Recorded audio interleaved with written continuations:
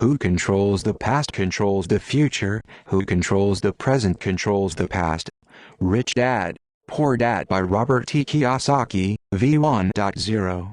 9-9-2002. If you find incorrect errors in the text, please update the version number by .1 and redistribute. Ripped by Tang Tang. Introduction. There is a need to school prepare children for the real world. Study hard and get good grades and you will find a high-paying job with great benefits. My parents used to say their goal in life was to provide a college education for my older sister and me, so that we would have the greatest chance for success in life. When T finally earned my diploma in 1976, graduating with honors, and near the top of my class, in accounting from Florida State University, my parents had realized their goal. It was the crowning achievement of their lives.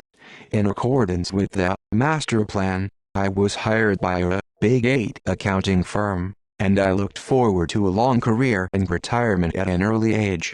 My husband, Michael, followed a similar path. We both came from hard-working families, of modest means but with strong work ethics. Michael also graduated with honors, but he did it twice, first as an engineer and then from law school.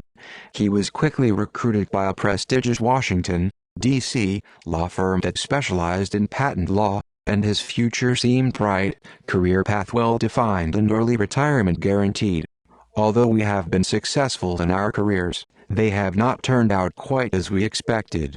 We both have changed positions several times for all the right reasons, but there are no pension plans vesting on our behalf. Our retirement funds are growing only through our individual contributions. Michael and I have a wonderful marriage with 3 great children. As I write this, 2 are in college and 1 is just beginning high school. We have who controls the past controls the future, who controls the present controls the past.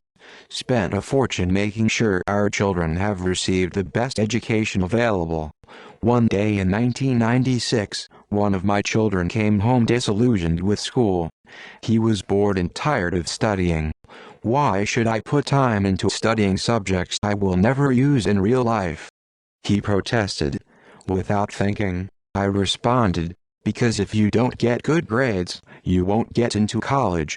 Regardless of whether I go to college, he replied, I'm going to be rich. If you don't graduate from college, you won't get a good job, I responded with a tinge of panic and motherly concern.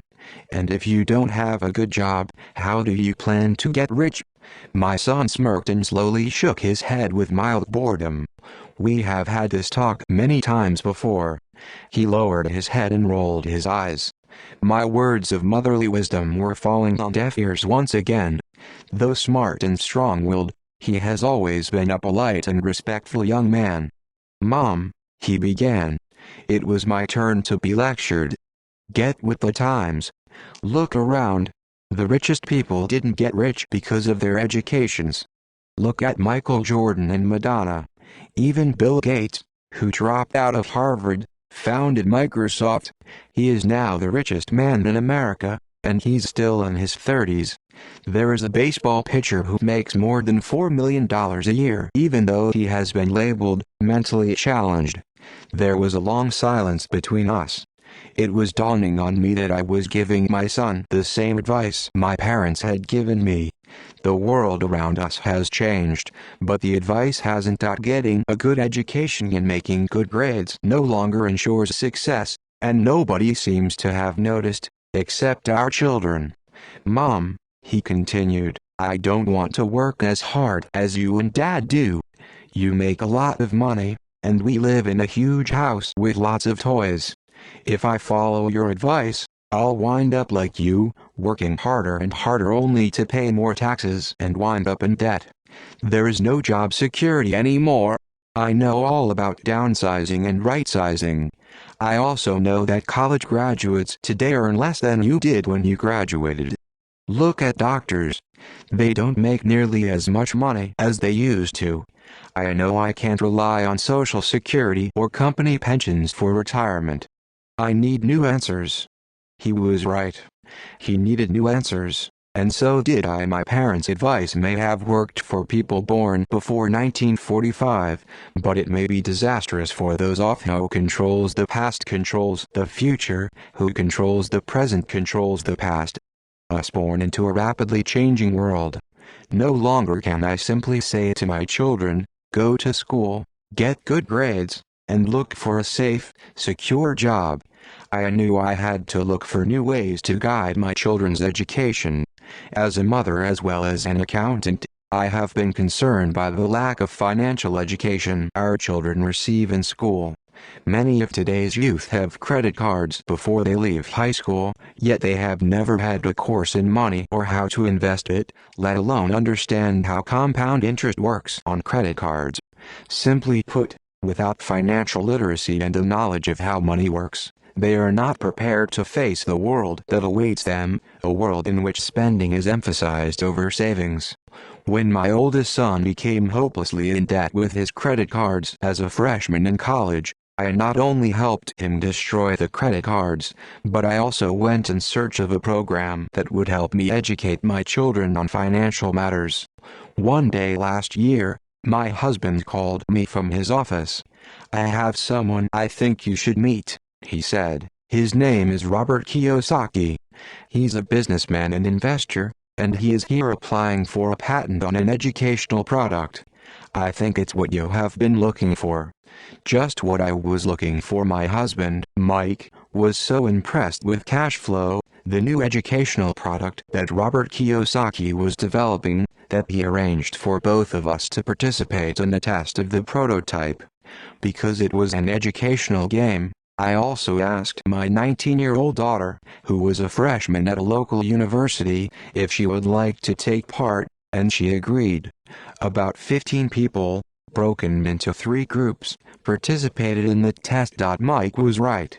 It was the educational product I had been looking for. But it had a twist. It looked like a colorful Monopoly board with a giant, well-dressed rat in the middle. Unlike Monopoly, however, there were 2 tracks, one inside and one outside. The object of the game was to get out of the inside track, what Robert called the rat race, and reach the outer track, or the fast track. As Robert put it, the fast track simulates how rich people play in real life. Robert then defined the rat race for us. If you look at the life of the average educated, hard-working person, there is a similar path. The child is born and goes to school. The proud parents are excited because the child excels, gets fair to good grades, and is accepted. Who controls the past controls the future, who controls the present controls the past.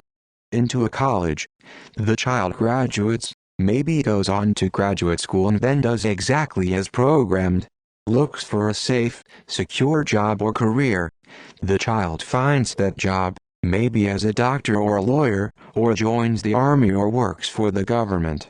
Generally, the child begins to make money, credit cards start to arrive en masse, and the shopping begins, if it already hasn't. Having money to burn, the child goes to places where other young people just like them hang out, and they meet people, they date, and sometimes they get married. Life is wonderful now, because today, both men and women work. 2 incomes are bliss. They feel successful, their future is bright, and they decide to buy a house, a car, a television, take vacations and have children. The happy bundle arrives. The demand for cash is enormous. The happy couple decides that their careers are vitally important and begin to work harder, seeking promotions and raises. The raises come, and so does another child and the need for a bigger house. They work harder, become better employees, even more dedicated. They go back to school to get more specialized skills so they can earn more money. Maybe they take a second job.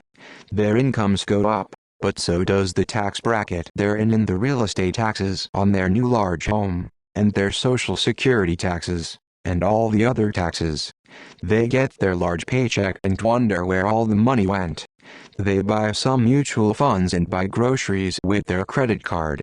The children reach 5 or 6 years of age, and the need to save for college increases as well as the need to save for their retirement. That happy couple, born 35 years ago, is now trapped in the rat race for the rest of their working days.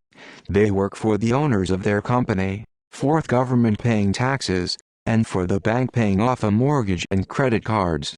Then, they advise their own children to study hard, get good grades, and find a safe job or career.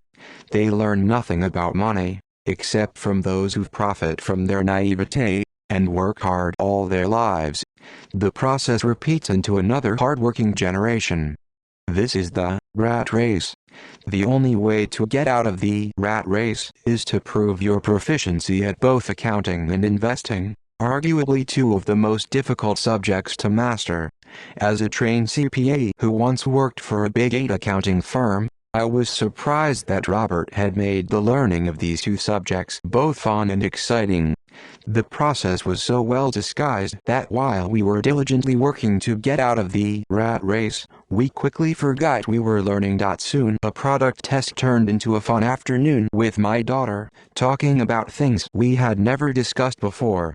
As an accountant, playing a game that required an income statement and balance sheet was easy. So I had the time. Who controls the past controls the future, who controls the present controls the past, to help my daughter and the other players at my table with concepts they did not understand.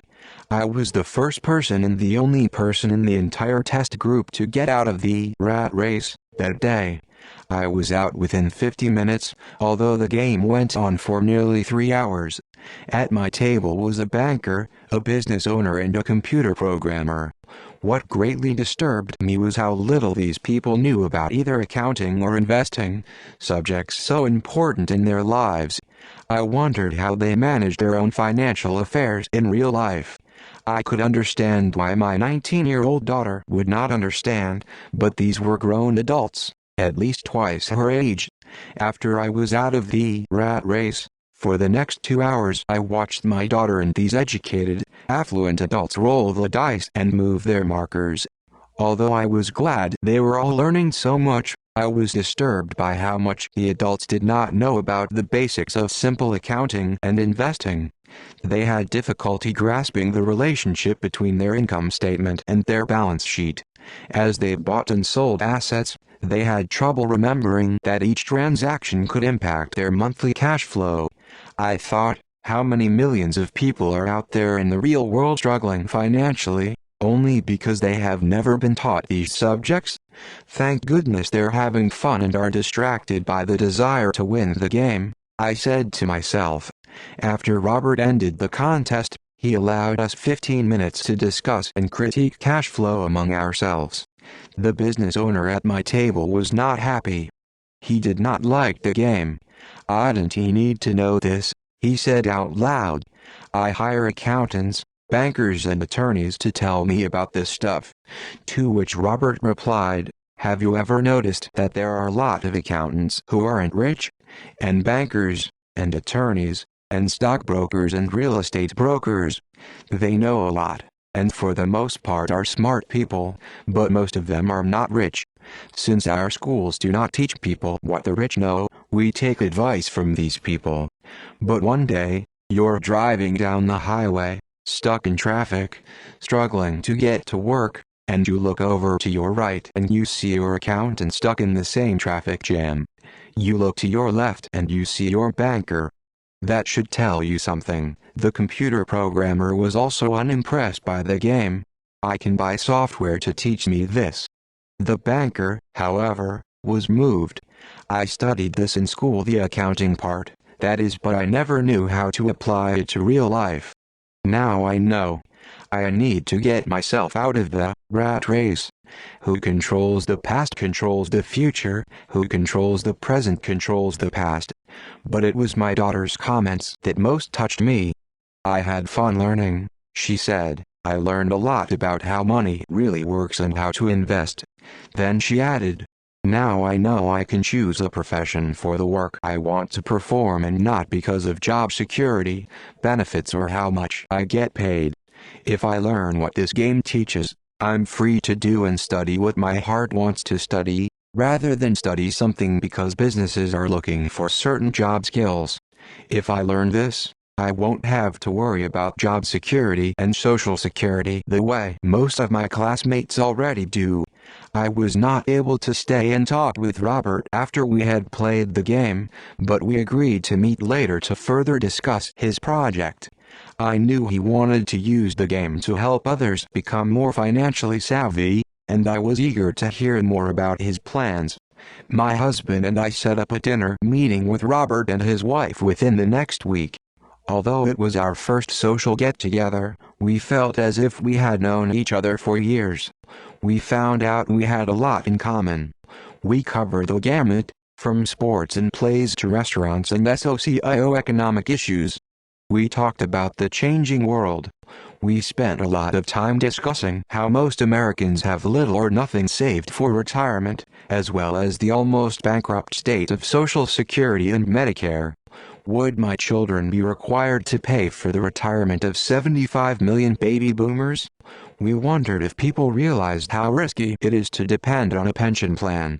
Robert's primary concern was the growing gap between the haves and have-nots in America and around the world. A self-taught, self-made entrepreneur who traveled the world putting investments together, Robert was able to retire at the age of 47. He came out of retirement because he shares the same concern I have for my own children. He knows that the world has changed, but education has not changed with it. According to Robert, children spend years in an antiquated educational system, studying subjects they will never use, preparing for a world that no longer exists. Today, the most dangerous advice you can give a child is, go to school, get good grades and look for a safe, secure job, he likes to say. That is old advice, and it's bad advice. If you could see what is happening in Asia, Europe, South America, you would be as concerned as I am.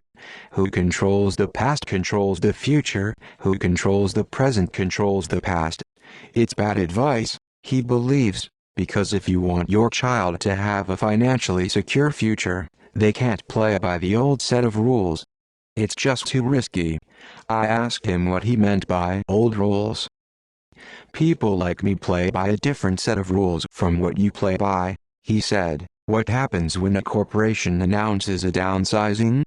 People get laid off, I said. Families are hurt. Unemployment goes up. Yes, but what happens to the company, in particular a public company on the stock exchange? The price of the stock usually goes up when the downsizing is announced, I said. The market likes it when a company reduces its labor costs, either through automation or just consolidating the labor force in general. That's right, he said, and when stock prices go up, people like me, the shareholders, get richer. That is what I mean by a different set of rules. Employees lose. Owners and investors win. Robert was describing not only the difference between an employee and employer, but also the difference between controlling your own destiny and giving up that control to someone else. But it's hard for most people to understand why that happens, I said. They just think it's not fair. That's why it is foolish to simply say to a child, get a good education, he said. It is foolish to assume that the education the school system provides will prepare your children for the world they will face upon graduation. Each child needs more education. Different education. And they need to know the rules. The different sets of rules. There are rules of money that the rich play by, and there are the rules that the other 95% of the population plays by, he said, and the 95% learns those rules at home and in school. That is why it's risky today to simply say to a child, study hard and look for a job. A child today needs a more sophisticated education, and the current system is not delivering the goods. I don't care how many computers they put in the classroom or how much money schools spend. How can the education system teach a subject that it does not know? So how does a parent teach their children what the school does not? How do you teach accounting to a child? Won't they get bored? And how do you teach investing when as a parent you yourself are risk-averse? Instead of teaching my who controls the past controls the future, who controls the present controls the past, children to simply play it safe, I decided it was best to teach them to play it smart. So how would you teach a child about money and all the things we've talked about? I asked Robert. How can we make it easy for parents, especially when they don't understand it themselves? I wrote a book on the subject, he said. Where is it? In my computer. It's been there for years in random pieces. I add to it occasionally, but I've never gotten around to put it all together. I began writing it after my other book became a bestseller, but I never finished the new one. It's in pieces. And in pieces it was. After reading the scattered sections, I decided the book had merit and needed to be shared, especially in these changing times. We agreed to co-author Robert's book. I asked him how much financial information he thought the child needed. He said it would depend on the child. He knew at a young age that he wanted to be rich and was fortunate enough to have a father figure who was rich and willing to guide him. Education is the foundation of success, Robert said. Just as scholastic skills are vitally important, so are financial skills and communication skills. What follows is the story of Robert's two dads, a rich one and a poor one, that expounds on the skills he's developed over a lifetime. The contrast between two dads provides an important perspective. The book is supported, edited and assembled by me. For any accountants who read this book, suspend your academic book knowledge and open your mind to the theories Robert presents. Although many of them challenge the very fundamentals of generally accepted accounting principles, they provide a valuable insight into the way true investors analyze their investment decisions. When we as parents advise our children to go to school, study hard and get a good job, we often do that out of cultural habit. It has always been the right thing to do. When I met Robert, his ideas initially startled me. Having been raised by two fathers, he had been taught to strive for two different goals. His educated dad advised him to work for a corporation. His rich dad advised him to own the corporation. Both life paths required education, but the subjects of study were completely different. His educated dad encouraged Robert to be a smart person. His rich dad encouraged Robert to know how to hire smart people. Having two dads caused many problems. Robert's real dad was the superintendent of education for the state of Hawaii. By the time Robert was 16, who controls the past controls the future, who controls the present controls the past. The threat of if you don't get good grades, you won't get a good job, had little effect. He already knew his career path was to own corporations, not to work for them. In fact, if it had not been for a wise and persistent high school guidance counselor, Robert might not have gone on to college. He admits that. He was eager to start building his assets, but finally agreed that the college education would also be a benefit to him. Truthfully, the ideas in this book are probably too far-fetched and radical for most parents today. Some parents are having a hard enough time simply keeping their children in school. But in light of our changing times, as parents we need to be open to new and bold ideas. To encourage children to be employees is to advise your children to pay more than their fair share of taxes over a lifetime, with little or no promise of a pension. And it is true that taxes are a person's greatest expense. In fact, most families work from January to mid-May for the government just to cover their taxes. New ideas are needed and this book provides them. Robert claims that the rich teach their children differently. They teach their children at home, around the dinner table. These ideas may not be ideas you choose to discuss with your children, but thank you for looking at them. And I advise you to keep searching. In my opinion, as a mom and a CPA, the concept of simply getting good grades and finding a good job is an old idea. We need to advise our children with a greater degree of sophistication. We need new ideas and different education. Maybe telling our children to strive to be good employees while also striving to own their own investment corporation is not such a bad idea. It is my hope as a mother that this book helps other parents. It is Robert's hope to inform people that anyone can achieve prosperity if they so choose. If today you are a gardener or a janitor or even unemployed, you have the ability to educate yourself and teach those you love to take care of themselves financially. Remember that financial intelligence is the mental process by which we solve our financial problems. Today we are facing global and technological changes as great or even greater than those ever faced before. No one has a crystal ball, but one thing is for certain. Changes lie ahead that are beyond our reality. Who knows what the future brings? But whatever happens, we have two fundamental choices: play it safe or play it smart by preparing, getting educated and awakening your own and your children's financial genius. Spare and Lectero controls the past controls the future, who controls the present controls the past. For a free audio report, What My Rich Dad Taught Me About Money, all you have to do is visit our special website at www.richdadbookie.com and the report is yours free. Thank you, Rich Dad, Poor Dad. 1. Chapter 1 Rich Dad, Poor Dad, as narrated by Robert Kiyosaki. I had two fathers, a rich one and a poor one. One was highly educated and intelligent. He had a PhD and completed 4 years of undergraduate work in less than 2 years. He then went on to Stanford University, the University of Chicago, and Northwestern University to do his advanced studies, all on full financial scholarships. The other father never finished the 8th grade. Both men were successful in their careers, working hard all their lives. Both earned substantial incomes. Yet one struggled financially all his life. The other would become one of the richest men in Hawaii. One died leaving tens of millions of dollars to his family, charities and his church. The other left bills to be paid. Both men were strong, charismatic and influential. Both men offered me advice, but they did not advise the same things.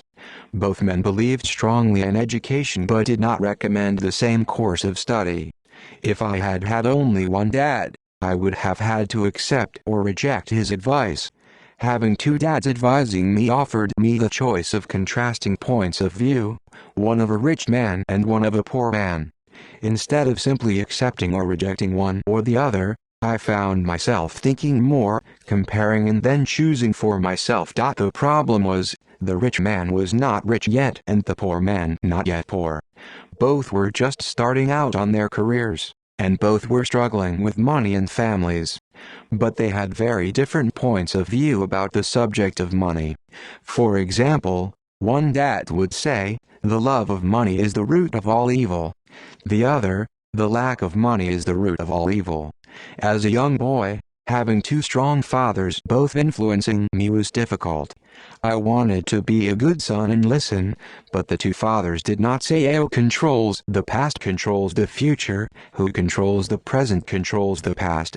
The same things.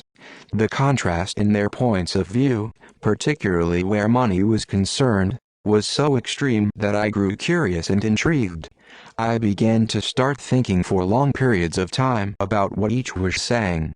Much of my private time was spent reflecting, asking myself questions such as, why does he say that? And then asking the same question of the other dad's statement. It would have been much easier to simply say, yeah, he's right. I agree with that. Or to simply reject the point of view by saying, the old man doesn't know what he's talking about. Instead, having two dads whom I loved forced me to think and ultimately choose a way of thinking for myself. As a process, choosing for myself turned out to be much more valuable in the long run, rather than simply accepting or rejecting a single point of view. One of the reasons the rich get richer, the poor get poorer, and the middle class struggles in debt is because the subject of money is taught at home, not in school. Most of us learn about money from our parents. So what can a poor parent tell their child about money? They simply say, stay in school and study hard. The child may graduate with excellent grades but with a poor person's financial programming and mindset. It was learned while the child was young. Money is not taught in schools. Schools focus on scholastic and professional skills, but not on financial skills. This explains how smart bankers, doctors and accountants who earned excellent grades in school may still struggle financially all of their lives. Our staggering national debt is due in large part to highly educated politicians and government officials making financial decisions with little or no training on the subject of money. I often look ahead to the new millennium and wonder what will happen when we have millions of people who will need financial and medical assistance. They will be dependent on their families or the government for financial support. What will happen when Medicare and Social Security run out of money? How will a nation survive if teaching children about money continues to be left to parents, most of whom will be, or already are, poor? Because I had two influential fathers, I learned from both of them. I had to think about each dad's advice, and in doing so, I gained valuable insight into the power and effect of one's thoughts on one's life. For example, one dad had a habit of saying, "I can't afford it." The other dad forbade those words to be used. He insisted I say, "How can I afford it?" One is a statement, and the other is a question. One lets you off the hook, and the other forces you to think.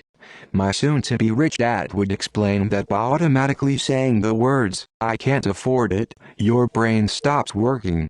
By asking the question, "How can I afford it?" your brain is put to work. He did not who controls the past controls the future, who controls the present controls the past. Buy everything you wanted. He was fanatical about exercising your mind, the most powerful computer in the world. My brain gets stronger every day because I exercise it. The stronger it gets, the more money I can make. He believed that automatically saying, "I can't afford it," was a sign of mental laziness. Although both dads worked hard, I noticed that one dad had a habit of putting his brain to sleep when it came to money matters, and the other had a habit of exercising his brain. The long-term result was that one dad grew stronger financially and the other grew weaker. It is not much different from a person who goes to the gym to exercise on a regular basis versus someone who sits on the couch watching television. Proper physical exercise increases your chances for health, and proper mental exercise increases your chances for wealth. Laziness decreases both health and wealth. My two dads had opposing attitudes in thought. One dad thought that the rich should pay more in taxes to take care of those less fortunate. The other said, "Taxes punish those who produce and reward those who don't produce." One dad recommended, "Study hard so you can find a good company to work for." The other recommended, "Study hard so you can find a good company to buy." One dad said, "The reason I'm not rich is because I have you kids." The other said, "The reason I must be rich is because I have you kids." One encouraged talking about money and business at the dinner table. The other forbade the subject of money to be discussed over a meal. One said, "When it comes to money, play it safe, don't take risks." The other said, "Learn to manage risk." One believed, "Our home is our largest investment and our greatest asset." The other believed, "My house is a liability, and if your house is your largest investment, you're in trouble." Both dads paid their bills on time, yet one paid his bills first while the other paid his bills last. One dad believed in a company or the government taking care of you and your needs. He was always concerned about pay raises, retirement plans, medical benefits, sick leave, vacation days and other perks. He was impressed with two of his uncles who joined the military and earned a retirement and entitlement package for life after 20 years of active service. He loved the idea of medical benefits and PX privileges the military provided its retirees. He also loved the tenure system available through the university. The idea of job protection for life and job benefits seemed more important, at times, than the job. He would often say, "I've worked hard for the government, and I'm entitled to these benefits." Who controls the past controls the future, who controls the present controls the past. The other believed in total financial self-reliance. He spoke out against the entitlement mentality and how it was creating weak and financially needy people. He was emphatic about being financially competent. One dad struggled to save a few dollars. The other simply created investments. One dad taught me how to write an impressive resume so I could find a good job. The other taught me how to write strong business and financial plans so I could create jobs. Being a product of two strong dads allowed me the luxury of observing the effects different thoughts have on one's life. I noticed that people really do shape their life through their thoughts. For example, my poor dad always said, "I'll never be rich." And that prophecy became reality. My rich dad, on the other hand, always referred to himself as rich. He would say things like, "I'm a rich man, and rich people don't do this." Even when he was flat broke after a major financial setback, he continued to refer to himself as a rich man. He would cover himself by saying, "There is a difference between being poor and being broke. Broke is temporary, and poor is eternal." My poor dad would also say, "I'm not interested in money," or "Money doesn't matter." My rich dad always said, "Money is power." The power of our thoughts may never be measured or appreciated, but it became obvious to me as a young boy to be aware of my thoughts and how I expressed myself. I noticed that my poor dad was poor not because of the amount of money he earned, which was significant, but because of his thoughts and actions. As a young boy, having two fathers, I became acutely aware of being careful which thoughts I chose to adopt as my own. Whom should I listen to, my rich dad or my poor dad? Although both men had tremendous respect for education and learning, they disagreed in what they thought was important to learn. One wanted me to study hard, earn a degree and get a good job to work for money. He wanted me to study to become a professional, an attorney or an accountant, or to go to business school for my MBA. The other encouraged me to study to be rich, to understand how money works and to learn how to have it work for me. "I don't work for money," were words he would repeat over and over. "Money works for me." At the age of 9, I decided to listen to and learn from my rich dad about money. In doing so, I chose not to listen to my poor dad, even though he was the one with all the college degrees. Who controls the past controls the future, who controls the present controls the past. A lesson from Robert Frost. Robert Frost is my favorite poet. Although I love many of his poems, my favorite is The Road Not Taken. I use its lesson almost daily. The road not taken, two roads diverged in a yellow wood, and sorry I could not travel both and be one traveler. Long I stood and looked down one as far as I could to where it bent in the undergrowth, then took the other, as just as fair, and having perhaps the better claim, because it was grassy and wanted wear. Though as for that the passing there had worn them really about the same, and both that morning equally lay in leaves no step had trodden black. Oh, I kept the first for another day. Yet knowing how way leads on to way, I doubted if I should ever come back. I shall be telling this with a sigh somewhere ages and ages hence. Two roads diverged in a wood, and I took the one less traveled by, and that has made all the difference. Robert Frost, 1916. And that made all the difference. Over the years, I have often reflected upon Robert Frost's poem. Choosing not to listen to my highly educated dad's advice and attitude about money was a painful decision, but it was a decision that shaped the rest of my life. Once I made up my mind whom to listen to, my education about money began. My rich dad taught me over a period of 30 years, until I was age 39. He stopped once he realized that I knew and fully understood what he had been trying to drum into my often thick skull. Money is one form of power. But what is more powerful is financial education. Money comes and goes, but if you have the education about how money works, you gain power over it and can begin building wealth. The reason positive thinking alone does not work is because most people went to school and never learned how money works, so they spend their lives working for money. Because I was only 9 years old when I started, the lessons my rich dad taught me were simple. And when it was all said and done, there were only 6 main lessons, repeated over 30 years. This book is about those 6 lessons, put as simply as possible as my rich dad put forth those lessons to me. The lessons: who controls the past controls the future, who controls the present controls the past, are not meant to be answers but guideposts. Guideposts that will assist you and your children to grow wealthier no matter what happens in a world of increasing change and uncertainty. Lesson number 1: The rich don't work for money. Lesson number 2: Why teach financial literacy? Lesson number 3: Mind your own business. Lesson number 4: The history of taxes. And lesson number 5: The rich invent money. Lesson number 6: Work to learn, don't work for money. Power of corporations. 2. Chapter 2. Lesson 1. The rich don't work for money. Dad, can you tell me how to get rich? My dad put down the evening paper. Why do you want to get rich, son? Because today Jimmy's mom drove up in their new Cadillac, and they were going to their beach house for the weekend. He took 3 of his friends, but Mike and I weren't invited. They told us we weren't invited because we were poor kids. They did? My dad asked incredulously. Yeah, they did, I replied in a hurt tone. My dad silently shook his head, pushed his glasses up the bridge of his nose, and went back to reading the paper. I stood waiting for an answer. The year was 1956. I was 9 years old. By some twist of fate, I attended the same public school where the rich people sent their kids.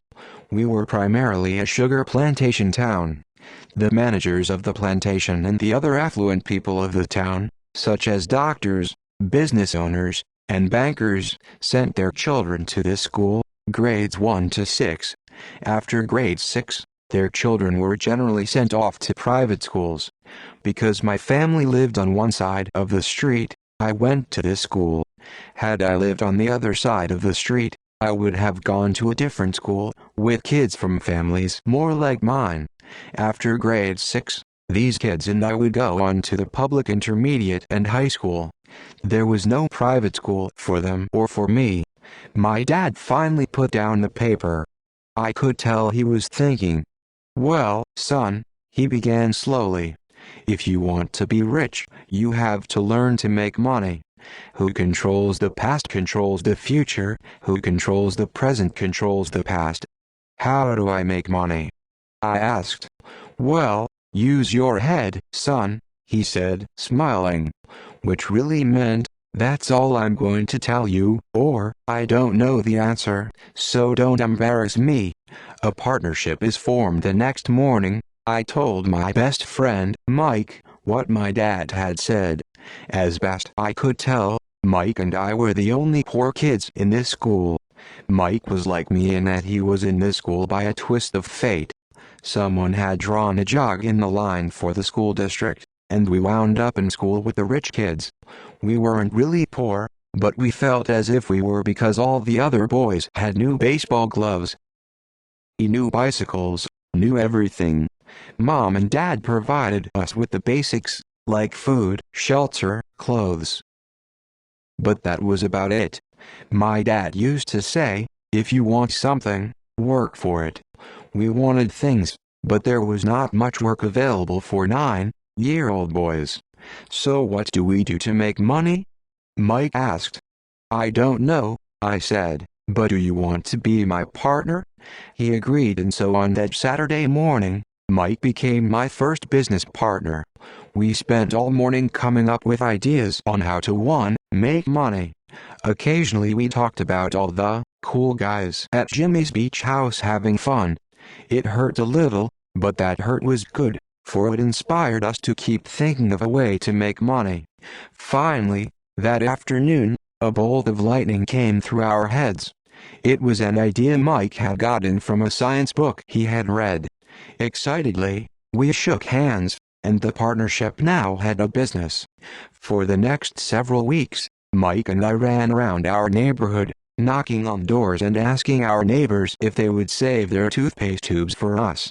With puzzled looks, most adults consented with a smile. Some asked us what we were doing, to which we replied, "We can't tell you. It's a business secret." My mom grew distressed as the weeks wore on. We had selected a site next to her washing machine as the place we would stockpile our raw materials. In a brown cardboard box that one time held catsup bottles, our little pile of used toothpaste tubes began to grow. Finally my mom put her foot down. The sight of her neighbor's messy, crumpled used toothpaste tubes had gotten to her. "What are you boys doing?" she asked. "And I don't want to hear again that it's a business secret. Do something with this mess or I'm going to throw it out. Who controls the past controls the future, who controls the present controls the past."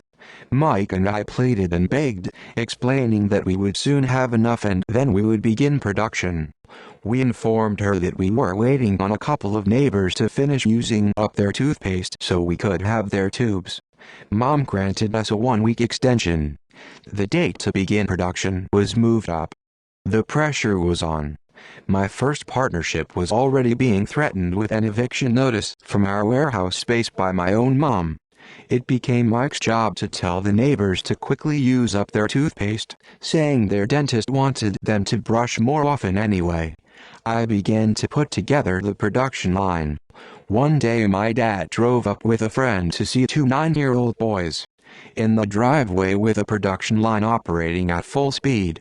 There was fine white powder everywhere. On a long table were small milk cartons from school, and our family's hibachi grill was glowing with red-hot coals at maximum heat. Dad walked up cautiously, having to park the car at the base of the driveway, since the production line blocked the carport. As he and his friend got closer, they saw a steel pot sitting on top of the coals, with the toothpaste tubes being melted down. In those days, toothpaste did not come in plastic tubes. The tubes were made of lead. So once the paint was burned off, the tubes were dropped in the small steel pot, melted until they became liquid, and with my mom's pot holders we were pouring the lead through a small hole in the top of the milk cartons. The milk cartons were filled with plaster of Paris. The white powder everywhere was the plaster before we mixed it with water. In my haste, I had knocked the bag over, and the entire area looked like it had been hit by a snowstorm. The milk cartons were the outer containers for plaster of Paris molds. My dad and his friend watched as we carefully poured the molten lead through a small hole in the top of the plaster of Paris cube. "Careful," my dad said. I nodded without looking up. Finally, once the pouring was through, I put the steel pot down and smiled at my dad. "What are you boys doing?" he asked with a cautious smile. "We're doing what you told me to do. We're going to be rich," I said. "Yup," said Mike, grinning and nodding his head. "We're partners." "And what is in those plaster molds?" Dad asked. "Watch," I said. "This should be a good batch." With a small hammer, I tapped at the seal that divided the cube in who controls the past controls the future, who controls the present controls the past. Half. Cautiously, I pulled up the top half of the plaster mold and a lead nickel fell out. "Oh, my God," my dad said. "You're casting nickels out of lead." "That's right," Mike said. "We doing as you told us to do. We're making money." My dad's friend turned and burst into laughter. My dad smiled and shook his head. Along with a fire and a box of spent toothpaste tubes, in front of him were 2 little boys covered with white dust and smiling from ear to ear. He asked us to put everything down and sit with him on the front step of our house.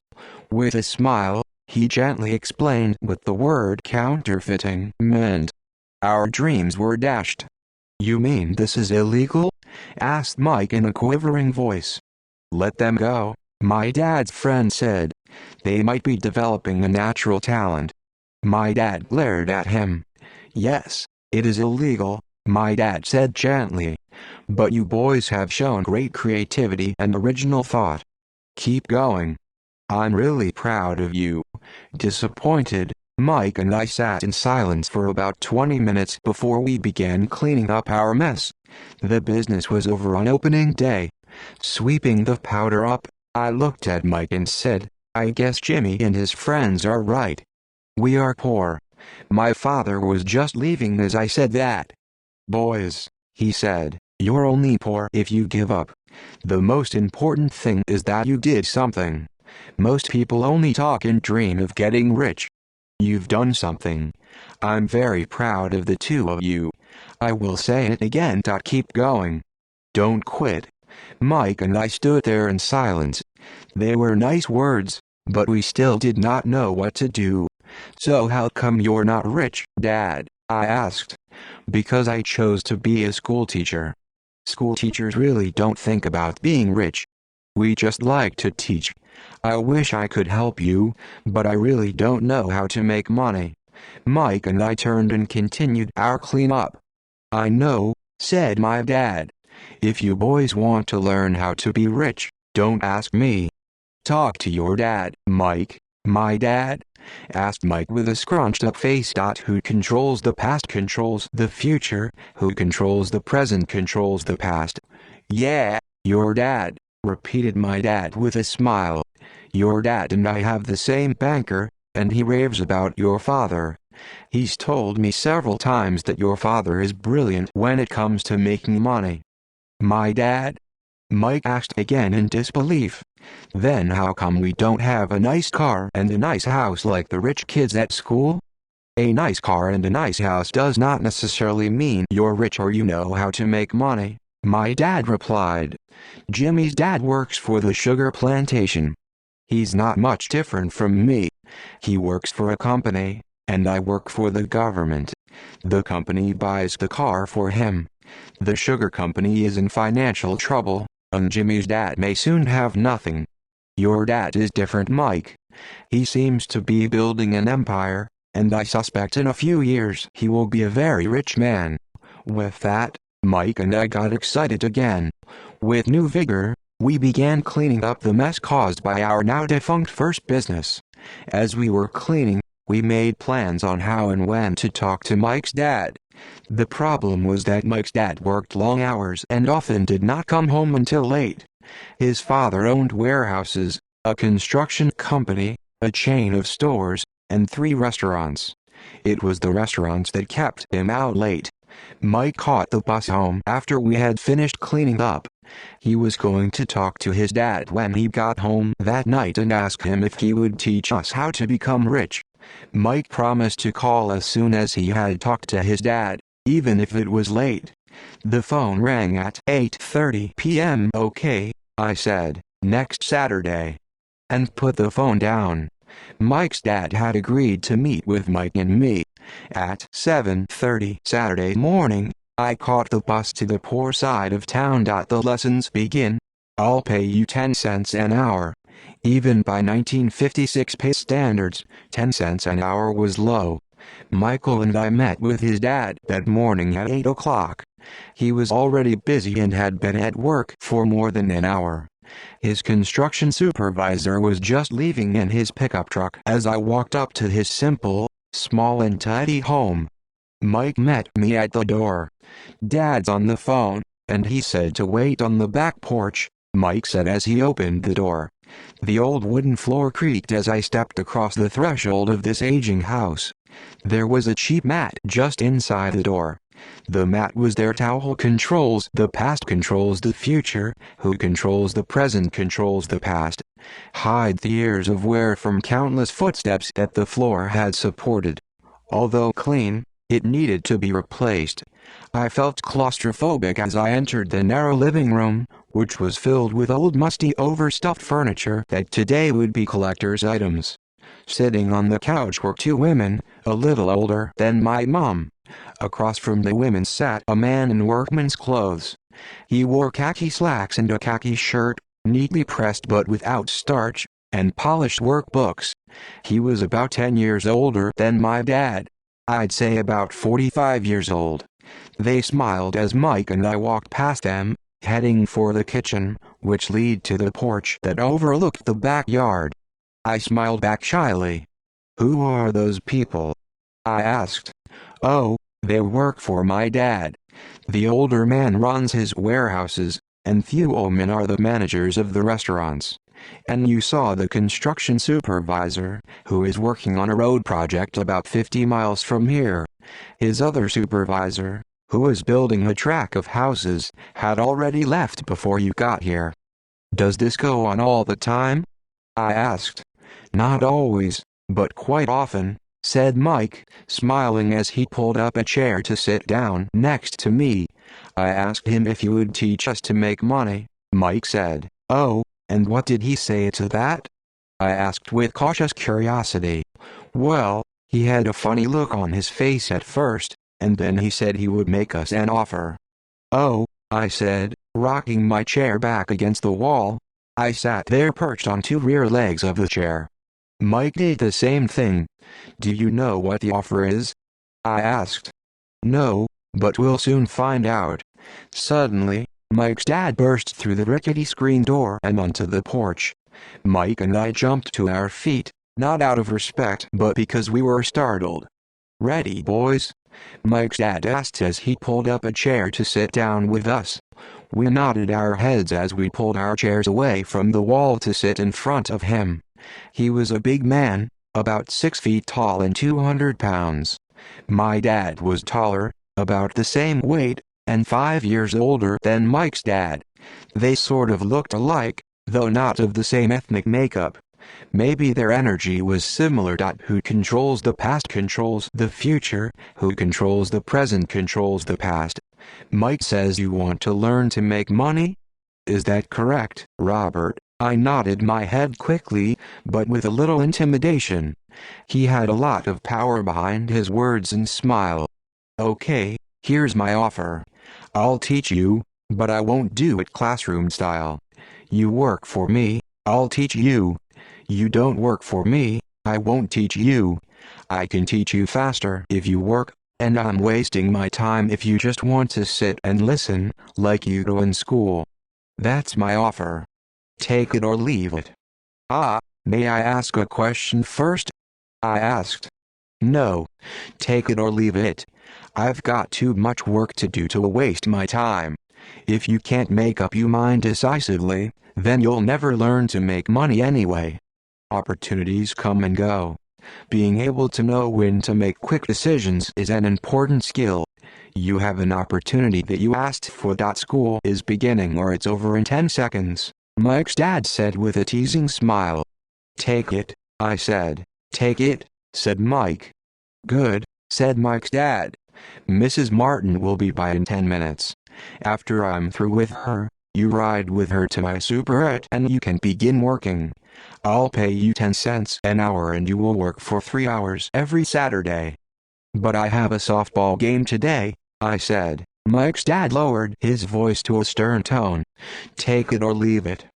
"I'll take it," I replied, choosing to work and learn instead of playing softball. 30 cents later, by 9 a.m. on a beautiful Saturday morning, Mike and I were working for Mrs. Martin. She was a kind and patient woman.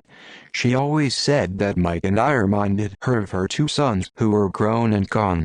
Although kind, she believed in hard work and she kept us working. She was a taskmaster. We spent 3 hours taking canned goods off the shelves and, with a feather duster, brushing each can to get the dust off, and then restacking them neatly. It was excruciatingly boring work. Mike's dad, whom I call my rich dad, owned 9 of these little superettes with large parking lots. They were the early version of the 7-Eleven convenience stores. Little neighborhood grocery stores where people bought items such as milk, bread, butter and cigarettes. The problem was, this was Hawaii before air conditioning, and the stores could not close its doors because of the heat.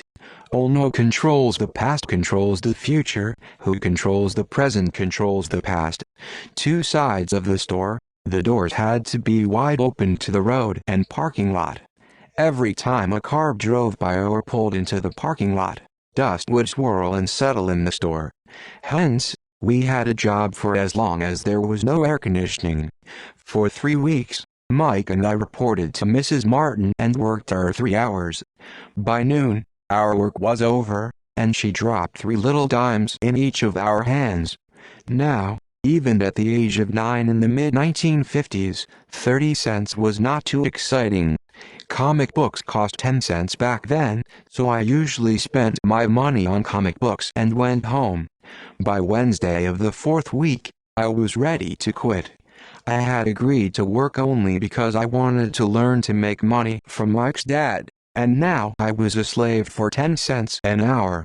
On top of that, I had not seen Mike's dad since that first Saturday. "I'm quitting," I told Mike at lunchtime. The school lunch was miserable. School was boring, and now I did not even have my Saturdays to look forward to. But it was the 30 cents that really got to me. This time Mike smiled. "What are you laughing at?" I asked with anger and frustration. "Dad said this would happen. He said to meet with him when you were ready to quit." "What?" I said indignantly. "He's been waiting for me to get fed up." "Sort of," Mike said. "Dad's kind of different. He teaches differently from your dad. Your mom and dad lecture a lot. My dad is quiet and a man of few words. You just wait till this Saturday. I'll tell him that you're ready." "You mean I've been set up?" "No, not really, but maybe.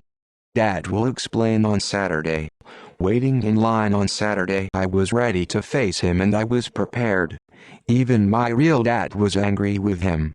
My real dad, the one I call the poor one, thought that my rich dad was violating child labor laws and should be investigated. My educated poor dad told me to demand what I deserve. At least 25 cents an hour.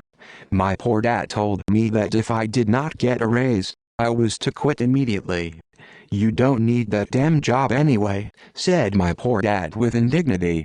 At 8 o'clock Saturday morning, I was going through the same rickety door of Mike's house. Who controls the past controls the future, who controls the present controls the past. "Take a seat and wait in line," Mike's dad said as I entered. He turned and disappeared into his little office next to a bedroom. I looked around the room and did not see Mike anywhere. Feeling awkward, I cautiously sat down next to the same two women who were there 4 weeks earlier. They smiled and slid across the couch to make room for me. 45 minutes went by, and I was steaming. The two women had met with him and left 30 minutes earlier. An older gentleman was in there for 20 minutes and was also gone. The house was empty, and I sat out in his musty dark living room on a beautiful sunny Hawaiian day, waiting to talk to a cheapskate who exploited children. I could hear him rustling around the office, talking on the phone, and ignoring me. I was now ready to walk out, but for some reason I stayed out. Finally, 15 minutes later, at exactly 9 o'clock, Rich Dad walked out of his office, said nothing, and signaled with his hand for me to enter his dingy office. "I understand you want a raise or you're going to quit," Rich Dad said as he swiveled in his office chair. "Well, you're not keeping your end of the bargain," I blurted out nearly in tears. It was really frightening for a 9-year-old boy to confront a grown-up. "You said that you would teach me if I worked for you." "Well, I've worked for you. I've worked hard. I've given up my baseball games to work for you. And you don't keep your word. You haven't taught me anything. You are a crook like everyone in town thinks you are. You're greedy. You want all the money and don't take care of your employees. You make me wait and don't show me any respect. I'm only a little boy, and I deserve to be treated better."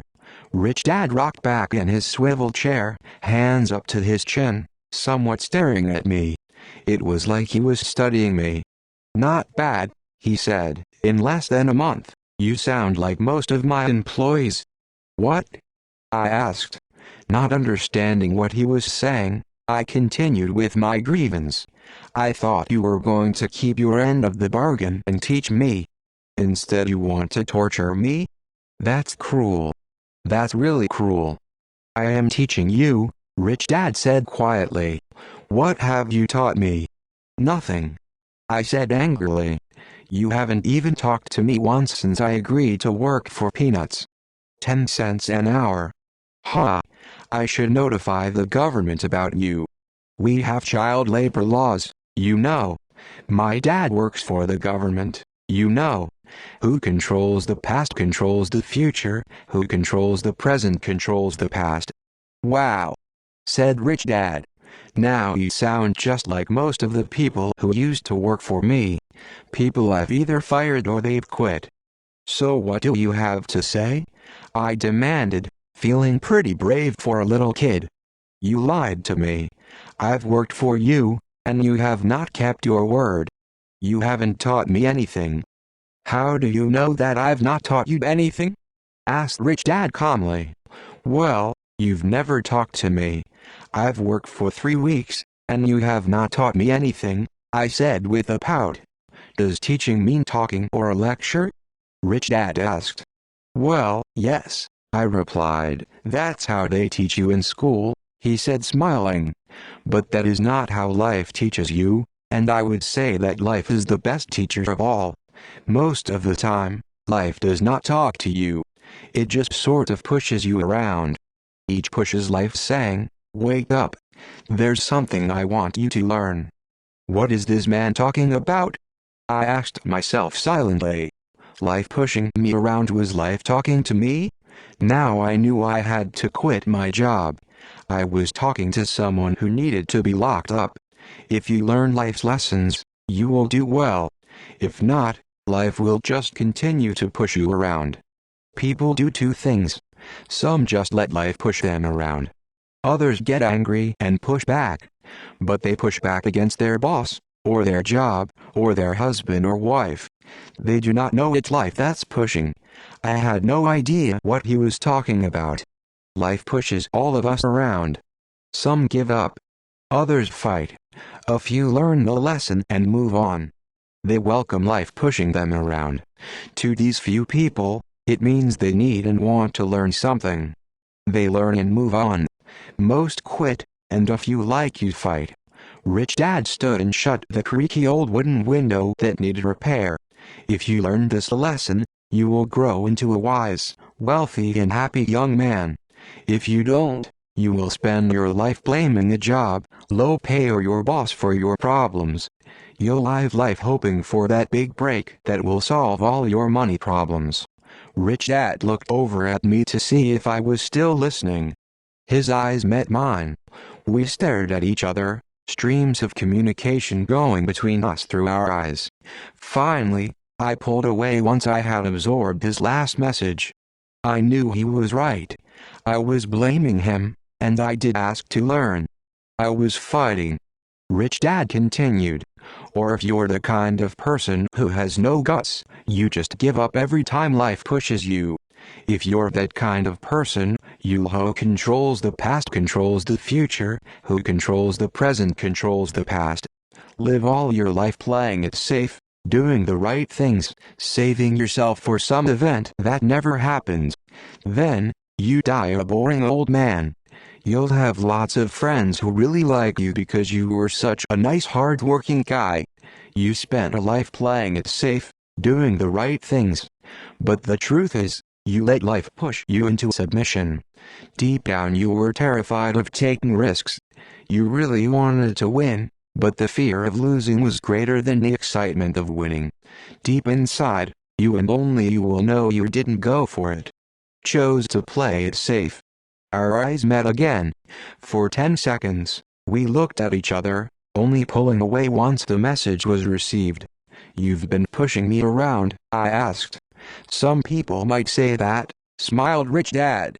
I would say that I just gave you a taste of life. What taste of life? I asked, still angry, but now curious. Even ready to learn. You boys are the first people that have ever asked me to teach them how to make money. I have more than 150 employees, and not one of them has asked me what I know about money. They asked me for a job and a paycheck, but never to teach them about money. So most will spend the best years of their lives working for money, not really understanding what it is they are working for. I sat there listening intently. So when Mike told me about you wanting to learn how to make money, I decided to design a course that was close to real life. I could talk until I was blue in the face, but you wouldn't hear a thing. So I decided to let life push you around a bit so you could hear me. That's why I only paid you 10 cents. So what is the lesson I learned from working for only 10 cents an hour? I asked. That you're cheap and exploit your workers? Rich Dad rocked back and laughed heartily. Finally, after his laughing stopped, he said, "You'd best change your point of view. Stop blaming me, thinking I'm the problem. If you think I'm the problem, then you have to change me. If you realize that you're the problem, then you can change yourself, learn something and grow wiser. Most people want everyone else in the world to change but themselves. Let me tell you, it's easier to change yourself than everyone else." "I don't understand," I said. "Don't blame me for your problems," Rich Dad said, growing impatient. "But you only pay me 10 cents. So what are you learning?" Rich Dad asked, smiling. "Yo controls the past controls the future, who controls the present controls the past. That you're cheap," I said with a sly grin. "See, you think I'm the problem," said Rich Dad. "But you are. Well, keep that attitude and you learn nothing. Keep the attitude that I'm the problem, and what choices do you have? Well, if you don't pay me more or show me more respect and teach me, I'll quit." "Well put," Rich Dad said. "And that's exactly what most people do. They quit and go looking for another job, better opportunity, and higher pay, actually thinking that a new job or more pay will solve the problem. In most cases, it won't." "So what will solve the problem?" I asked. "Just take this measly 10 cents an hour and smile?" Rich Dad smiled. "That's what the other people do. Just accept a paycheck knowing that they and their family will struggle financially. But that's all they do, waiting for a raise thinking that more money will solve the problem. Most just accept it, and some take a second job working harder, but again accepting a small paycheck." I sat staring at the floor, beginning to understand the lesson Rich Dad was presenting. I could sense it was a taste of life. Finally, I looked up and repeated the question. "So what will solve the problem?" "This," he said, tapping me gently on the head. "This stuff between your ears." It was at that moment that Rich Dad shared the pivotal point of view that separated him from his employees and my poor dad and led him to eventually become one of the richest men in Hawaii, while my highly educated, but poor, dad struggled financially all his life. It was a singular point of view that made all the difference over a lifetime. Rich Dad said over and over, this point of view, which I call lesson number 1. The poor and the middle class work for money. The rich have money work for them. On that bright Saturday morning, I was learning a completely different point of view from what I had been taught by my poor dad. At the age of 9, I grew aware that both dads wanted me to learn. Both dads encouraged me to study, but not the same things. Who controls the past controls the future, who controls the present controls the past. My highly educated dad recommended that I do what he did. "Son, I want you to study hard, get good grades, so you can find a safe, secure job with a big company. And make sure it has excellent benefits." My rich dad wanted me to learn how money works so I could make it work for me. These lessons I would learn through life with his guidance, not because of a classroom. My rich dad continued. "My first lesson: I'm glad you got angry about working for 10 cents an hour. If you had not gotten angry and had gladly accepted it, I would have to tell you that I could not teach you. You see, true learning takes energy, passion, a burning desire. Anger is a big part of that formula, for passion is anger and love combined. When it comes to money, most people want to play it safe and feel secure. So passion does not direct them, fear does. So is that why they'll take a job with low par?" I asked. "Yes," said Rich Dad. "Some people say I exploit people because I don't pay as much as the sugar plantation or the government. I say the people exploit themselves. It's their fear, not mine." "But don't you feel you should pay them more?" I asked. "I don't have to. And besides, More money will not solve the problem. Just look at your dad. He makes a lot of money, and he still can't pay his bills. Most people, given more money, only get into more debt. So that's why the 10 cents an hour, I said, smiling. It's a part of the lesson. That's right, smiled Rich Dad. You see, your dad went to school and got an excellent education, so he could get a high-paying job. Which he did. But he still has money problems because he never learned anything about money at school. On top of that, he believes in working for money. And you don't? I asked. No, not really, said Rich Dad. If you want to learn to work for money, then stay in school. That is a great place to learn to do that. But if you want to learn how to have money work for you, then I will teach you that. But only if you want to learn. Wouldn't everyone want to learn that? I asked. No, said Rich Dad. Simply because it's easier to learn to work for money, especially if fear is your primary emotion when the subject of money is discussed. I don't understand, I said with a frown. Who controls the past controls the future, who controls the present controls the past. Don't worry about that for now. Just know that it's fear that keeps most people working at a job. The fear of not paying their bills. The fear of being fired. The fear of not having enough money. The fear of starting over. That's the price of studying to learn a profession or trade, and then working for money. Most people become a slave to money, and then get angry at their boss. Learning to have money work for you is a completely different course of study? I asked. Absolutely, Rich Dad answered. Absolutely. We sat in silence on that beautiful Hawaiian Saturday morning. My friends would have just been starting their Little League baseball game. But for some reason, I was now thankful I had decided to work for 10 cents an hour. I sensed that I was about to learn something my friends would not learn in school. Ready to learn? Asked Rich Dad. Absolutely, I said with a grin. I have kept my promise. I've been teaching you from afar, my Rich Dad said. At 9 years old, you've gotten a taste of what it feels like to work for money. Just multiply your last month by 50 years and you will have an idea of what most people spend their life doing. I don't understand, I said. How did you feel waiting in line to see me? Once to get hired and once to ask for more money? Terrible, I said. If you choose to work for money, that is what life is like for many people, said Rich Dad. And how did you feel when Mrs. Martin dropped 3 dimes in your hand for 3 hours work? I felt like it wasn't enough. It seemed like nothing. I was disappointed, I said, and that is how most employees feel when they look at their paychecks. Especially after all the tax and other deductions are taken out. At least you got 100%. You mean most workers don't get paid everything? I asked with amazement. Heavens no, said Rich Dad. The government always takes its share first. How do they do that? I asked. Taxes, said Rich Dad. You're taxed when you earn. You're taxed when you spend. You're taxed when you save.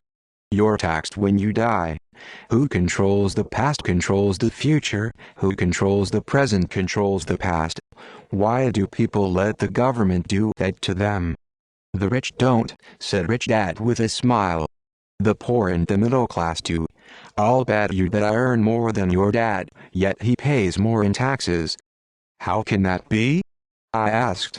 As a 9-year-old boy, that made no sense to me. Why would someone let the government do that to them? Rich Dad sat there in silence. I guess he wanted me to listen instead of jabber away at the mouth. Finally, I calmed down.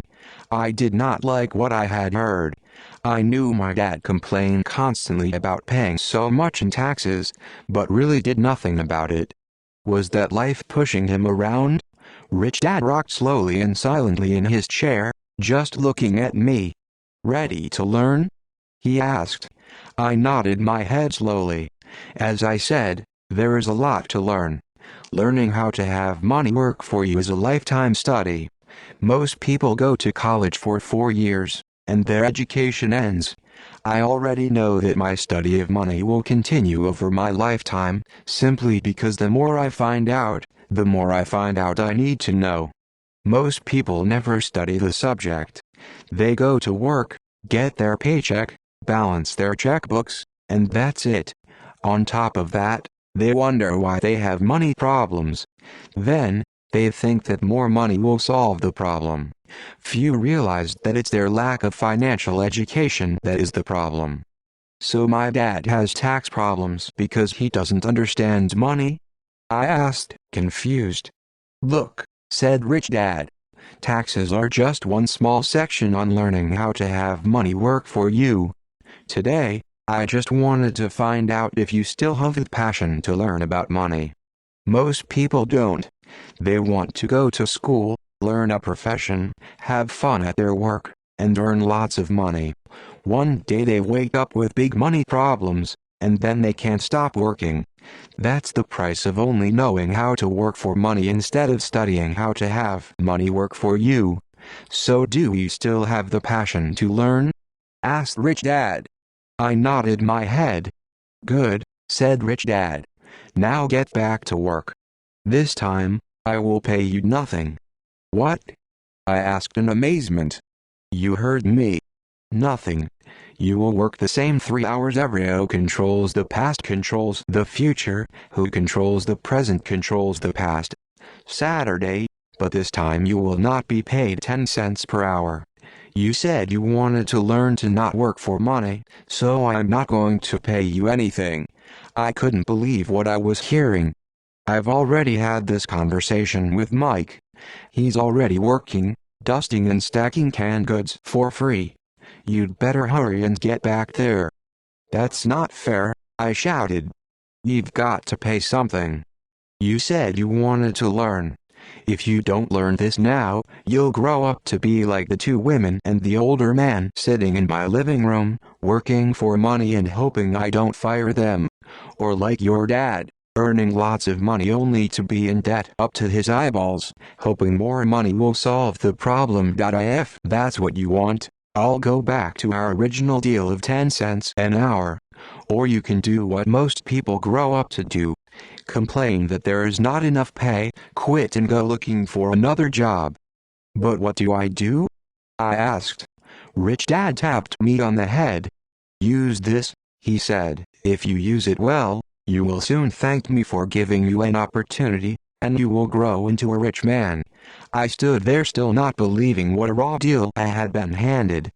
Here I came to ask for a raise, and now I was being told to keep working for nothing. Rich Dad tapped me on the head again and said, use this. Now get out of here and get back to work. Lesson number L. The rich don't work for money. I didn't tell my poor dad I wasn't being paid. He would not have understood, and I did not want to try to explain something that I did not yet understand myself. For 3 more weeks, Mike and I worked for 3 hours, every Saturday, for nothing. The work didn't bother me, and the routine got easier. It was the missed baseball games and not being able to afford to buy a few comic books that got to me. Rich Dad stopped by at noon on the 3rd week. We heard his truck pull up in the parking lot and sputter when the engine was turned off. He entered the store and greeted Mrs. Martin with a hug. After finding out how things were going in the store, he reached into the ice cream freezer, pulled out 2 bars, paid for them, and signed all to Mike and me. Let's go for a walk, boys. Who controls the past controls the future, who controls the present controls the past. We crossed the street, dodging a few cars, and walked across a large grassy field, where a few adults were playing softball. Sitting down at a remote picnic table, he handed Mike and me the ice cream bars. How's it going, boys? Okay, Mike said. I nodded in agreement. Learn anything yet? Rich Dad asked. Mike and I looked at each other, shrugged our shoulders and shook our heads in unison. Avoiding one of life's biggest traps. Well, you boys had better start thinking. You're staring at one of life's biggest lessons. If you learn the lesson, you'll enjoy a life of great freedom and security. If you don't learn the lesson, you'll wind up like Mrs. Martin and most of the people playing softball in this park. They work very hard, for little money, clinging to the illusion of job security, looking forward to a 3-week vacation each year and a skimpy pension after 45 years of work. If that excites you, I'll give you a raise to 25 cents an hour. But these are good hard-working people.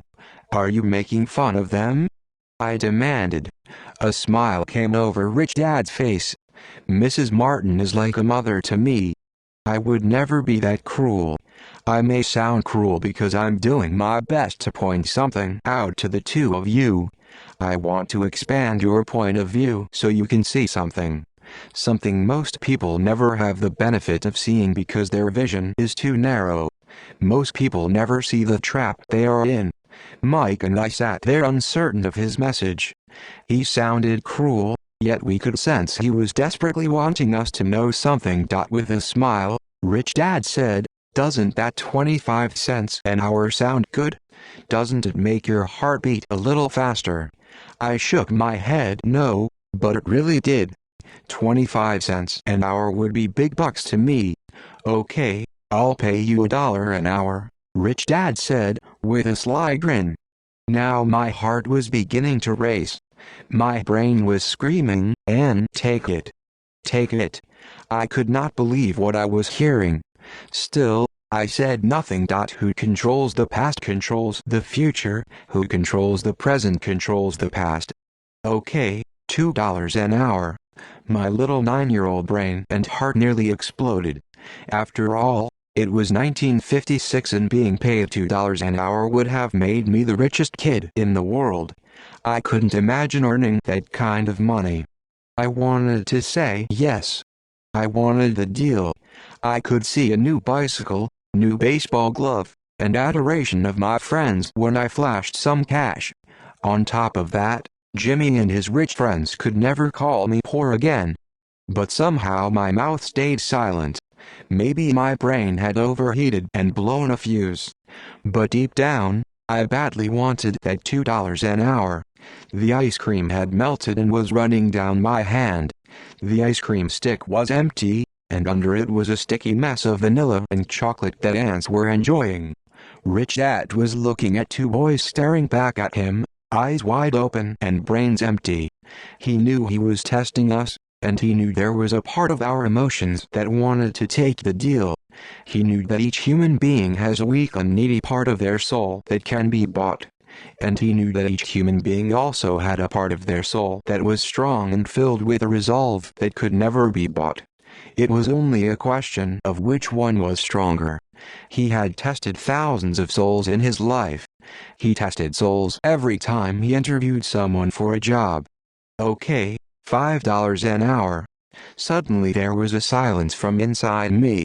Something had changed. The offer was too big and had gotten ridiculous. Not too many grown-ups in 1956 made more than $5 an hour. The temptation disappeared, and the calm set in. Slowly I turned to my left to look at Mike. He looked back at me. The part of my soul that was weak and needy was silenced. The part of me that had no price took over. There was a calm and a certainty about money that entered my brain and my soul. I knew Mike had gotten to that point also. "Good," Rich Dad said softly. "Most people have a price. And they have a price because of human emotions named fear and greed. First, the fear of being without money motivates us to work hard, and then once we get that paycheck, greed or desire starts us thinking about all the wonderful things money can buy.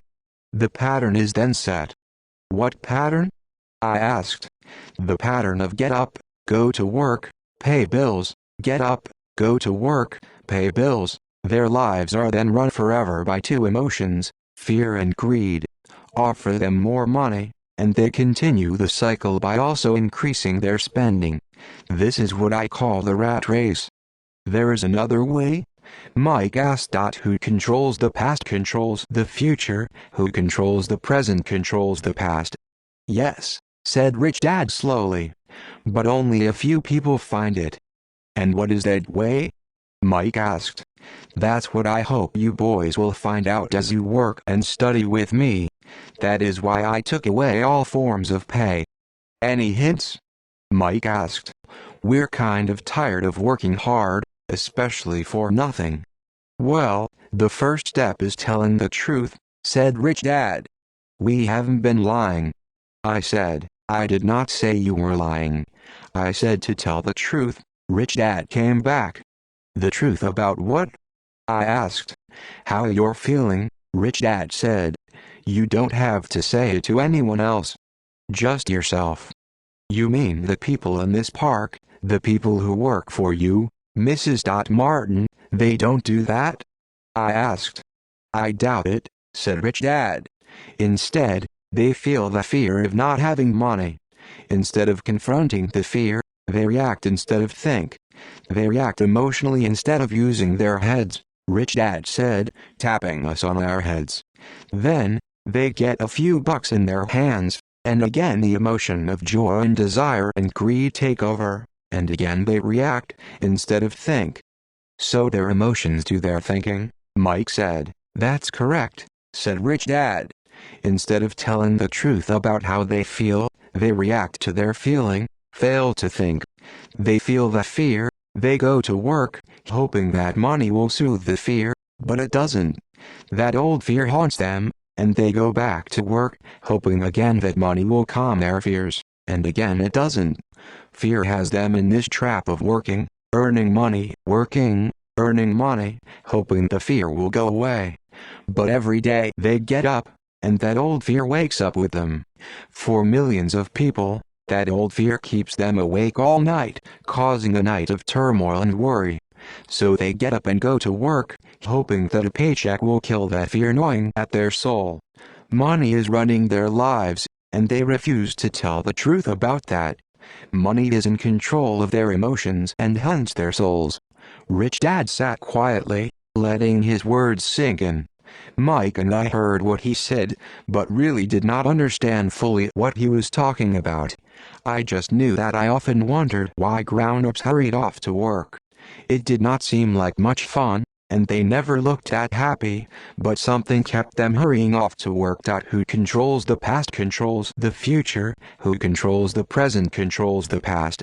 Realizing we had absorbed as much as possible of what he was talking about, Rich Dad said, I want you boys to avoid that trap.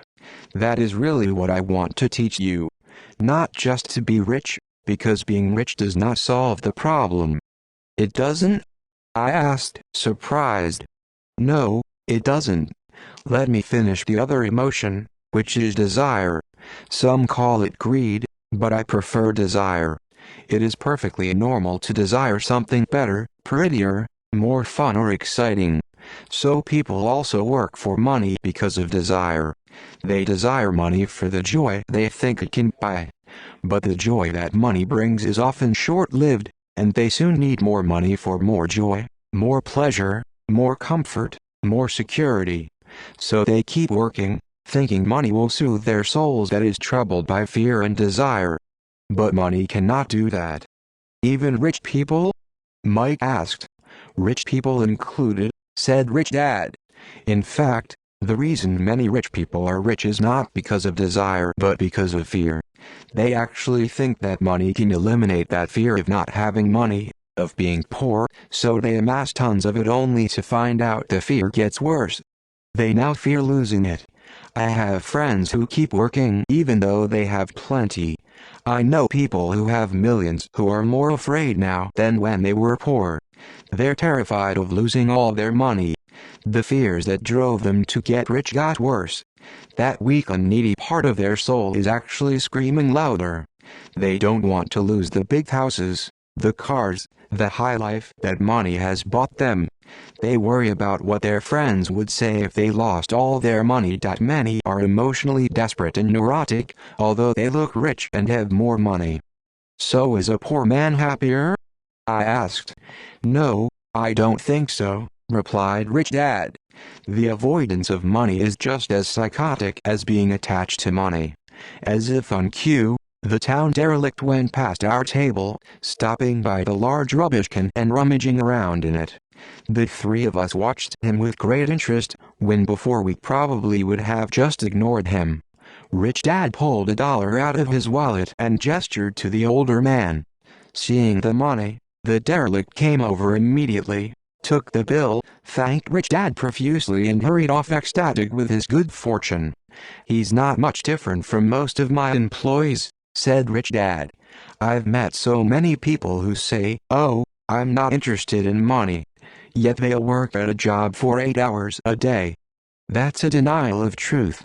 If they Rento controls the past controls the future, who controls the present controls the past. Interested in money, then why are they working? That kind of thinking is probably more psychotic than a person who hoards money." As I sat there listening to my Rich Dad, my mind was flashing back to the countless times my own dad said, "I'm not interested in money." He said those words often. He also covered himself by always saying, "I work because I love my job." "So what do we do?" I asked. "Not work for money until all traces of fear and greed are gone?" "No, that would be a waste of time," said Rich Dad. "Emotions are what make us human. Make us real. The word emotion stands for energy in motion. Be truthful about your emotions, and use your mind and emotions in your favor, not against yourself." "Whoa," said Mike. "Don't worry about what I just said. It will make more sense in years to come. Just be an observer, not a reactor, to your emotions. Most people do not know that it's their emotions that are doing the thinking. Your emotions are your emotions, but you have got to learn to do your own thinking." "Can you give me an example?" I asked. "Sure," replied Rich Dad. "When a person says, 'I need to find a job,' it's most likely an emotion doing the thinking. Fear of not having money generates that thought." "But people do need money if they have bills to pay," I said. "Sure they do," smiled Rich Dad. "All I'm saying is that it's fear that is all too often doing the thinking." "I don't understand," said Mike. "For example," said Rich Dad, "if the fear of not having enough money arises, instead of immediately running out to get a job so they can earn a few bucks to kill the fear, they instead might ask themselves this question: will a job be the best solution to this fear over the long run? In my opinion, the answer is no. Especially when you look over a person's lifetime. A job is really a short-term solution to a long-term problem.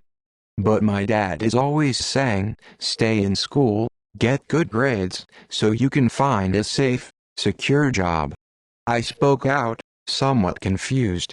"Yes, I understand he says that," said Rich Dad, smiling. "Most people recommend that, and it's a good idea for most people. But people make that recommendation primarily out of fear." "You mean my dad says that because he's afraid? Who controls the past controls the future, who controls the present controls the past." "Yes," said Rich Dad. "He's terrified that you won't be able to earn money and won't fit into society. Don't get me wrong. He loves you and wants the best for you.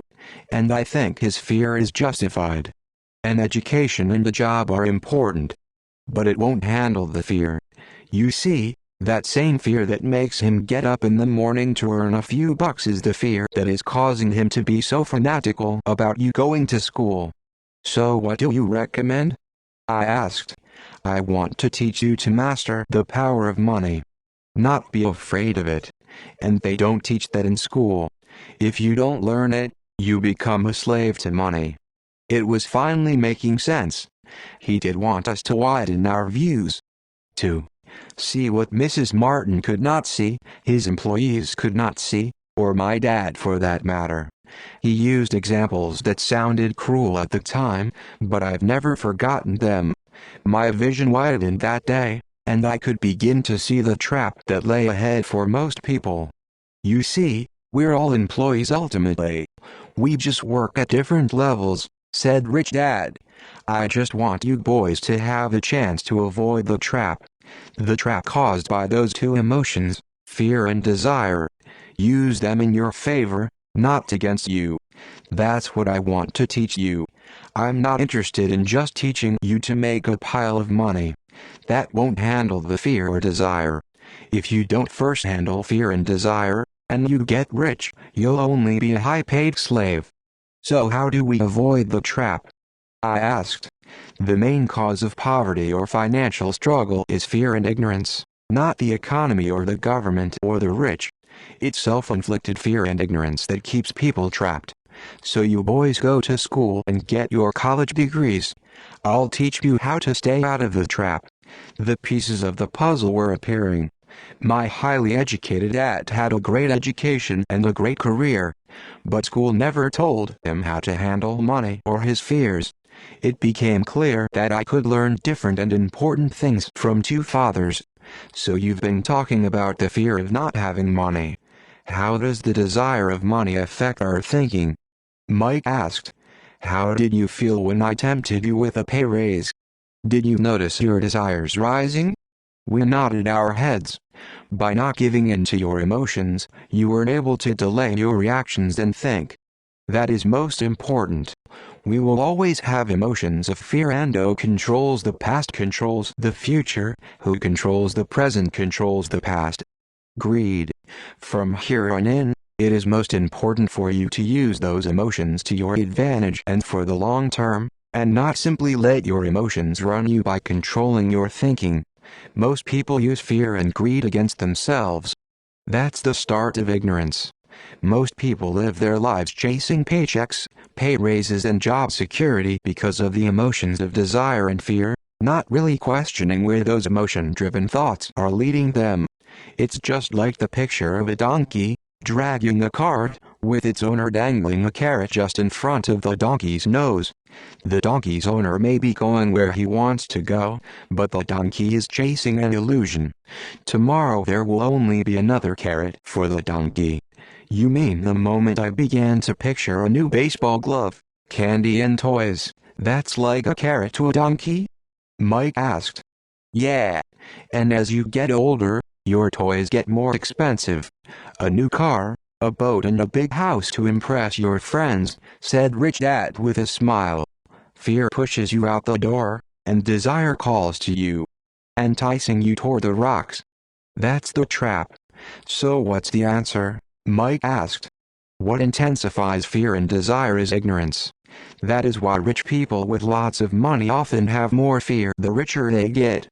Money is the carrot, the illusion. If the donkey could see the whole picture, it might rethink its choice to chase the carrot. Rich Dad went on to explain that a human's life is a struggle between ignorance and illumination. He explained that once a person stops searching for information and knowledge of oneself, ignorance sets in. That struggle is a moment-to-moment decision to learn to open or close one's mind. Look, school is very, very important. You go to school to learn a skill or profession so as to be a contributing member of society. Every culture needs teachers, doctors, mechanics, artists, cooks, business people, police officers, firefighters, soldiers. Schools train them so our culture can thrive and flourish, said Rich Dad. Unfortunately, for many people, school is the end, not the beginning. There was a long silence. Rich Dad was smiling. I did not comprehend everything he said that day. But as with most great teachers, whose words continue to teach for years, often long after they're gone, his words are still with me today. I've been a little cruel today, said Rich Dad. Cruel for a reason. I want you to always remember this talk. I want you to always think of Mrs. Martin. Who controls the past controls the future, who controls the present controls the past. I want you always to think of the donkey. Never forget, because your two emotions, fear and desire, can lead you into life's biggest trap, if you're not aware of them controlling your thinking. To spend your life living in fear, never exploring your dreams, is cruel. To work hard for money, thinking that money will buy you things that will make you happy, is also cruel. To wake up in the middle of the night terrified about paying bills is a horrible way to live. To live a life dictated by the size of a paycheck is not really a life. Thinking that a job will make you feel secure is lying to yourself. That's cruel, and that's the trap I want you to avoid, if possible. I've seen how money runs people's lives. Don't let that happen to you. Please don't let money run your life. A softball rolled under our table. Rich Dad picked it up and threw it back. So what does ignorance have to do with greed and fear? I asked. Because it is ignorance about money that causes so much greed and so much fear, said Rich Dad. Let me give you some examples. A doctor, wanting more money to better provide for his family, raises his fees. By raising his fees, it makes healthcare more expensive for everyone. Now, it hurts the poor people the most, so poor people have worse health than those with money. Because the doctors raised their rates, the attorneys raised their rates. Because the attorneys' rates have gone up, school teachers want a raise, which raises our taxes, and on and on and on. Soon, there will be such a horrifying gap between the rich and the poor that chaos will break out and another great civilization will collapse. Great civilizations collapsed when the gap between the haves and have-nots was too great. America is on the same course, proving once again that history repeats itself, because we do not learn from history. We only memorize historical dates and names, not the lesson. Aren't prices supposed to go up? I asked. Not in an educated society with a well-run government. Prices should actually come down. Of course, that is often only true in theory. Prices go up because of greed and fear caused by ignorance. If schools taught people about money, there would be more money and lower prices, but schools focus only on teaching people to work for money, not how to harness money's power. But don't we have business schools? Mike asked. Aren't you encouraging me to go to business school for my master's degree?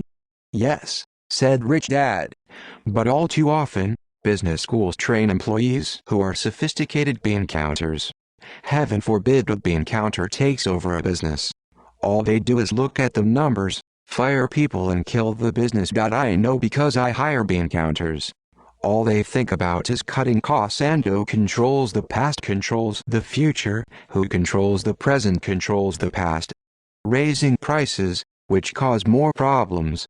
Bean counting is important.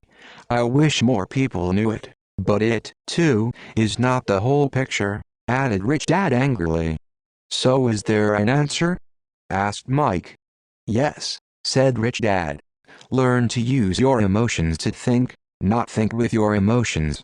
When you boys mastered your emotions, first by agreeing to work for free, I knew there was hope. When you again resisted your emotions when I tempted you with more money, you were again learning to think in spite of being emotionally charged. That's the first step. Why is that step so important? I asked. Well, that's up to you to find out. If you want to learn, I'll take you boys into the briar patch. That place where almost everyone else avoids. I'll take you to that place where most people are afraid to go. If you go with me, you'll let go of the idea of working for money and instead learn to have money work for you. And what will we get if we go with you? What if we agree to learn from you? What will we get? I asked. The same thing Briar Rabbit got, said Rich Dad. Freedom from the tar baby. Is there a briar patch? I asked. Yes, said Rich Dad. The briar patch is our fear and our greed. Going into our fear and confronting our greed, our weaknesses, our neediness is the way out. And the way out is through the mind, by choosing our thoughts. Choosing our thoughts? Mike asked, puzzled. Yes. Choosing what we think rather than reacting to our emotions. Instead of just getting up and going to work to solve your problems, just because the fear of not having the money to pay your bills is scaring you, thinking would be taking the time to ask yourself a question. A question like, is working harder at this the best solution to this problem? Most people are so terrified at not telling themselves the truth that fear is in control that they cannot think, and instead run out the door. Tar baby is in control. That's what I mean by choosing your thoughts. And how do we do that? Mike asked. That's what I will be teaching you. I'll be teaching you to have a choice of thoughts to consider, rather than knee-jerk reacting, like gulping down your morning coffee and running out the door. Remember what I said before? A job is only a short-term solution to a long-term problem. Most people have only one problem in mind, and it's short. Who controls the past controls the future, who controls the present controls the past. Term. It's the bills at the end of the month, the tar baby. Money now runs their lives, or should I say the fear and ignorance about money. So they do as their parents did, get up every day and go work for money. Not having the time to say, is there another way? Their emotions now control their thinking, not their heads. Can you tell the difference between emotions thinking and the head thinking? Mike asked. Oh, yes. I hear it all the time, said Rich Dad. I hear things like, well, everyone has to work. Or, the rich are crooks. Or, I'll get another job. I deserve this raise. You can't push me around. Or, I like this job because it's secure. Instead of, is there something I'm missing here? Which breaks the emotional thought, and gives you time to think clearly. I must admit, it was a great lesson to be getting. To know when someone was speaking out of emotions or out of clear thought. It was a lesson that served me well for life. Especially when I was the one speaking out of reaction and not from clear thought. As we headed back to the store, Rich Dad explained that the rich really did make money. They did not work for it. He went on to explain that when Mike and I were casting 5-cent pieces out of lead, thinking we were making money, we were very close to thinking the way the rich think. The problem was that it was illegal for us to do it. It was legal for the government and banks to do it, but not us. He explained that there are legal ways to make money and illegal ways. Rich Dad went on to explain that the rich know that money is an illusion, truly like the carrot for the donkey. It's only out of fear and greed that the illusion of money is held together by billions of people thinking that money is real. Money is really made up. It was only because of the illusion of confidence and the ignorance of the masses that the house of cards stood standing. In fact, he said, in many ways the donkey's carrot was more valuable than money. He talked about the gold standard that America was on, and that each dollar bill was actually a silver certificate. What concerned him was the rumor that we would someday go off the gold standard and our dollars would no longer be silver certificates. When that happens, boys, all hell is going to break loose. The poor, the middle class and the ignorant will have their lives ruined simply because they will continue to believe that money is real and that the company they work for, or the government, will look after them. We really did not understand what he was saying that day, but over the years it made more and more sense. Who controls the past controls the future, who controls the present controls the past. Seeing what others miss as he climbed into his pickup truck, outside of his little convenience store, he said, "Keep working, boys, but the sooner you forget about needing a paycheck, the easier your adult life will be. Keep using your brain, work for free, and soon your mind will show you ways of making money far beyond what I could ever pay you. You will see things that other people never see. Opportunities right in front of their noses. Most people never see these opportunities because they're looking for money and security, so that's all they get. The moment you see one opportunity, you will see them for the rest of your life. The moment you do that, I'll teach you something else. Learn this, and you'll avoid one of life's biggest traps. You'll never, ever, touch the tar baby." Mike and I picked up our things from the store and waved goodbye to Mrs. Martin. We went back to the park, to the same picnic bench, and spent several more hours thinking and talking. We spent the next week at school, thinking and talking. For 2 more weeks, we kept thinking, talking, and working for free. At the end of the second Saturday, I was again saying goodbye to Mrs. Martin and looking at the comic book stand with a longing gaze. The hard thing about not even getting 30 cents every Saturday was that I didn't have any money to buy comic books. Suddenly, as Mrs. Martin was saying goodbye to Mike and me, I saw something she was doing that I had never seen her do before. I mean, I had seen her do it, but I never took notice of it. Mrs. Martin was cutting the front page of the comic book in half. She was keeping the top half of the comic book cover and throwing the rest of the comic book into a large brown cardboard box. When I asked her what she did with the comic books, she said, "I throw them away.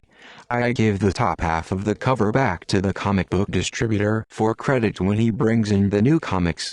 He's coming in an hour." Mike and I waited for an hour. Soon the distributor arrived and I asked him if we could have the comic books, to which he replied, "You can have them if you work for this store and do not resell them." Our partnership was revived. Mike's mom had a spare room in the basement that no one used. We cleaned it out and began piling hundreds of comic books in that room. Soon our comic book library was open to the public. We hired Mike's younger sister, who loved to study, to be head librarian. She charged each child 10 cents admission to the library, which was open from 2:30 to 4:30 p.m. Who controls the past controls the future, who controls the present controls the past. Day after school, the customers, the children of the neighborhood, could read as many comics as they could in 2 hours. It was a bargain for them since a comic cost 10 cents each, and they could read 5 or 6 in 2 hours. Mike's sister would check the kids as they left, to make sure they weren't borrowing any comic books. She also kept the books, logging in how many kids showed up each day, who they were, and any comments they might have. Mike and I averaged $9.50 per week over a 3-month period. We paid his sister $1 a week and allowed her to read the comics for free, which she rarely did since she was always studying. Mike and F kept our agreement by working in the store every Saturday and collecting all the comic books from the different stores. We kept our agreement to the distributor by not selling any comic books. We burned them once they got too tattered. We tried opening a branch office, but we could never quite find someone as dedicated as Mike's sister we could trust. At an early age, we found out how hard it was to find good staff. 3 months after the library first opened, a fight broke out in the room. Some bullies from another neighborhood pushed their way in and started it. Mike's dad suggested we shut down the business. So our comic book business shut down, and we stopped working on Saturdays at the convenience store. Anyway, Rich Dad was excited because he had new things he wanted to teach us. He was happy because we had learned our first lesson so well. We had learned to have money work for us. By not getting paid for our work at the store, we were forced to use our imaginations to identify an opportunity to make money. By starting our own business, the comic book library, we were in control of our own finances, not dependent on an employer.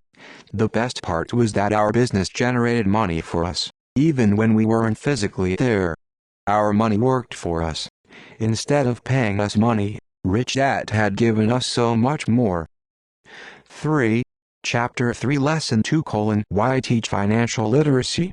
In 1990, my best friend, Mike, took over his father's empire and is, in fact, doing a better job than his dad did. We see each other once or twice a year on the golf course. He and his wife are wealthier than you could imagine. Rich Dad's empire is in great hands, and Mike is now grooming his son to take his place, as his dad had groomed us. Who controls the past controls the future, who controls the present controls the past. In 1994, I retired at the age of 47, and my wife, Kim, was 37. Retirement does not mean not working. To my wife and me, it means that barring unforeseen cataclysmic changes, we can work or not work, and our wealth grows automatically, staying way ahead of inflation. I guess it means freedom. The assets are large enough to grow by themselves. It's like planting a tree. You water it for years and then one day it doesn't need you anymore. Its roots have gone down deep enough. Then, the tree provides shade for your enjoyment. Mike chose to run the empire and I chose to retire. Whenever I speak to groups of people, they often ask what I would recommend or what could they do? How do they get started? Is there a good book I would recommend? What should they do to prepare their children? What is the secret to success? How do I make millions? I am always reminded of his article I was once given. It goes as follows. The richest businessmen in 1923. A group of our greatest leaders and richest businessmen held a meeting at the Edgewater Beach Hotel in Chicago. Among them were Charles Schwab, head of the largest independent steel company; Samuel Instill, president of the world's largest utility; Howard Hopson, head of the largest gas company; Ivar Kruger, president of the International Match Company, one of the world's largest companies at that time; Leon Fraser, president of the Bank of International Settlements; Richard Whitney, president of the New York Stock Exchange; Arthur Cotton and Jesse Livermore, two of the biggest stock speculators; and Albert Fall, a member of President Harding's cabinet. 25 years later, 9 of them, those listed above, ended as follows. Schwab died penniless after living for 5 years on borrowed money. Instill died broke living in a foreign land. Kruger and Cotton also died broke. Hopson went insane. Whitney and Albert Fall were just released from prison. Fraser and Livermore committed suicide. I doubt if anyone can say what really happened to these men. If you look at the date, 1923, it was just before the 1929 market crash and the Great Depression, which I suspect had a great impact on these men and their lives. The point is this. Today we live in times of greater and faster change than these men did. I suspect there will be many booms and busts in the next 25 years that will parallel the ups and downs these men faced. I am concerned that too many people are focused too much on money and not their greatest wealth, which is their education. If people are prepared to be flexible, keep an open mind, and who controls the past controls the future, who controls the present controls the past, learn, they will grow richer and richer through the changes. If they think money will solve problems, I am afraid those people will have a rough ride.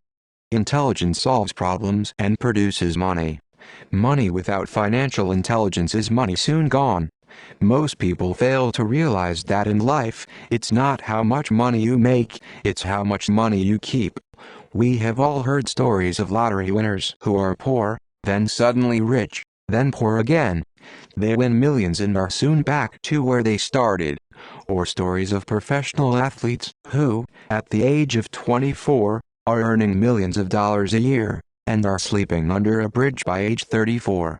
In the paper this morning, as I write this, there is a story of a young basketball player who a year ago had millions. Today, he claims his friends, attorney and accountant took his money, and now he works at a car wash for minimum wage. He is only 29. He was fired from the car wash because he refused to take off his championship ring as he was wiping off the cars, so his story made the newspaper. He is appealing his termination, claiming hardship and discrimination and that the ring is all he has left. He claims that if you take that away, he'll crumble. In 1997, I know so many people who are becoming instant millionaires. It's the roaring 20s one more time. And while I am glad people have been getting richer and richer, I only caution that in the long run, it's not how much you make, it's how much you keep, and how many generations you keep it. So when people ask, where do I get started?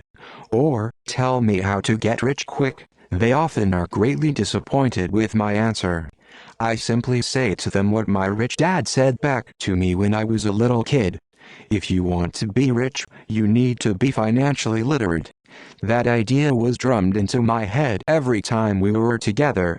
As I said, my educated dad stressed the importance of reading books, while my rich dad stressed the need to master financial literacy. If you are going to build the Empire State Building, the first thing you need to do is dig a deep hole and pour a strong foundation. If you are going to build a home in the suburbs, all you need to do is pour a 6-inch slab off. Who controls the past controls the future, who controls the present controls the past. Concrete. Most people, in their drive to get rich, are trying to build an Empire State Building on a 6-inch slab. Our school system, having been created in the agrarian age, still believes in homes with no foundation. Dirt floors are still the rage. So kids graduate from school with virtually no financial foundation. One day, sleepless and deep in debt in suburbia, living the American dream, they decide that the answer to their financial problems is to find a way to get rich quick. Construction on the skyscraper begins. It goes up quickly, and soon, instead of the Empire State Building, we have the Leaning Tower of suburbia. The sleepless nights return. As for Mike and me in our adult years, both of our choices were possible because we were taught to pour a strong financial foundation when we were just kids. Now, accounting is possibly the most boring subject in the world. It also could be the most confusing. But if you want to be rich, long term, it could be the most important subject. The question is, how do you take a boring and confusing subject and teach it to kids? The answer is, make it simple. Teach it first in pictures. My rich dad poured a strong financial foundation for Mike and me. Since we were just kids, he created a simple way to teach us. For years he only drew pictures and used words. Mike and I understood the simple drawings, the jargon, the movement of money, and then in later years, Rich Dad began adding numbers. Today, Mike has gone on to master much more complex and sophisticated accounting analysis because he has had to. He has a billion-dollar empire to run. I am not as sophisticated because my empire is smaller, yet we come from the same simple foundation. In the following pages, I offer to you the same simple line drawings Mike's dad created for us. Though simple, those drawings helped guide two little boys in building great sums of wealth on a solid and deep foundation. Rule 1. You must know the difference between an asset and a liability, and buy assets. If you want to be rich, this is all you need to know. It is rule number 1. It is the only rule. This may sound absurdly simple, but most people have no idea how profound this rule is. Most people struggle financially because they do not know the difference between an asset and a liability. Who controls the past controls the future, who controls the present controls the past. Rich people acquire assets. The poor and middle class acquire liabilities, but they think they are assets. When Rich Dad explained this to Mike and me, we thought he was kidding. Here we were, nearly teenagers and waiting for the secret to getting rich, and this was his answer. It was so simple that we had to stop for a long time to think about it. What is an asset? Asked Mike. Don't worry right now, said Rich Dad. Just let the idea sink in. If you can comprehend the simplicity, your life will have a plan and be financially easy. It is simple. That is why the idea is missed. You mean all we need to know is what an asset is, acquire them and we'll be rich? I asked. Rich Dad nodded his head. It's that simple. If it's that simple, how come everyone is not rich? I asked. Rich Dad smiled. Because people do not know the difference between an asset and a liability. I remember asking, how could adults be so silly? If it is that simple, if it is that important, why would everyone not want to find out? It took our Rich Dad only a few minutes to explain what assets and liabilities were. As an adult, I have difficulty explaining it to other adults. Why? Because adults are smarter. In most cases, the simplicity of the idea escapes most adults because they have been educated differently. They have been educated by other educated professionals, such as bankers, accountants, real estate agents, financial planners, and so forth. The difficulty comes in asking adults to unlearn, or become children again. An intelligent adult often feels it is demeaning to pay attention to simplistic definitions. Rich Dad believed in the KISS principle, keep it simple stupid. So he kept it simple for two young boys, and that made the financial foundation strong. So what causes the confusion? Or how could something so simple be so screwed up? Why would someone buy an asset that was really a liability? The answer is found in basic education. We focus on the word literacy and not financial literacy. What defines something to be an asset or something to be a liability are not words. In fact, if you really want to be confused, look up the words asset and liability in the dictionary. I know the definition may sound good to a trained accountant, but for the average person it makes no sense. But we adults are often too proud to admit that something does not make sense. Who controls the past controls the future, who controls the present controls the past. As young boys, Rich Dad said, what defines an asset is not words but numbers. And if you cannot read the numbers, you cannot tell an asset from a hole in the ground. In accounting, Rich Dad would say, it's not the numbers, but what the numbers are telling you. It's just like words. It's not the words, but the story the words are telling you. Many people read, but do not understand much. It's called reading comprehension. And we all have different abilities when it comes to reading comprehension. For example, I recently bought a new VCR. It came with an instruction book that explained how to program the VCR. All I wanted to do was record my favorite TV show on Friday night. I nearly went crazy trying to read the manual. Nothing in my world is more complex than learning how to program my VCR.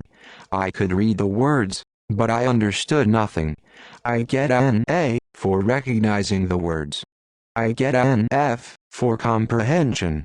And so it is with financial statements for most people. If you want to be rich, you've got to read and understand numbers. If I heard that once, I heard it 1,000 times from my rich dad. And I also heard, the rich acquire assets and the poor and middle class acquire liabilities. Here is how to tell the difference between an asset and a liability. Most accountants and financial professionals do not agree with the definitions, but these simple drawings were the start of strong financial foundations for two young boys. To teach pre-teen boys, Rich Dad kept everything simple, using as many pictures as possible, as few words as possible, and no numbers for years. This is the cash flow pattern of an asset. Plus minus. Plus. Greater than, income. Plus. Assets. Liabilities. Expense. Plus minus. Plus. Underscore underscore underscore underscore underscore underscore underscore underscore underscore bar underscore underscore underscore underscore underscore underscore underscore underscore underscore underscore underscore underscore bar. Who controls the past controls the future, who controls the present controls the past. The above box is an income statement, often called a profit and loss statement. It measures income and expenses. Money in and money out. The bottom diagram is the balance sheet. It is called that because it is supposed to balance assets against liabilities. Many financial novices don't know the relationship between the income statement and the balance sheet. That relationship is vital to understand. The primary cause of financial struggle is simply not knowing the difference between an asset and a liability. The cause of the confusion is found in the definition of the two words. If you want a lesson in confusion, simply look up the words asset and liability in the dictionary. Now it may make sense to trained accountants, but to the average person, it may as well be written in Mandarin. You read the words in the definition, but true comprehension is difficult. So as I said earlier, my rich dad simply told two young boys that assets put money in your pocket. Nice, simple and usable. This is cash flow pattern of a liability. Plus minus. Plus, income. Expense. Assets. Liabilities. Greater than. Plus minus. Plus. Plus. underscore underscore underscore underscore underscore underscore underscore underscore underscore bar underscore underscore underscore underscore underscore underscore underscore underscore underscore underscore underscore underscore bar. Now that assets and liabilities have been defined through pictures, it may be easier to understand my definitions in words. An asset is something that puts money in my pocket. A liability is something that takes money out of my pocket. This is really all you need to know. If you want to be rich, simply spend your life buying assets. If you want to be poor or middle class, spend your life buying liabilities. It's not knowing the difference that causes most of the financial struggle in the real world. Who controls the past controls the future, who controls the present controls the past. Illiteracy, both in words and numbers, is the foundation of financial struggle. If people are having difficulties financially, there is something that they cannot read, either in numbers or words. Something is misunderstood. The rich are rich because they are more literate in different areas than people who struggle financially. So if you want to be rich and maintain your wealth, it's important to be financially literate, in words as well as numbers. The arrows in the diagrams represent the flow of cash, or cash flow. Numbers alone really mean little, just as words alone mean little. It's the story that counts. In financial reporting, reading numbers is looking for the plot, the story of where the cash is flowing. In 80% of most families, the financial story is a story of working hard in an effort to get ahead. Not because they don't make money, but because they spend their lives buying liabilities instead of assets. For instance, this is the cash flow pattern of a poor person, or a young person still at home. Job provides income greater than expenses, taxes, food, rent, clothes, fund, transportation, asset, none, liability, none. This is the cash flow pattern of a person in the middle class. Job provides income greater than expenses, taxes, food, mortgage, clothes, fund, transportation, asset, none, liability, mortgage, consumer loans, credit cards. This is the cash flow pattern of a wealthy person. Assets, stocks, bonds, notes, real estate, intellectual property, greater than income, dividends, interest, rental income, royalties, liabilities, none. All of these diagrams were obviously oversimplified. Everyone has living expenses, the need for food, shelter, and clothing. The diagrams show the flow of cash through a poor, middle class, or wealthy person's life. It is the cash flow that tells the story. It is the story of how who controls the past controls the future, who controls the present controls the past. A person handles their money, what they do after they get the money in their hand. The reason I started with the story of the richest men in America is to illustrate the flaw in the thinking of so many people. The flaw is that money will solve all problems. That is why I cringe whenever one hear people ask me how to get rich quicker. Or where do they start? I often hear, I'm in debt so I need to make more money. But more money will often not solve the problem. In fact, it may actually accelerate the problem. Money often makes obvious our tragic human flaws. Money often puts a spotlight on what we do not know. That is why, all too often, a person who comes into a sudden windfall of cash, let's say an inheritance, a pay raise, or lottery winning, soon returns to the same financial mess, if not worse than the mess they were in before they received the money. Accentuates the cash flow pattern running in your head. Money only if your pattern is to spend everything you get. Most likely an increase in cash will just result in an increase in spending. Thus, the saying, a fool and his money is one big party. I have said many times that we go to school to gain scholastic skills and professional skills, both important. We learn to make money with our professional skills. In the 1960s, when I was in high school, if someone did well in school academically, almost immediately people assumed this bright student would go on to be a medical doctor. They wanted to be a doctor. It was assumed. Promise of the greatest financial reward. Today, doctors are facing financial challenges I would not wish on my worst enemy. Insurance companies taking control of the business, managed healthcare, government intervention, and malpractice suits, to name a few.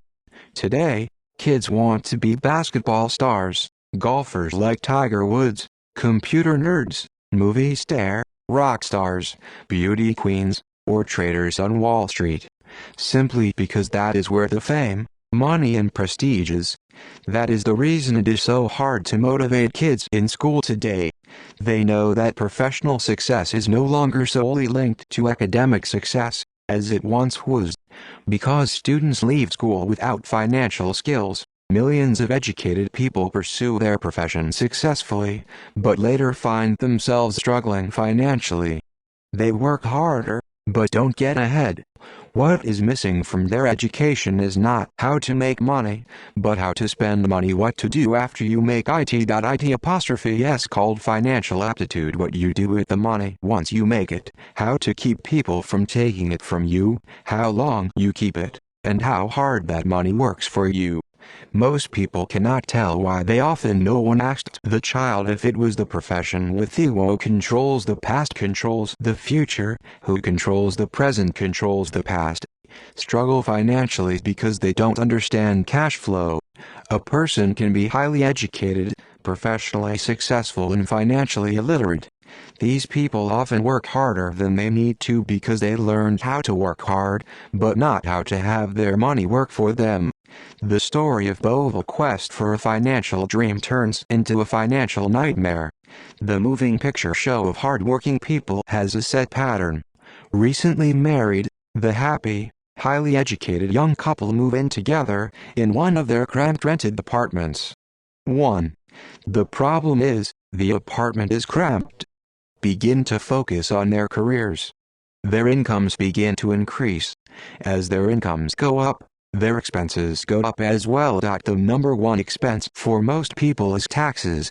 Many people think it's income tax, but for most Americans their highest tax is Social Security. As an employee, it appears as if the Social Security tax combined with the Medicare tax rate is roughly 7.5%, but it's really 15% since the employer must match the Social Security amount. In essence, it is money the employer cannot pay you. On top of that, you still have to pay income tax on the amount deducted from your wages for Social Security tax, income you never receive because it went directly to Social Security through withholding. Then, their liabilities go up. This is best demonstrated by going back to the young couple. As a result of their incomes going up, they decide to go out and buy the house of their dreams. Once in their house, they have a new tax, called property tax. Then, they buy a new car, new furniture and new appliances to match their new house. All of a sudden, they wake up and their liabilities column is full of mortgage debt and credit card debt. They're now trapped in the rat race. A child comes along. They work harder. The process repeats itself. More money and higher taxes, also called bracket A loan creep. A credit card comes in the mail. They use it. It maxes out. They decide to save money to buy their dream home so they can have kids. They now have two incomes, and they realize that they are saving money because two can live as cheaply as company calls and says their greatest asset, their home, has appreciated in value. The company offers a bill consolidation loan because their credit is so good, and tells them the intelligent thing to do is clear off the high-interest consumer debt by paying off their credit card. And besides, interest on their home is a tax deduction. They go for it, and pay off those high-interest credit cards. They breathe a sigh of relief. Their credit cards are paid off. Who controls the past controls the future, who controls the present controls the past. They've now folded their consumer debt into their home mortgage. Go down because they extend their debt over 30 years. Their neighbor calls to invite them to go shopping. The Memorial Day sale is on. A chance to save some money. They say to themselves, I won't buy anything. I'll just go look.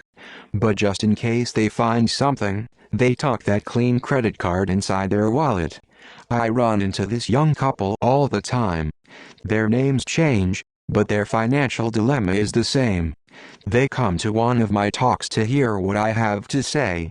They ask me, Can you tell us how to make more money? Their spending habits have caused them to seek more income. They don't even know that the trouble is really how they choose to spend money they do have, and that is the real cause of their financial struggle. It is caused by financial illiteracy and not understanding the difference between an asset and a liability. More money seldom solves someone's money problems. Debt. If you find you have dug yourself into a hole, stop digging. As a child, my dad often told us that the Japanese were aware of three powers: the power of the sword, the jewel, and the mirror. The sword symbolizes the power of weapons. America has spent trillions of dollars on weapons and, because of this, is the supreme military presence in the world. The jewel symbolizes the power of money. There is some degree of truth to the saying, "Remember the golden rule. He who has the gold makes the rules." The mirror symbolizes the power of self-knowledge. This self-knowledge, according to Japanese legend, was the most treasured of the three. The poor and middle class all who often allow the power of money to control them. By simply getting up and working harder, failing to ask themselves if what they do makes sense, they shoot themselves in the foot as they leave for work every morning. By not fully understanding Nine, the vast majority of people allow the awesome power of money to control them. The power of money is used against them. If they used the power of the mirror, they would have asked themselves, "Does this make sense?" All too often, instead of trusting their inner wisdom, that genius inside of them, most people go along with the crowd. They do things because everybody else does it. They conform rather than question. Often, their intelligence solves problems. There is a saying a friend of mine says over and over to people in their payments: "It is the smart thing to who controls the past controls the future, who controls the present controls the past." Mindlessly repeat what they have been told. Ideas such as diversify or your home is an asset. Your home is your biggest investment. Foregoing into greater debt. Take risks. It is said that the fear of public speaking is a fear greater than death for most people. According to psychiatrists, the fear of public speaking is caused by the fear of ostracism, the fear of standing out, the fear of criticism, the fear of ridicule, the fear of being an outcast. The fear of being different prevents most people from seeking new ways to solve their problems. That is why my educated dad said the Japanese valued the power of the mirror the most, for it is only when we as humans look into the mirror do we find truth. And the main reason that most people say, "Play it safe," one, is out of ear. That goes for anything, be it sports, relationships, career, money. It is that same fear, the fear of ostracism, that causes people to conform and not question commonly accepted opinions or popular trends. Asset. Get a bill consolidation loan and get out of debt. Get a raise, I'll buy us a bigger house. Customer has not come by for yet. Many great financial problems are caused by going along with the crowd and trying to keep up with the Joneses. Occasionally, we all need to look in the mirror and be true to our inner wisdom rather than our fears. By the time Mike and I were 16 years old, we began to have problems in school. We were not bad kids. We just began to separate from the crowd. We worked for Mike's dad after school and on the weekends. Mike and I often spent hours after work just sitting at a table with his dad while he held meetings with his bankers, attorneys, accountants, brokers, investors, managers, and employees. Here was a man who had left school at the age of 13, now directing, instructing, ordering, and asking questions of educated people. They came at his beck and call, and cringed when he did not approve of them. Here was a man who had not gone along with the crowd. He was a man who did his own thinking and detested the words, "We have to do it this way because that's the way everyone else does it." He also hated the word "can't." If you wanted him to do something, just say, "I don't think you can do it." Mike and I learned more sitting at his meetings than we did in all our years of school, college included. Mike's dad was not school educated, but your home is an work harder. You get a tax break, don't get a safe job. Don't make mistakes. It's a promotion. Someday I'll be a vice president. Save money. When mutual funds are safe. Tickle Me Elmo dolls are out of stock, but I just happen to have one in back. That another row controls the past, controls the future, who controls the present controls the past, was financially educated and successful as a result. Over again, he used to tell us over and an intelligent person hires people who are more intelligent than they are. So Mike and I had the benefit of spending hours listening to and, in the process, learning from intelligent people. But because of this, both Mike and I just could not go along with the standard dogma that our teachers preached, and that caused the problems. Whenever the teacher said, "If you don't get good grades, you won't do well in the real world," Mike and I just raised our eyebrows. When we were told to follow set procedures and not deviate from the rules, we could see how this schooling process actually discouraged creativity. We started to understand why our rich dad told us that schools were designed to produce good employees instead of employers. Occasionally Mike or I would ask our teachers how what we studied was applicable, or we asked why we never studied money and how it worked. To the later question, we often got the answer that money was not important, that if we excelled in our education, the money would follow. The more we knew about the power of money, the more distant we grew from the teachers and our classmates. My highly educated dad never pressured me about my grades. I often wondered why. But we did begin to argue about money. By the time I was 16, I probably had a far better foundation with money than both my mom and dad. Real estate brokers, investors and so forth. My dad talked to teachers that could keep books. I listened to tax accountants, corporate attorneys, bankers. One day, my dad was telling me why our home was his greatest investment. A not too pleasant argument took place when I showed him why I thought a house was not a good investment. The following diagram illustrates the difference in perception between my rich dad and my poor dad when it came to their homes. One dad thought his house was an asset, and the other dad thought it was a liability. I remember when I drew a diagram for my dad showing him the direction of cash flow. I also showed him the ancillary expenses that went along with owning the home. A bigger home meant bigger expenses, and the cash flow kept going out through the expense column. Today, I am still challenged on the idea of a house not being an asset. And one know that for many people, it is their dream as well as their largest investment. And owning your own home is better than nothing. I simply offer an alternate way of looking at this popular dogma. If my wife and I were to buy who controls the past controls the future, who controls the present controls the past. Bigger, more flashy house, we realized it would not be an asset, it would be a liability, since it would take money out of our pocket. So here is the argument I put forth. I really do not expect most people to agree with it because a nice home is an emotional thing.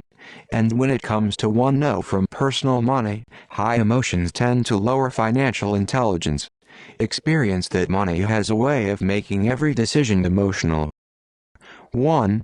When it comes to houses, I point out that most people work all their lives paying for a home they never own.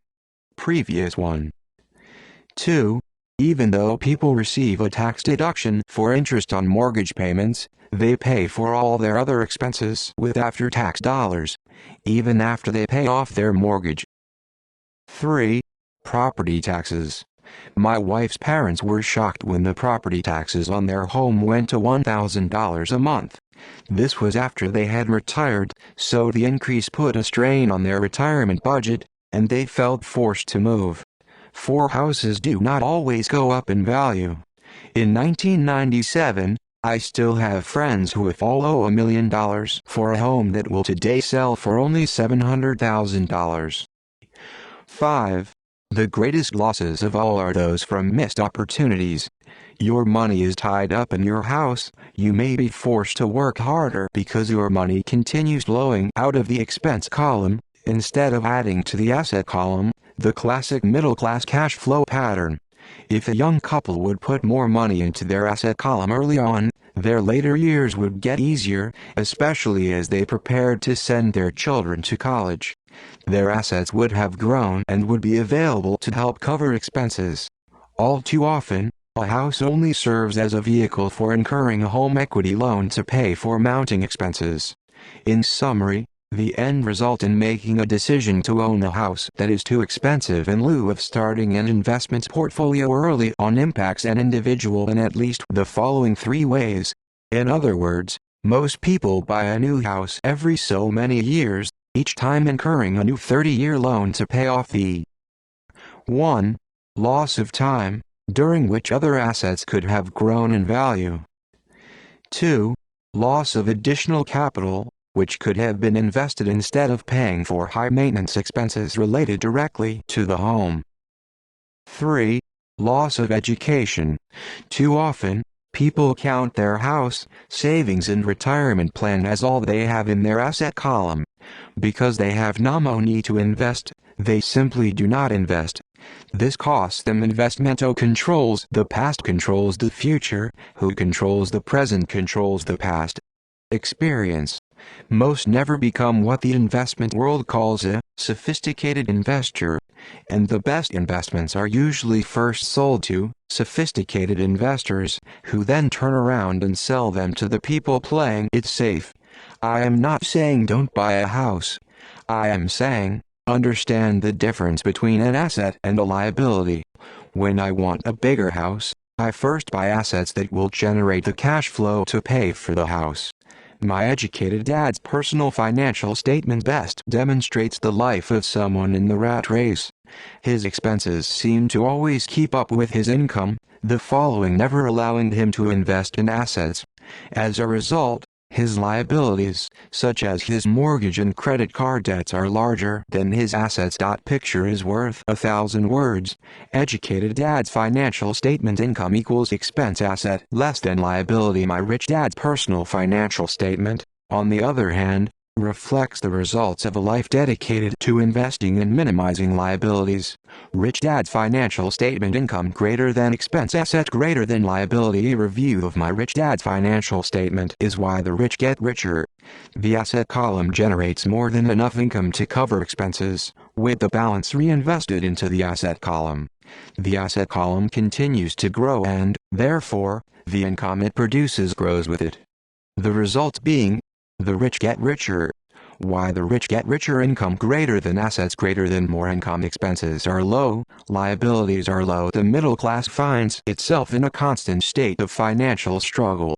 Their primary income is through wages, and as their wages increase, so do the arrow controls the past controls the future. Who controls the present controls the past. Taxes. Their expenses tend to increase in equal increments as their wages increase. Hence the phrase, the rat race.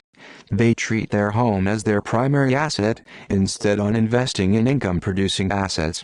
Why the middle class struggle: income goes up, expenses go up, assets do not increase, liabilities do increase. This pattern of treating your home as an investment and the philosophy that a pay raise means you can buy a larger home or spend more is the foundation of today's debt-ridden society.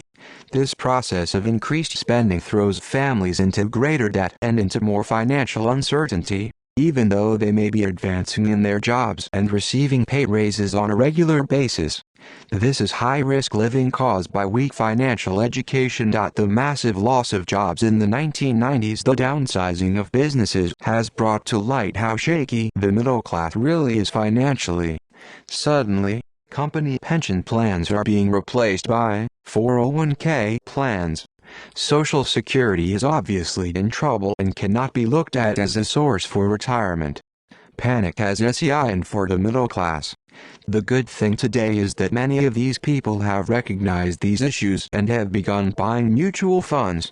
This increase in investing is largely responsible for the huge rally we have seen in the stock market. Today, there are more and more mutual funds being created to answer the demand by the middle class. Mutual funds are popular because they represent safety. Average mutual fund buyers are too busy working to pay taxes and mortgages, save for their children's college and pay off credit cards. They do not have time to study to learn how to invest, so they rely on the expertise of the manager of a mutual fund. Also, because the mutual fund includes many different types of investments, they feel their money is safer because it is diversified. This group of educated middle class subscribes to the diversify dogma put out by mutual fund brokers and financial planners. Play it safe. Avoid risk. The real tragedy is that the lack of early financial education is what creates the risk faced by average middle-class people. The reason they have to play it safe is because their financial positions are tenuous at best. Their balance sheets are not balanced. They are loaded with liabilities, with no real assets that generate income. Typically, their only source of income is their paycheck. Their livelihood becomes entirely dependent on their employer. Who controls the past controls the future, who controls the present controls the past. So when genuine deals of a lifetime come along, those same people cannot take advantage of the opportunity. They must play it safe, simply because they are working so hard, are taxed to the max, and are loaded with debt. As I said at the start of this section, the most important rule is to know the difference between an asset and a liability. Once you understand the keep doing that difference, concentrate your efforts on only buying income-generating assets. That's the best way to get started on a path to becoming rich. And your asset column will grow. Focus on keeping liabilities and expenses down. This will make more money available to continue pouring into the asset column. Soon, the asset base will be so deep that you can afford to look at more speculative investments. Investments that may have returns of 100% to infinity. Investments that for $5,000 are soon turned into $1 million or more. Investments that the middle class calls too risky. The investment is not risky. It's the lack of simple financial intelligence, beginning with financial literacy, that causes the individual to be too risky. If you do what the masses do, you get the following picture. Income equals work for owner, expense equals work for government, asset equals none, liability equals work for bank. As an employee who is also a homeowner, your working efforts are generally as follows. 1. You work for someone else. Most people, working for a paycheck, are making the owner, or the shareholders, richer. Your efforts and success will help provide for the owner's success and retirement. 2. You work for the government. The government takes its share from your paycheck before you even see it. Just for the government. 3. You work for the bank. After taxes, your next largest expense is usually your mortgage and credit card debt. The problem with simply working harder is that each of these three levels takes a greater share of your increased efforts. You need to learn how to have your increased efforts benefit you and your family directly. By working harder, you simply increase the amount of taxes taken by the government. Most people work from January to May. Who controls the past controls the future, who controls the present controls the past. Once you have decided to concentrate on minding your own business, how do you set your goals? For most people, they must keep their profession and rely on their wages to fund their acquisition of assets. As their assets grow, how do they measure the extent of their success? When does someone realize that they are rich, that they have wealth? As well as having my own definitions for assets and liabilities, I also have my own definition for wealth. Actually, I borrowed it from a man named Buckminster Fuller. Some call him a quack, and others call him a living genius. Years ago he got all the architects buzzing because he applied for a patent in 1961 for something called a geodesic dome. But in the application, Fuller also said something about wealth. It was pretty confusing at first, but after reading it for a while, it began to make some sense. Wealth is a person's ability to survive so many number of days forward, or if I stop working today, how long could I survive? Unlike net worth, the difference between your assets and liabilities, which is often filled with a person's expensive junk and opinions of what things are worth, this definition creates the possibility for developing a truly accurate measurement. I could now measure and really know where I was in terms of my goal to become financially independent. Although net worth often includes these non-cash producing assets, like stuff you bought that now sits in your garage, wealth measures how much money your money is making and, therefore, your financial survivability. Wealth is the measure of the cash flow from the asset column compared with the expense column. Let's use an example. Let's say I have cash flow from my asset column of SJ000 a month, and I have monthly expenses of $52,000. What is my wealth? Let's go back to Buckminster Fuller's definition. Using his definition, how many days forward can I survive? And let's assume a 30-day month. By that definition, I have enough cash flow for half a month. When I have achieved $2,000 a month cash flow from my assets, then I will be wealthy. So I am not yet rich, but I am wealthy. I now have income generated from assets each month that fully cover my monthly expenses. If I want to increase my expenses, I first must increase my cash flow from assets to maintain this level of wealth. Take notice that it is at this point that I no longer am dependent on my wages. I have focused on and been successful in building an asset column. If I quit my job today, I would be that has made me financially independent, able to cover my monthly expenses with the cash flow from my assets. Who controls the past controls the future, who controls the present controls the past. My next goal would be to have the excess cash flow from my assets reinvested into the asset column. The more money that goes into my asset column, the more my asset column grows. The more my assets grow, the more my cash flow grows. And as long as I keep my expenses less than the cash flow from these assets, I will grow richer, with more and more income from sources other than my physical labor. As this reinvestment process continues, I am well on my way to being rich. The actual definition of rich is in the eye of the beholder. You can never be too rich. Just remember this simple observation: the rich buy assets. The poor only have expenses. The middle class buys liabilities they think are assets. So how do I start minding my own business? What is the answer? Listen to the founder of McDonald's. 4. Chapter 4 Lesson 3. Mind Your Own Business. In 1974, Ray Kroc, the founder of McDonald's, was asked to speak to the MBA class at the University of Texas at Austin. A dear friend of mine, Keith Cunningham, was a student in that MBA class.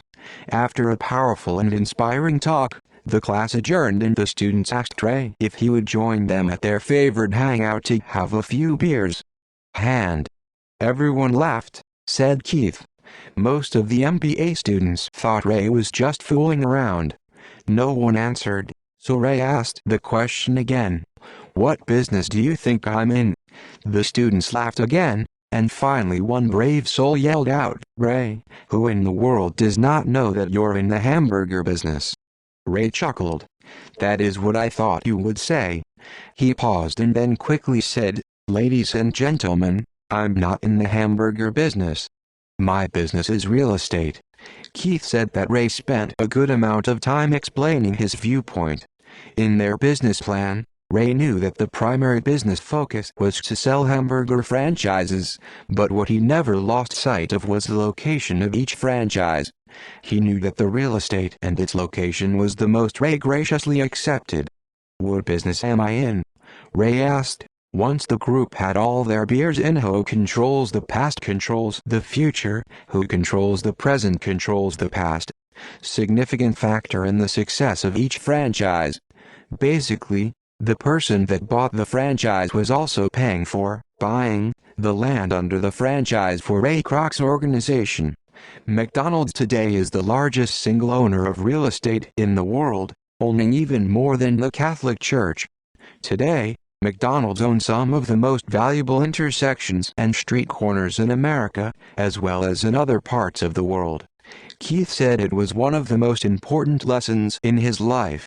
Today, Keith owns car washes, but his business is the real estate under those car washes. The previous chapter ended with the diagrams illustrating that most people work for everyone else but themselves. They work first for the owners of the company, then for the government through taxes, and finally for the bank that owns their mortgage. As a young boy, we did not have a McDonald's nearby. Yet, my rich dad was responsible for teaching Mike and me the same lesson that Ray Kroc talked about at the University of Texas. It is secret number 3 of the rich. The secret is, mind your own business. Financial struggle is often directly the result of people working all their life for someone else. Many people will have nothing at the end of their working days. Again, a picture is worth 1,000 words. Here is a diagram of the income statement and balance sheet that best describes Ray Kroc's advice. Most people your profession greater than your income. The rich your assets greater than your income. Our current educational system focuses on preparing today's youth to get good jobs by developing scholastic skills. Their lives will revolve around their wages, or as described earlier, their income column. And after developing scholastic skills, they go on to higher levels of schooling to enhance their professional abilities. They study to become engineers, scientists, cooks. Who controls the past controls the future. Who controls the present controls the past. Police officers, artists, writers, and so on. These professional skills allow them to enter the workforce and work for money. There is a big difference between your profession and your business. Often I ask people, "What is your business?" And they will say, "Oh, I'm a banker." Then I ask them if they own the bank. And they usually respond, "There." In that instance, they have confused their profession with their business. Their profession may be a banker, but they still need their own business. Profession was always the same. Ray Kroc was clear on the difference between his profession and his business. Me was a salesman. At one time he sold mixers for milkshakes, and soon thereafter he was selling hamburger franchises. But while his profession was selling hamburger franchises, his business was the accumulation of income-producing real estate. A problem with school is that you often become what you study. Study, say, cooking, you become a chef. So if you study the law, you become I work attorney. And the study of auto mechanics makes you a mechanic. The mistake in becoming what you study is that too many people forget to mind their own business. They spend their lives minding someone else's business and making that person rich. To become financially secure, a person needs to mind their own business. Your business revolves around your asset column, as opposed to your income column. As stated earlier, the number 1 rule is to know the difference between an asset and a liability, and to buy assets. The rich focus on their asset columns while everyone else focuses on their income statements. That is why we hear so often, "I need a raise, promotion, a better job, I am going to work overtime. If only I had I am going to go back to school to get more training so maybe I can get a second job." Yet, if you listen to Ray Kroc, I found a job that pays more. These ideas all still focus on the "I'm quitting in 2 weeks." In some circles, these are sensible ideas. You are still not minding your own business. Income column and will only help a person become more financially secure if the additional money is used to purchase income-generating assets. The primary reason the majority of the poor and middle class are fiscally conservative, which means I can't afford to take risks, is that they have no financial foundation. Safe. When downsizing became the in thing, millions of workers found out their largest so-called asset, their home, was eating them alive. They have to cling to their jobs. They have to play Ito controls the past controls the future, who controls the present controls the past. Their asset, called a house, still cost them money every month. Their car, another asset, was eating them alive. The golf clubs in the garage that cost $1,000 were not worth $51,000 anymore. Fall back on. Time of financial crisis. One assumes most of us have filled out a credit application for a banker to buy a house or to buy a car. Worth one section. It is always interesting to look at the net. It is interesting because of what accepted banking, and without job security, they had nothing to what they thought were assets could not help them survive, and accounting practices allow a person to count as assets. One day, to get a loan, my financial position did not look too good. So I ordered my new golf clubs, my art collection, books, stereo, television, Armani suits, wristwatches, shoes and other personal effects to boost the number in the asset column. But I was turned down for the loan because I had too much investment real estate. The loan committee did not like that one made so much money off of apartment houses. They wanted to know why I did not have a normal job, with a salary. They did not question the Armani suits, golf clubs or art collection. Life is sometimes tough when you do not fit the standard profile. I cringe every time I hear someone say to me that their net worth is $1 million or $100,000 or whatever. You are taxed for any gains. So many people have put themselves in deep financial trouble when they run short of income. To raise cash, they sell their assets. First, their personal assets can generally be sold for only a fraction of the value that is listed in their personal balance sheet. Or if there is a gain on the sale of the assets, they are taxed on the gain. So again, the government takes its share of the gain, thus reducing the amount available to help them out of debt. That is why I say someone's net worth is often worth less than they think. Start minding your own business. Keep your daytime job, but start buying real assets, not liabilities or personal effects that have no real value once you get them home. A new car loses nearly 25% of the price you pay for it the moment you drive it off the lot. It is not a true asset even if your banker lets you list it as one. I teed off. For adults, keep your expenses low, reduce your liabilities and diligently build a base of solid assets. For young people who have not yet left home, it is my $400 new titanium driver was worth $150 the moment. One of the main reasons net worth is not accurate is simply because the moment you begin selling your assets, who controls the past controls the future, who controls the present controls the past. Important for parents to teach them the difference between an asset and a liability. Get them to start building a solid asset column before they leave. I see so many get married, buy a house, have kids and get stuck in a risky financial position, clinging to a job and buying everything on credit. Let them get out of debt for most of their working years. For most people, just as the last child leaves home, the parents realize they have not adequately prepared for retirement and they begin to scramble to put some money away. Then, their own parents become ill and they find themselves with new responsibilities. So what kind of assets am I suggesting that you or your children acquire? In my world, real assets fall into several different categories. 1. Businesses that do not require my presence. I own them, but they are managed or run by other people. It becomes my job. 2. Stocks. 3. Bonds. 4. Mutual funds. 5. Income-generating real estate.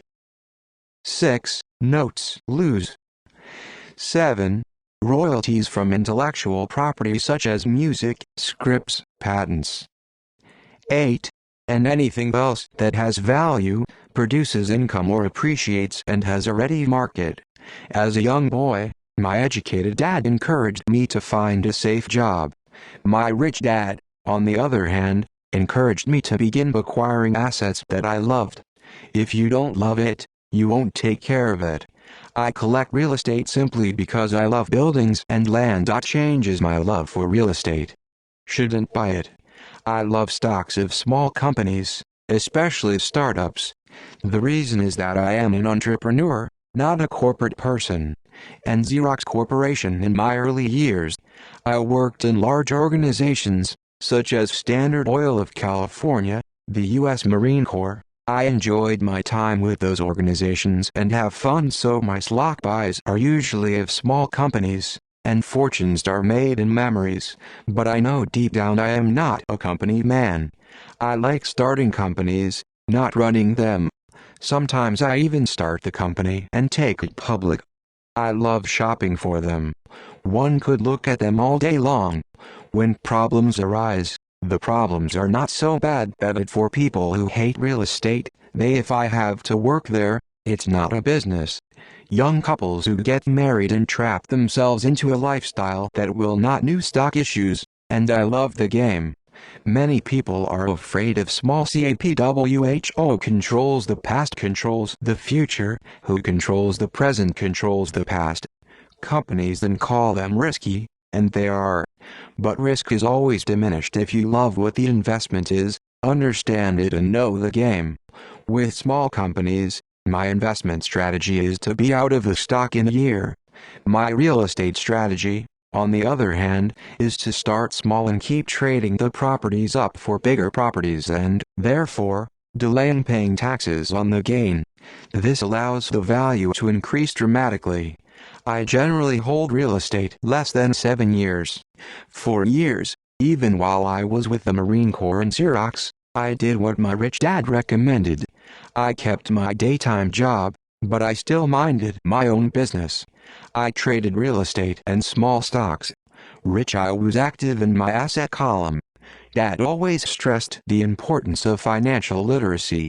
The better I was at understanding the accounting and cash management, the better I would be at analyzing investments and eventually starting and building my own company. I would not encourage anyone to start a company unless they really want to. Knowing what I know about running a company, I would not wish that task on anyone. There are times when people cannot find employment, where starting a company is a solution for them. Companies fail in 5 years. The odds are against success, 9 out of 10, so only if you really have of those that survive the first 5 years, 9 out of every 10 of those eventually fail, as well. The desire to own your own company, do I recommend it? Otherwise, keep your daytime job and mind your own business. When I say mind your own business, one mean to build and keep your asset column strong. Once a dollar goes into it, never let it come out. Think of it this way, once a dollar goes into your asset column, it becomes your employee. The best thing about money is that it works 24 hours a day and can work for generations. Keep your daytime job, be a great hard-working employee, but keep building that asset column. As your cash flow grows, you can buy some luxuries. An important distinction is that rich people buy luxuries last, while the poor and middle class tend to buy luxuries first. The poor and the middle class often buy luxury items such as big houses, diamonds, furs, jewelry or boats because they want to look rich. They look rich, but in reality they just get deeper in debt on credit. The old money people, the long-term rich, built their asset column first. Then, the income generated from the asset column bought their luxuries. The poor and middle class buy luxuries with their own sweat, blood and children's inheritance. A true luxury is a reward for investing in and developing a real asset. For example, when my wife and I had extra money coming from our apartment houses, she went out and bought her Mercedes. It did not take any extra work or risk on her part because the apartment house bought the car. She did, however, have Tao who controls the past controls the future, who controls the present controls the past.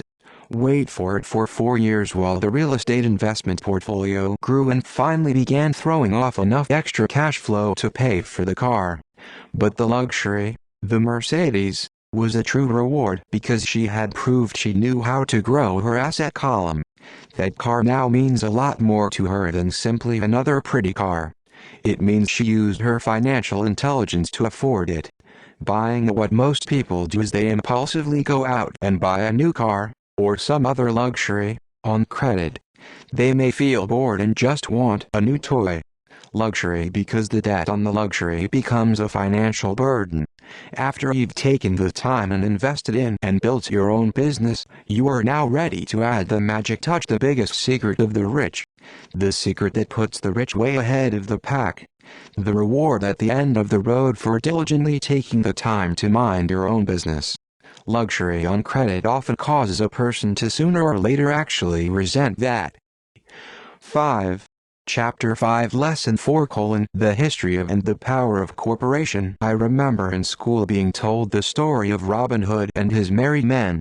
My schoolteacher thought it was a wonderful story of a romantic hero, a Kevin Costner type, who robbed from the rich and gave to the poor. My rich dad did not see Robin Hood as a hero. He called Robin Hood a crook. Robin Hood may be long gone, but his followers live on. How often I still hear people say, "Why don't the rich pay for it?" Or, "The rich should pay more in taxes and give it to the poor." It is this idea of Robin Hood, or taking from the rich to give to the poor, that has caused the most pain for the poor and the middle class. The reason the middle class is so heavily taxed is because of the Robin Hood ideal. The real reality is that the rich are not taxed. It's the middle class who pays for the poor, especially the educated upper-income middle class. Again, to understand fully how things happen, we need to look at the historical perspective. We need to look at the history of taxes. Although my highly educated dad was an expert on the history of education, my rich dad fashioned himself as an expert on the history of taxes. Rich Dad explained to Mike and me that in England and America originally, there were no taxes. Occasionally there were temporary taxes levied in order to pay for wars. The king or the president would put the word out and ask everyone to chip in. Taxes were levied in Britain for the fight against Napoleon. Who controls the past controls the future, who controls the present controls the past. 1799 to 1816. And in America taxes were levied to pay for the Civil War from 1861 to 1865. In 1874, England made income tax a permanent levy on its citizens. In 1913, an income tax became permanent in the United States with the adoption of the 16th Amendment to the Constitution. At one time, Americans were anti-tax. It had been the excessive tax on tea that led to the famous Tea Party in Boston Harbor, an incident that helped ignite the Revolutionary War. It took approximately 50 years in both England and income tax. What these historical dates fail to reveal is that both of these taxes were initially levied against only the rich. It was this point that Rich Dad wanted Mike and me to understand. He explained that the idea of taxes was made popular and accepted by the majority by telling the poor and the middle class that taxes were created only to punish the rich. This is how the masses voted for the law, and it became constitutionally legal. Although it was intended to punish the rich, in reality it wound up punishing the very people who voted for it, the poor and middle class. Once government got a taste of money, the appetite grew, said Rich Dad. Your dad and I are exactly opposite. He's a government bureaucrat, and I am a capitalist. We get paid, and our success is measured on opposite behaviors. He gets paid to spend money and hire people. The more he spends and the more people he hires, the larger his organization becomes. In the government, the larger his organization, the more he is respected. On the other hand, within my organization, the fewer people I hire and the less money I spend, the more I am respected by my investors. That's why I don't like government people. They have different objectives from most business people. As the government grows, more and more tax dollars will be needed to support it. My educated dad sincerely believed that government should help people. He loved John F. Kennedy and especially the idea of the Peace Corps. He loved the idea so much that both he and my mom worked for the Peace Corps, training volunteers to go to Malaysia, Thailand and the Philippines.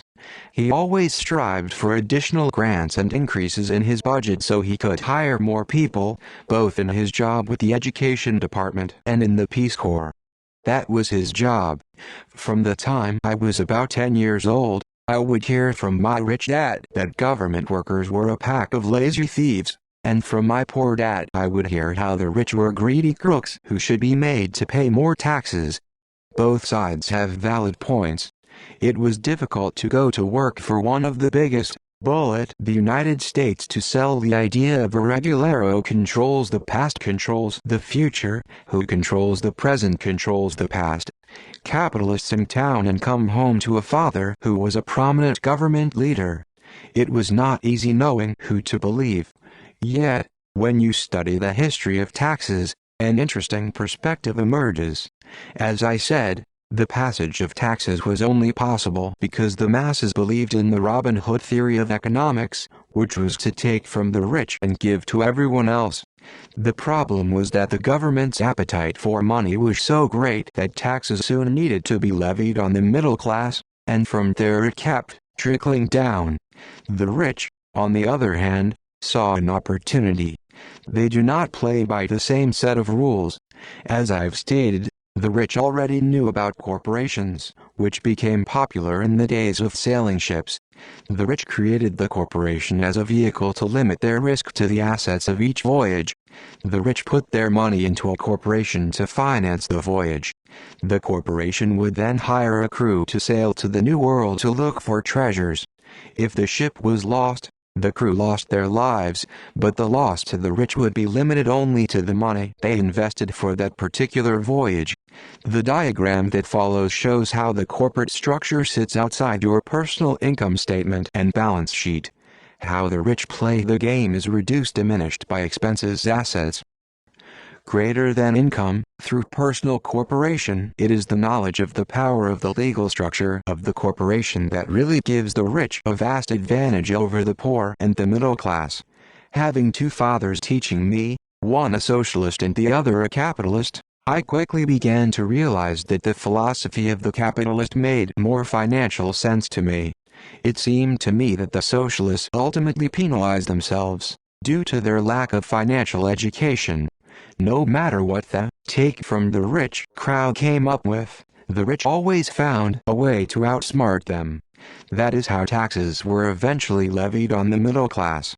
The rich outsmarted the intellectuals, solely because they understood the power of money, a subject not taught in schools. How did the rich outsmart the intellectuals? Once the take from the rich tax was passed, cash started flowing into government coffers. Initially, people were happy. Money was handed out to government workers and the rich. It went out. Who controls the past controls the future, who controls the present controls the past. Government workers in the form of jobs and pensions. It went to the rich via their factories receiving government contracts.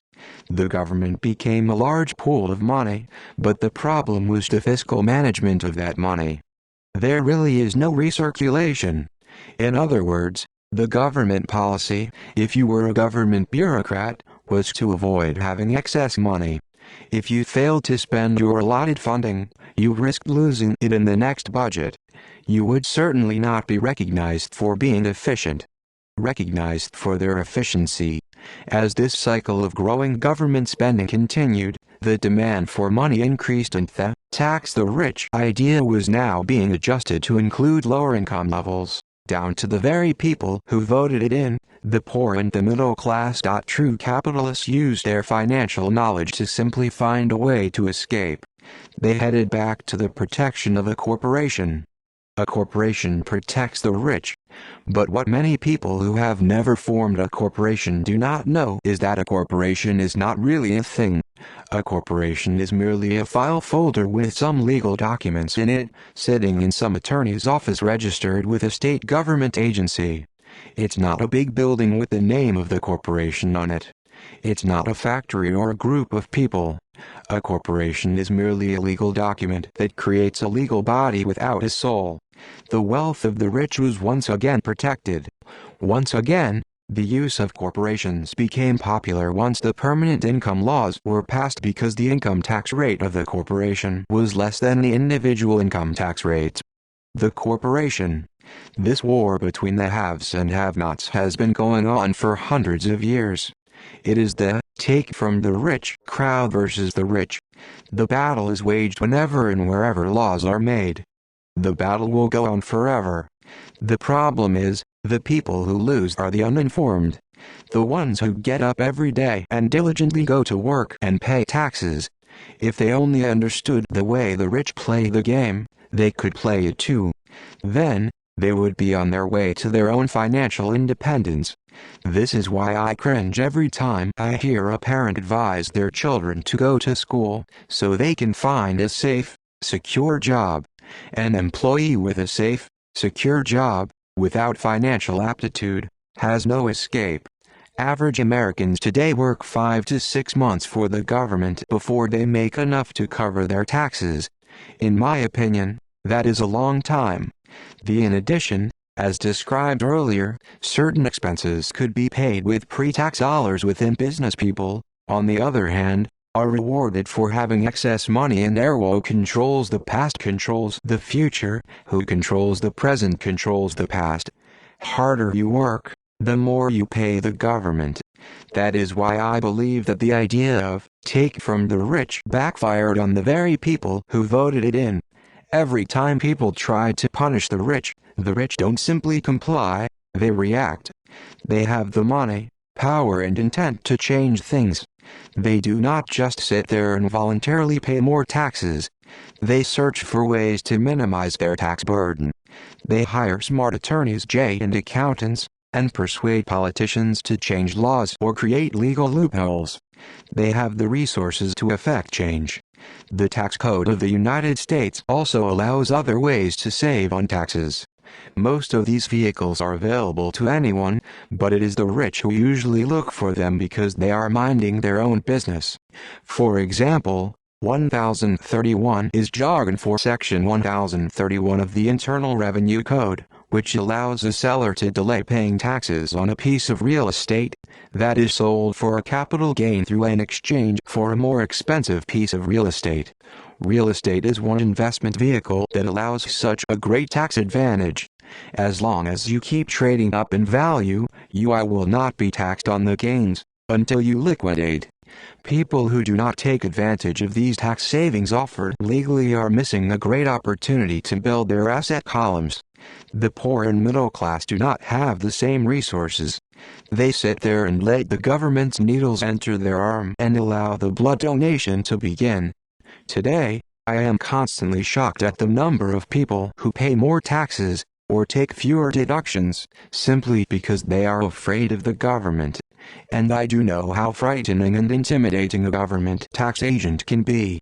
I have had friends who have had their businesses shut down and destroyed, only to find out it was a mistake on the part of the government. I realize all that. But the price of working from January to mid-May is a high price to pay for that intimidation. My poor dad never fought back. My rich dad didn't either. He just played the game smarter, and he did it through corporations. The biggest secret of the rich. You may remember the first lesson I learned from my rich dad. I was a little boy of 9 who had to sit and wait for him to choose to talk to me. I often sat in his office waiting for him to get to me. He was ignoring me on purpose. He wanted me to recognize his power and desire to have that power for myself one day. For all the years I studied Jay and learned from him, he always reminded me that knowledge was power. And with money comes great power that requires the right knowledge to keep it and make it multiply. Without that knowledge, the world pushes you around. Rich Dad constantly reminded Mike and me that who controls the past controls the future, who controls the present controls the past. Biggest bully was not the boss or the supervisor, but the tax man. The tax man will always take more if you let him. The first lesson of having money work for me, as opposed to working for money, is really all about power. If you work for money, you give the power up to your employer. If your money works for you, you keep and control the power. Once we had this knowledge of the power of money working for us, he wanted us to be financially smart and not let bullies push us around. You need to know the law and how the system works. If you're ignorant, it is easy to be bullied. If you know what you're talking about, you have a fighting chance. That is why he paid so much for smart tax accountants and attorneys. It was less expensive to pay them than pay the government. His best lesson to me, which I have used most of my life, is, be smart and you won't be pushed around as much. He knew the law because he was a law-abiding citizen. He knew the law because it was expensive to not know the law. If you know you're right, You're not afraid of fighting back, even if you are taking on Robin Hood and his band of merry men. My highly educated dad always encouraged me to seek a good job with a strong corporation. He spoke of the virtues of working your way up the corporate ladder. He didn't understand that, by relying solely on a paycheck from a corporate employer, I would be a docile cow ready for milking. When I told my rich dad of my father's advice, he only chuckled. "Why not own the ladder?" was all he said. As a young boy, I did not understand what Rich Dad meant by owning my own corporation. It was an idea that seemed impossible and intimidating. Although I was excited by the idea, my youth would not let me envision the possibility that grown-ups would someday work for a company I would own. The point is, if not for my rich dad, I would have probably followed my educated dad's advice. It was merely the occasional reminder of my rich dad that kept the idea of owning my own corporation alive and kept me on a different path. By the time I was 15 or 16, I knew I was not going to continue down the path my educated dad was recommending. I did not know how I was going to do it, but I was determined not to head in the direction most of my classmates were heading. That decision changed my life. It was not until I was in my mid-20s that my rich dad's advice began to make more sense. I was just out of the Marine Corps and working for Xerox. I was making a lot of money, but every time I looked at my paycheck, I was always disappointed. The deductions were so large, and the more I worked, the greater the deductions. As I became more successful, my bosses talked about promotions. Who controls the past controls the future, who controls the present controls the past. And raises. It was flattering, but I could hear my rich dad asking me in my ear, "Who are you working for? Who are you making rich?" In 1974, while still an employee for Xerox, I formed my first corporation and began minding my own business. There were already a few assets in my asset column, but now I was determined to focus on making it bigger. Those paychecks with all the deductions made all the years of my rich dad's advice make total sense. I could see the future if I followed my educated dad's advice. Many employers feel that advising their workers to mind their own business is bad for business. I am sure it can be for certain individuals. But for me, focusing on my own business, developing assets, made me a better employee. I now had a purpose. I came in early and worked diligently, amassing as much money as possible so I could begin investing in real estate. And there were Hawaii was just set to boom, 4 fortunes to be made. The more I realized we were in the beginning stages of a boom, the more Xerox machines I sold. The more I sold, the more money I made, and, of course, the more deductions there were from my paycheck. It was inspiring. I wanted out of the trap of being an employee so badly that I worked harder, not less. By 1978, I was consistently one of the top 5 salespeople in sales, often number 1. I badly wanted out of the rat race. In less than 3 years, I was making more in my own little corporation, which was a real estate holding company, than I was making at Xerox. And the money I was making in my asset column, in my own corporation, was money working for me. Not me pounding on doors selling copiers.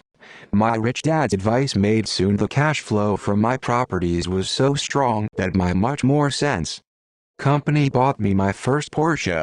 My fellow Xerox salespeople thought I was spending my commissions. I wasn't. I was investing my commissions in assets. My money was working hard to make more money. Boss a new Porsche with before tax dollars. Each dollar in my asset column was a great employee, working hard to make more employees, and by the I began to work harder for Xerox. The plan was working, and my Porsche was the proof.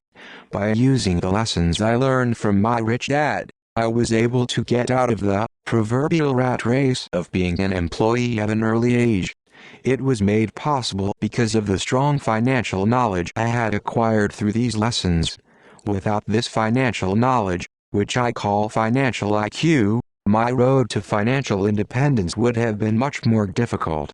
I now teach others through financial seminars in the hope that I may share my knowledge with them. Whenever I do my talks, I remind people that financial IQ is made up of knowledge from 4 broad areas of expertise.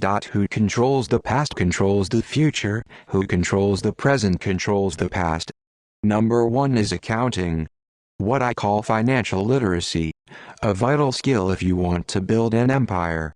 The more money you are responsible for, the more accuracy is required, or the house comes tumbling down.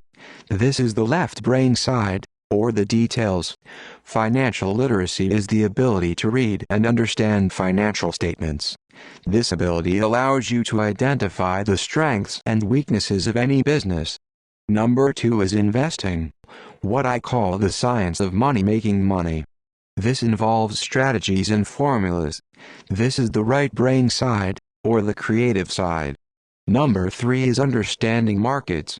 The science of supply and demand. There is a need to know the technical aspects of the market, which is emotion-driven. The Tickle Me Elmo doll during Christmas 1996 is a case of a technical or emotion-driven market. The other market factor is the fundamental or the economic sense of an investment. Does an investment make sense or does it not make sense based on the current market conditions? Many people think the concepts of investing and understanding the market are too complex for kids. They fail to see that kids know those subjects intuitively. For those not familiar with the Elmo doll, it was a Sesame Street character that was highly touted to the kids just before Christmas. Most all kids wanted one, and put it at the top of their Christmas list. Many parents wondered if the company intentionally held the product off the market, while continuing to advertise it for Christmas. A panic set in due to high demand and lack of supply. Having no dolls to buy in the stores, scalpers saw an opportunity to make a small fortune from desperate parents. The unlucky parents who did not find the doll were forced to buy another toy for Christmas. The incredible popularity of the Tickle Me Elmo doll made no sense to me, but it serves as an excellent example of supply and demand economics. The same thing goes on in the stock, bond, real estate and baseball card markets. Number 4 is the law. For instance, utilizing a corporation wrapped around the technical skills of accounting, investing in markets can aid explosive growth. An individual with the knowledge of the tax advantages and protection provided by a corporation can get rich so much faster than someone who is an employee or a small business sole proprietor. It's like the difference between someone walking and someone flying. The difference is profound when it comes to long-term wealth. Who controls the past controls the future, who controls the present controls the past. 1. Tax advantages. A corporation can do so many things that an individual cannot, like pay for expenses before it pays taxes. That is a whole area of expertise that is so exciting, but not necessary to get into unless you have sizable assets or a business. Employees earn and get taxed and they try to live on what is left. A corporation earns, spends everything it can, and is taxed on anything that is left. It's one of the biggest legal tax loopholes that the rich use. They're easy to set up and are not expensive if you own investments that are producing good cash flow. For example, by owning your own corporation, vacations or board meetings in Hawaii. Card payments, insurance, repairs are company expenses. Health club membership is a company expense. Most restaurant meals are partial expenses. And on and on. But do it legally with pre-tax dollars. 2. Protection from lawsuits. We live in a litigious society. Everybody wants a piece of your action. The rich hide much of their wealth using vehicles such as corporations and trusts to protect their assets from creditors. When someone sues a wealthy individual, they are often met with layers of legal protection, and often find that the wealthy person actually owns nothing. They control everything, but own nothing. The poor and middle class try to own everything and lose it to the government or to fellow citizens who like to sue the rich. They learned it from the Robin Hood story. Take from the rich, give to the poor. It is not the purpose of this book to go into the specifics of owning a corporation. But I will say that if you own any kind of legitimate assets, I would consider finding out more about the benefits and protection offered by a corporation as soon as possible. There are many books written on the subject that will detail the benefits and even walk you through the steps necessary to set up a corporation. One book in particular, Incorporated and Grow Rich, provides a wonderful insight into the power of personal corporations. Financial IQ is actually the synergy of many skills and talents. But I would say it is the combination of the 4 technical skills listed above that make up basic financial intelligence. If you aspire to great wealth, it is the combination of these skills that will greatly amplify an individual's financial intelligence. In summary, who controls the past controls the future, who controls the present controls the past. The rich people with corporations. 1. Earn. 2. Spend. 3. Pay taxes. 1. Earn. 2. Pay taxes. 3. Spend. The people who work for. As part of your overall financial strategy, we strongly recommend owning your own corporation wrapped around your assets. 6. Chapter 6 Lesson 5 : The rich invent money. Last night, I took a break from writing and watched a TV program on the history of a young man named Alexander Graham Bell. Bell had just patented his telephone, and was having growing pains because the demand for his new invention was so strong. Needing a bigger company, he then went to the giant at that time, Western Union, and asked them if they would buy his patent and his tiny company. He wanted $100,000 for the whole package. The president of Western Union scoffed at him and turned him down, saying the price was ridiculous. The rest is history. A multi-billion-dollar industry emerged, and AT&T was born. The evening news came on right after the story of Alexander Graham Bell ended. On the news was a story of another downsizing at a local company. The workers were angry and complained that the company ownership was unfair. A terminated manager of about 45 years of age had his wife and 2 babies at the plant and was begging the guards to let him talk to the owners to ask if they would reconsider his termination. He had just bought the house and was afraid of losing it. The camera focused in on his pleading for all the world to see. Needless to say, it held my attention. I have been teaching professionally since 1984. It has been a great experience and rewarding. It is also a disturbing profession, for I have taught thousands of individuals and I see one thing in common in all of us, myself included. We all have tremendous potential, and we all are blessed with gifts. Yet, the one thing that holds all of us back is some degree of self-doubt.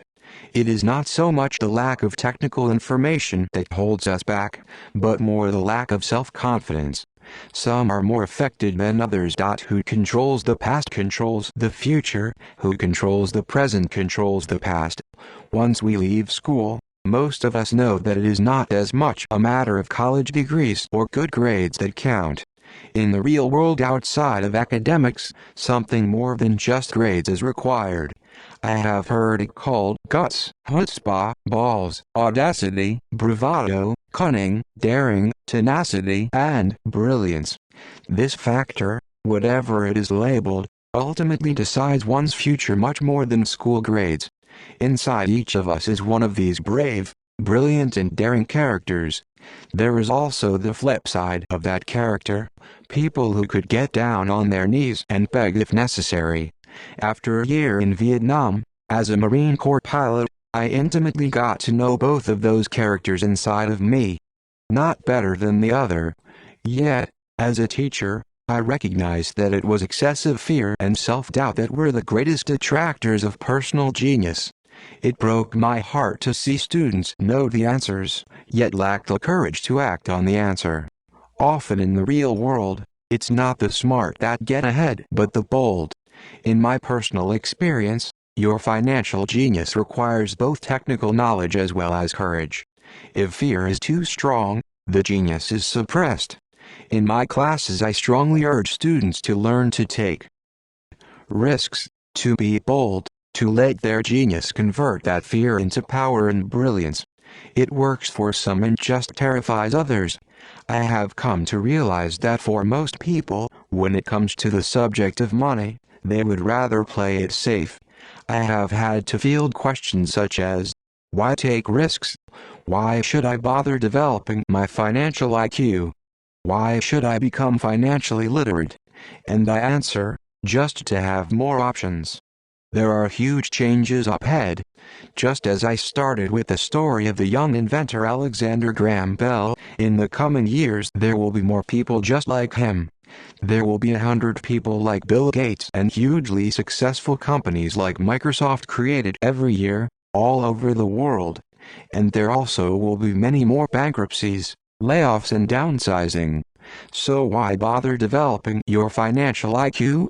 No one can answer that but you.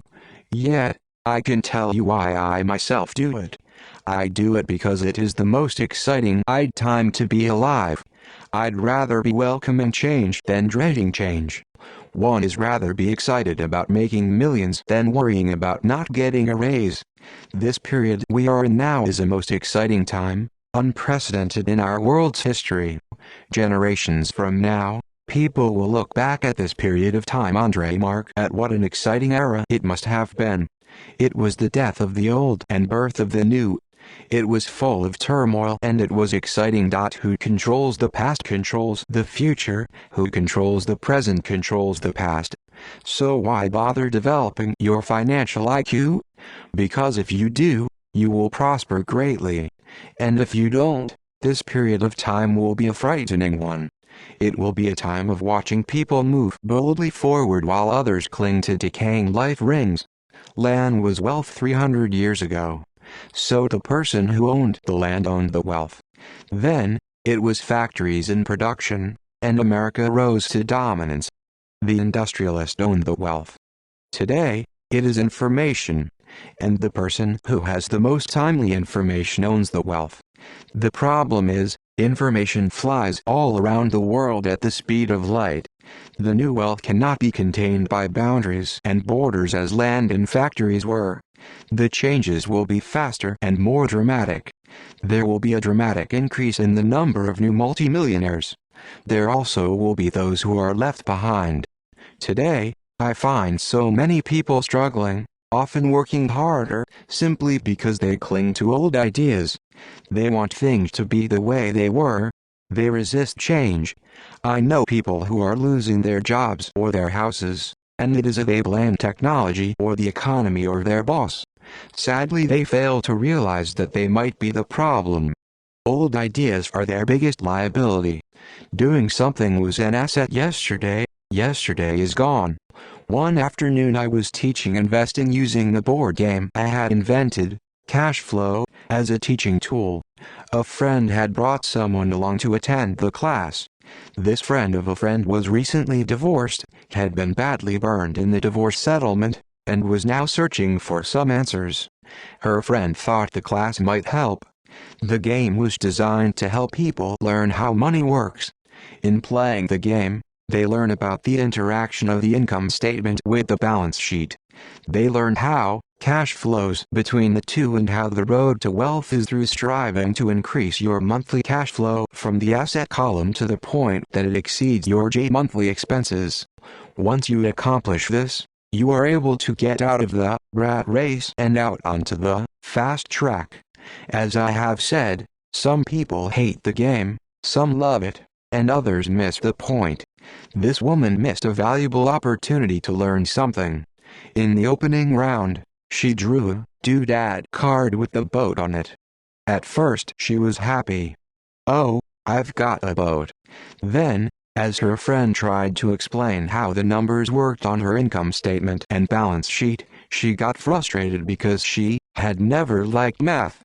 The rest of her table waited while her friend continued explaining the relationship between the income statement, balance liability simply because they failed to realize that while that idea or way off who controls the past controls the future, who controls the present controls the past.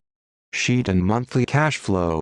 Suddenly, when she realized how the numbers worked, it dawned on her that her boat was eating her alive. Later on in the game, she was also downsized and had a child. It was a horrible game for her.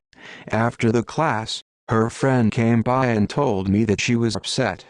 She had come to the class to learn about investing and did not like the idea that it took so long to play a silly game. Her friend attempted to tell her to look within herself to see if the game reflected on herself in any way. With that suggestion, the woman demanded her money back. She said that the very idea that a game could be a reflection of her was ridiculous. Her money was promptly refunded and she left. Since 1984, I have made millions simply by doing what the school system does not. In school, most teachers lecture. I hated lectures as a student. I was soon bored and my mind would drift.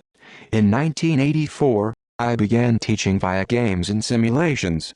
I always encouraged adult students to look at games as reflecting back to what they know and what they needed to learn. Most importantly, a game reflects back on one's behavior. It's an instant feedback system.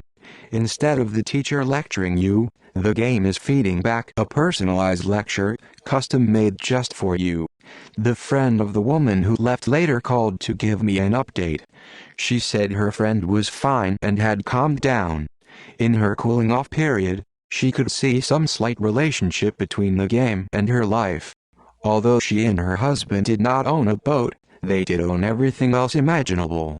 She was angry after their divorce, both because he had run off with a younger woman and because after 20 years of marriage, they had accumulated little in the way of assets. There was virtually nothing for them to split. Their 20 years of married life had been incredible fun, but all they had accumulated was a ton of doodads. She realized that her anger at doing the numbers, the income statement and balance sheet came from her embarrassment of not understanding them. She had believed that finances were the man's job. She maintained the house and did the entertaining, and he handled the finances. She was now quite certain that in the last 5 years of their marriage, he had hidden money from her. She was angry at herself for not being more aware of where the money was going, as well as for not knowing about the other woman. Just like a board game, the world is always providing us with instant feedback. We could learn a lot if we tuned in more. One day not long ago, I complained to my wife that the cleaners must have shrunk my pants. My wife, who controls the past controls the future, who controls the present controls the past, gently smiled and poked me in the stomach to inform me that the pants had not shrunk, something else had expanded me. The game Cash Flow was designed to give every player personal feedback. Its purpose is to give you options. If you draw the boat card and it puts you into debt, the question is, now what can you do? How many different financial options can you come up with? That is the purpose of the game, to teach players to think and create new and various financial options. I have watched this game played by more than 1,000 people. The people who get out of the rat race in the game the quickest are the people who understand numbers and have creative financial minds. They recognize different financial options. People who take the longest are people who are not familiar with numbers and often do not understand the power of investing. Rich people are often creative and take calculated risks. There have been people playing Cash Flow who gain lots of money in the game, but they don't know what to do with it. Most of them have not been financially successful in real life either. Everyone else seems to be getting ahead of them, even though they have money. And that is true in real life. There are a lot of people who have a lot of money and do not get ahead financially. 7. Chapter 7 Lesson 6 : Work to Learn. Don't work for money. In 1995, one granted an interview with a newspaper in Singapore. The young female reporter was on time, and the interview got underway immediately. We sat in the lobby of a luxurious hotel, sipping coffee and discussing the purpose of my visit to Singapore. I was to share the platform with Zig Ziglar.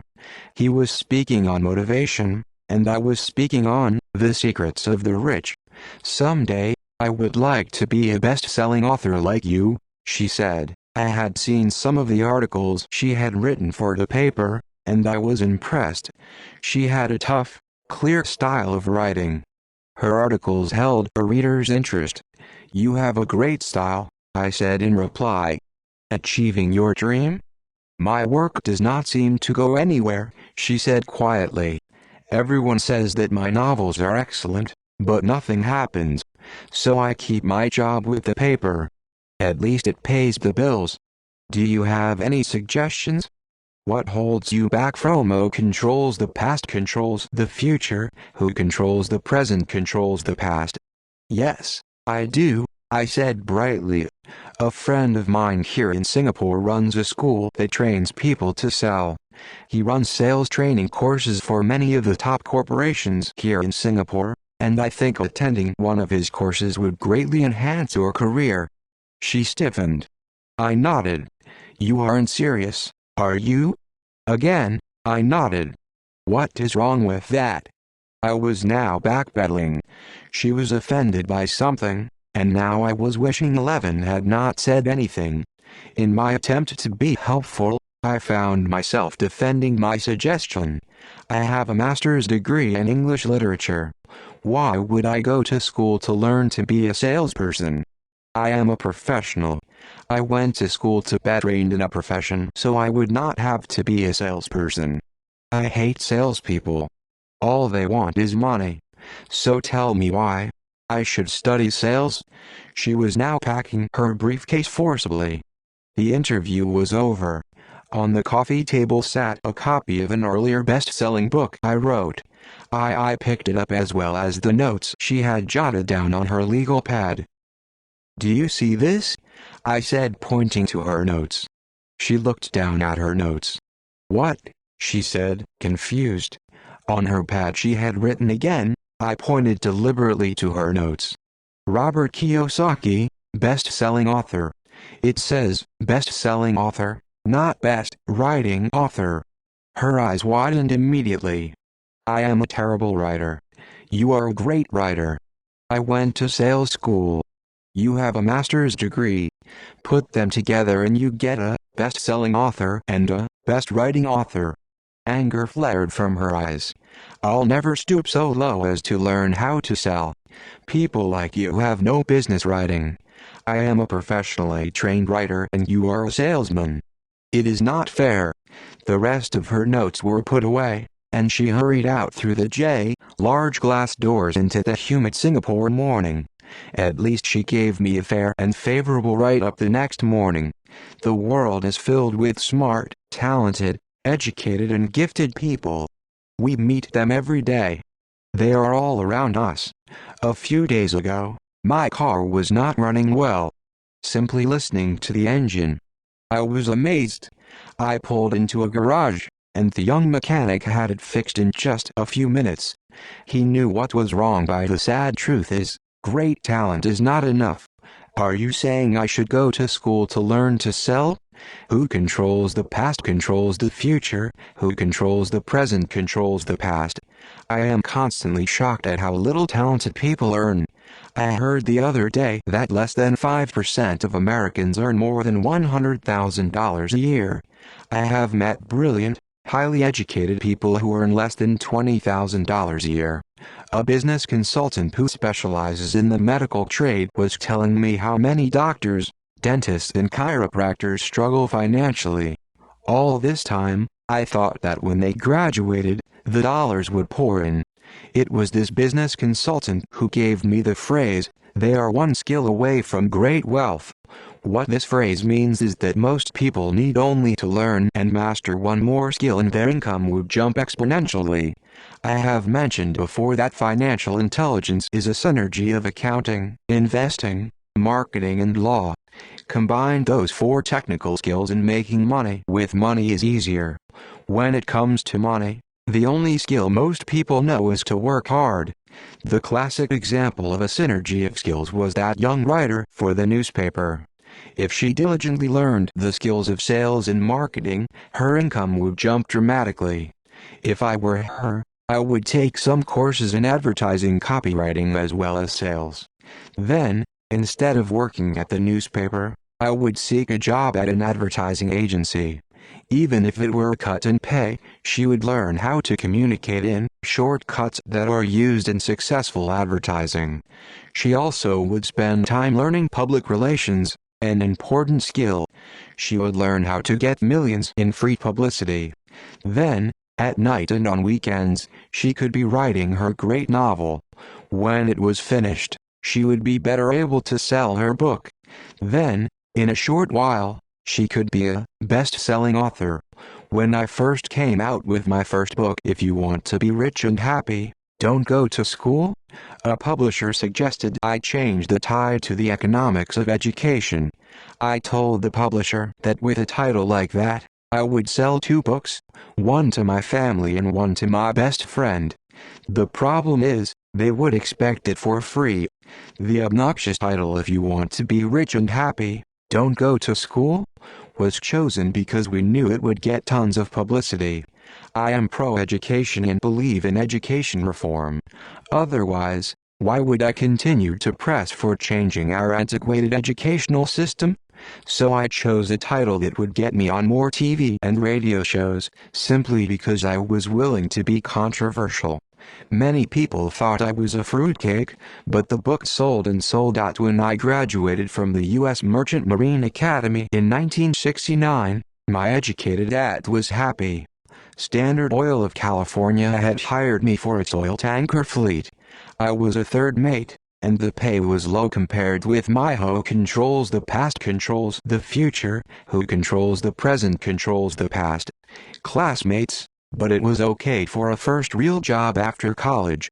My starting pay was about $42,000 a year, including overtime, and I only had to work for 7 months. I had 5 months of vacation.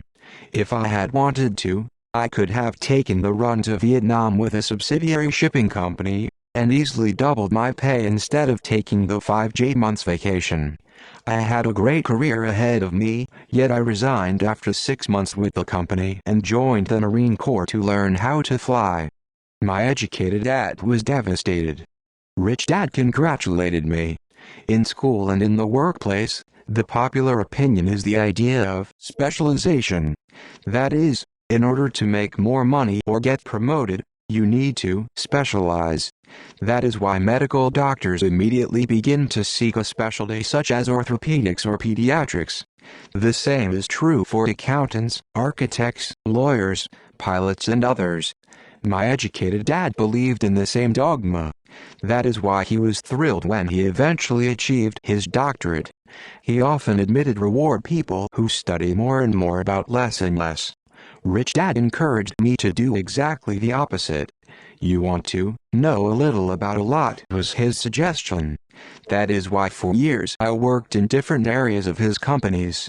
For a while, I worked in his accounting department. Although I would probably never have been an accountant, he wanted me to learn via osmosis. Rich Dad knew I would pick up jargon and a sense of what is important and what is not. I also worked as a busboy and construction worker, as well as in sales, reservations and marketing. He was grooming Mike and me. That is why he insisted we sit in on the meetings with his bankers, lawyers, accountants and brokers. He wanted us to know a little about every aspect of his empire. When I quit my high-paying job with Standard Oil, my educated dad had a heart-to-heart with me. He was bewildered. He could not understand my decision to resign from a career that offered high pay, great benefits, lots of time off, and opportunity for promotion. When he asked me one evening, "Why did you quit?" I could not explain it to him, as much as I tried. My logic did not fit his logic. The big problem was that my logic was my rich dad's logic. Job security meant everything to my educated dad. Learning meant everything to my rich dad. Educated dad thought I went to school to learn to be a ship's officer. Rich dad knew that I went to school to study international trade. So as a student, I made cargo runs, navigating large freighters, oil tankers and passenger ships to the Far East and the South Pacific. Rich Dad emphasized that bullet Bullet. That school's who controls the past controls the future, who controls the present controls the past. I stay in the Pacific instead of taking ships to Europe because he knew that the emerging nations were in Asia, not Europe. While most of my classmates, including Mike, were partying at their fraternity houses, I was studying trade, people, business styles and cultures in Japan, Taiwan, Thailand, Singapore, Hong Kong, Vietnam, Korea, Tahiti, Samoa and the Philippines. I also was partying, but it was not in any frat house. I grew up rapidly. Educated dad just could not understand why I decided to quit and join the Marine Corps. I told him I wanted to learn to fly, but really I wanted to learn to lead troops. Rich Dad explained to me that the hardest part of running a company is managing people. He had spent 3 years in the Army. My educated dad was draft exempt. Rich Dad told me of the value of learning to lead men into dangerous situations. Leadership is what you need to learn next, he said. You're not a good leader, you'll get shot in the back, just like they do in business. Returning from Vietnam in 1973, one resigned my commission, even though I loved flying. I found a job with Xerox Corporation. I joined it for one reason, and it was not for the benefits. I was a shy person, and the thought of selling was the most frightening subject in the world. Xerox has one of the best sales training programs in America. Rich Dad was proud of me. My educated dad was ashamed. Being an intellectual, he thought that salespeople were below him. I worked with Xerox for 4 years until I overcame my fear of knocking on doors and being rejected. Once I could consistently be in the top 5 in sales, I again resigned and moved on, leaving behind another great career with an excellent company. In 1977, one formed my first company. Rich Dad had groomed Mike and me to take over companies. So I now had to learn to form them and put them together. My first product, the nylon and Velcro wallet, was manufactured in the Far East and shipped to a warehouse in New York, near where I had gone to school. Formal education was complete, and it was time to test my wings. Went broke. Rich Dad thought it best to go broke before 30. Left Korea for New York. Today, I still do business internationally. And as my rich dad encouraged me to do, I keep seeking the emerging nations. Today my investment company invests in South America, Asia, Norway and Russia. There is an old cliché that goes, JOB is an acronym for, just over broke. And unfortunately, I would say you still have time to recover, was his advice. On the eve of my 30th birthday, my first shipment, if I failed, IFO controls the past controls the future, who controls the present controls the past. That the saying applies to millions of people. Because school does not think financial intelligence is an intelligence, most workers live within their means. They work and they pay the bills. There is another horrible management theory that goes, workers work hard enough to not be fired, and owners pay just enough so that workers won't quit. And if you look at the pay scales of most companies, again I would say there is a degree of truth in that statement. The net result is that most workers never get ahead. They do what they've been taught to do, get a secure job. Most workers focus on working for pay and benefits that reward them in the short term, but is often disastrous in the long. Instead, I recommend to young people to seek work for what they will earn, more than what they will earn. Look down the road at what skills they want to acquire before choosing a specific profession and before getting trapped in the rat race. Once people are trapped in the lifelong process of bill paying, they become like those little hamsters running around in those little metal wheels. Their little furry legs are spinning furiously, the wheel is turning furiously, but come tomorrow morning, they'll still be in the same cage. Great job. In the movie Jerry Maguire, starring Tom Cruise, there are many great one-liners. Probably the most memorable is, "Show me the money." But there is one line I thought most truthful. It comes from the scene where Tom Cruise is leaving the firm. He has just been fired, and he is asking the entire company, "Who wants to come with me?" And the whole place is silent and frozen. Only one woman speaks up and says, "I'd like to, but I'm due for a promotion in 3 months." That statement is probably the most truthful statement in the whole movie. It is the type of statement that people use to keep themselves busy working away to pay bills. I know my educated dad looked forward to his pay raise every year, and every year he was disappointed. So he would go back to school to earn more qualifications so he could get another raise, but again, it would be another disappointment.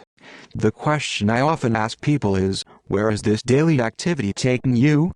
Just like the little hamster, I wonder if people look at where their hard work is taking them. What does the future hold? Cyril Brickfield, the former executive director of the American Association of Retired People, reports that private pensions are in a state of chaos. First of all, 50% of the workforce today has no pension. Who controls the past controls the future, who controls the present controls the past. Alone should be of great concern. And 75 to 80% of the other 50% have ineffective pensions that pay $55 or $150 or $300 a month. In his book The Retirement Myth, Craig S. Carpel writes, "I visited the headquarters of a major national pension consulting firm and met with a managing director who specializes in designing lush retirement plans for top management. When I asked her what people who don't have corner offices will be able to expect in the way of pension income, she said with a confident smile, 'Silver bullet.'" "What?" I asked, "is the silver bullet?"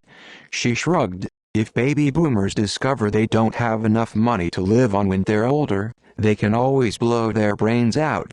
Carpel goes on to explain the difference between the old defined benefit retirement plans and the new 401k plans, which are riskier. It is not a pretty picture for most people working today. And that is just for retirement. When medical fees and long-term nursing home care are added to the picture is frightening. In his 1995 book, he indicates that nursing home fees run from $30,000 to $125,000 per year. He went to a clean no-frills nursing home in his area and found the price to be $88,000 a year in 1995. Already, many hospitals in countries with socialized medicine need to make tough decisions such as, who will live and who will die? They make those decisions purely on how much money they have and how old the patients are. If the patient is old, they often will give the medical care to someone younger. The older poor patient gets put to the back of the line, while those who have little wealth will die. So I wonder, are workers looking into the future or just until their next paycheck, never questioning where they are headed? When I speak to adults who want to earn more money, I always recommend the same thing. I suggest taking a long view of their life. Instead of simply working for the money and security, which I admit are important, I suggest they take a second job that will teach them a second skill. Often I recommend joining a network marketing company, also called multi-level marketing, if they want to learn sales skills. Some of these companies have excellent training programs that help people get over their fear of failure and rejection, which are the main reasons people are unsuccessful. Education is more valuable than money, in the long run. When I offer this suggestion, I often hear in response, "Oh, that is too much hassle," or, "I only want to do what I am interested in." So just as the rich can afford better education, the rich will be able to keep themselves alive. Who controls the past controls the future, who controls the present controls the past. To the statement of "it's too much of a hassle," I ask, so you would rather work all your life giving 50% of what you earn to the government? To the other statement, "I only do what I am interested in," I say, I'm not interested in going to the gym, but I go because I want to feel better and live longer. Unfortunately, there is some truth to the old statement, "You can't teach an old dog new tricks." Unless a person is used to changing, it's hard to change. But for those of you who might be on the fence when it comes to the idea of working to learn something new, I offer this word of encouragement. Life is much like going to the gym. The most painful part is deciding to go. Once you get past that, it's easy. There have been many days I have dreaded going to the gym, but once I am there and in motion, it is a pleasure. After the workout is over, I am always glad I talked myself into going. If you are unwilling to work to learn something new and insist on, instead, becoming highly specialized within your field, make sure the company you work for is unionized. Labor unions are designed to protect specialists. My educated dad, after falling from grace with the governor, became the head of the teachers' union in Hawaii. He told me that it was the hardest job he ever held. My rich dad, on the other hand, spent his life doing his best to keep his companies from becoming unionized. He was successful.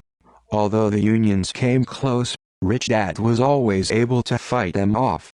Personally, I take no sides because I can see the need for and the benefits of both sides. If you do as school recommends, become highly specialized, then seek union protection. For example, had I continued on with my flying career, I would have sought a company that had a strong pilots union. Why? Because my life would be dedicated to learn a skill that was valuable in only one industry. If I were pushed out of that industry, my life skills would not be as valuable to another industry. A displaced senior pilot with 100,000 hours of heavy airline transport time, earning $150,000 a year would have a hard time finding an equivalent high-paying job in school teaching. The skills do not necessarily transfer from industry to industry, because the skills the pilots are paid for in the airline industry are not as important in, say, the school system. The same is true even for doctors today. With all the changes in medicine, many medical specialists are needing to conform to medical organizations such as HMOs. School teachers definitely need to be union members. Today in America, the teachers' union is the largest and the richest labor union of all. The NEA, National Education Association, has tremendous political clout. Teachers need who controls the past controls the future, who controls the present controls the past. The protection of their union because their skills are also of limited value to an industry outside of education. So the rule of thumb is, highly specialized, then unionize. It's the smart thing to do. When I ask the classes I teach, how many of you can cook a better hamburger than McDonald's? Almost all the students raise their hands. I then ask, so if most of you can cook a better hamburger, how come McDonald's makes more money than you? The answer is obvious. McDonald's is excellent at business systems. The reason so many talented people are poor is because they focus on building a better hamburger and know little to nothing about business systems. A friend of mine in Hawaii is a great artist. He makes a sizable amount of money. One day his mother's attorney called to tell him that she had left him $35,000. That is what was left of her estate after the attorney and the government took their shares. Immediately, he saw an opportunity to increase his business by using some of this money to advertise. 2 months later, his first four-color, full-page ad appeared in an expensive magazine that targeted the very rich. The ad ran for 3 months. Misrepresentation. This is a common case of someone who can build a beautiful hamburger, but knows little about business. When I asked him what he learned, his only reply was that advertising salespeople are crooks. I then asked him if he would be willing to take a course in sales and a course in direct marketing. His reply, I don't have the time, and I don't want to waste my money. The world is filled with talented poor people. All too often, they're bullet poor or struggle financially or earn less than they are capable of, not because of what they know but because of what they do not know. They focus on perfecting their skills at building a better hamburger rather than the skills of selling and delivering the hamburger. Maybe McDonald's does not make the best hamburger, but they're the best at burger. Poor Dad wanted me to specialize. That was his view on how to be paid more. Even after being told by the governor of Hawaii that he could no longer work in state government, My educated dad continued to encourage me to get specialized. Educated dad then took up the cause of the teachers' union, campaigning for further protection and benefits for these highly skilled and educated professionals. We argued often, but I know he never agreed that over-specialization is what caused the need for union protection. He never selling and delivering the basic average. He received no replies from the ad, and all of his inheritance is now gone. He now wants to sue the magazine for who controls the past controls the future, who controls the present controls the past. Understood that the more specialized you become, the more you are trapped and dependent on that specialty. Rich Dad advised that Mike and I groom ourselves. Many corporations do the same thing. They find a young bright student out of business school and begin grooming that person to someday take over the company. So these bright young employees do not specialize in one department. They are moved from department to department to learn all the aspects of business systems. The rich often groom their children or the children of others. Various departments interrelate. For the World War II generation, it was considered bad to skip from company to company. Today, it is considered smart, since people will skip from in the long company to company. Rather than seek greater specialization, why not seek to learn more than earn? In the short term, it may earn you less. Term, it will pay off in large dividends. The main management skills needed for success are: 1. The management of cash flow. 2. The management of systems, including yourself and time with family. 3. The management of people. The most important specialized skills are sales and understanding marketing. It is the ability to sell, therefore, to communicate to another human being, be it a customer, employee, boss, spouse or child, that is the base skill of personal success. It is communication skills such as writing, speaking and negotiating that are crucial to a life of success. It is a skill that I work on constantly, attending courses or buying educational tapes to expand my knowledge. As I have mentioned, my educated dad worked harder and harder the more competent he became. He also became more trapped the more specialized he got. Although his salary went up, his choices diminished. Soon after he was locked out of government work, he found out how vulnerable he really was professionally. It is like professional athletes who suddenly are injured or are too old to play. Their once high-paying position is gone, and they have limited skills to fall back on. I think that is why my educated dad sided so much with unions after that. He realized how much a union would have benefited him. Rich Dad encouraged Mike and me to know a little about a lot. He encouraged us to work with people smarter than we were and to bring smart people. By doing so, their children gain an overall knowledge of the operations of the business and how who controls the past controls the future, who controls the present controls the past. Together to work as a team. Today it would be called the synergy of professional specialities. Today, I meet ex-school teachers earning hundreds of thousands of dollars a year. They earn that much because they have specialized skills in their field as well as other skills. They can teach as well as sell and market. I know of no other skills to be more important than selling as well as marketing. The skills of selling and marketing are difficult for most people primarily due to their fear of rejection. The better you are at communicating, negotiating and handling your fear of rejection, the easier life is. Just as I advised that newspaper writer who wanted to become a best-selling author, I advise anyone else today. Being technically specialized has its strengths as well as its weaknesses. Have friends who are geniuses, but they cannot communicate effectively with other human beings and, as a result, their earnings are pitiful. Communication skills will improve. And that is priceless. In addition to being good learners, sellers and marketers, we need to be good teachers as well as good students. To be truly rich, we need to be able to give as well as to receive. In cases of financial or professional struggle, there is often a lack of giving and receiving. I know many people who are poor because they are neither good students nor good teachers. Both of my dads were generous men. Both made it a practice to give first.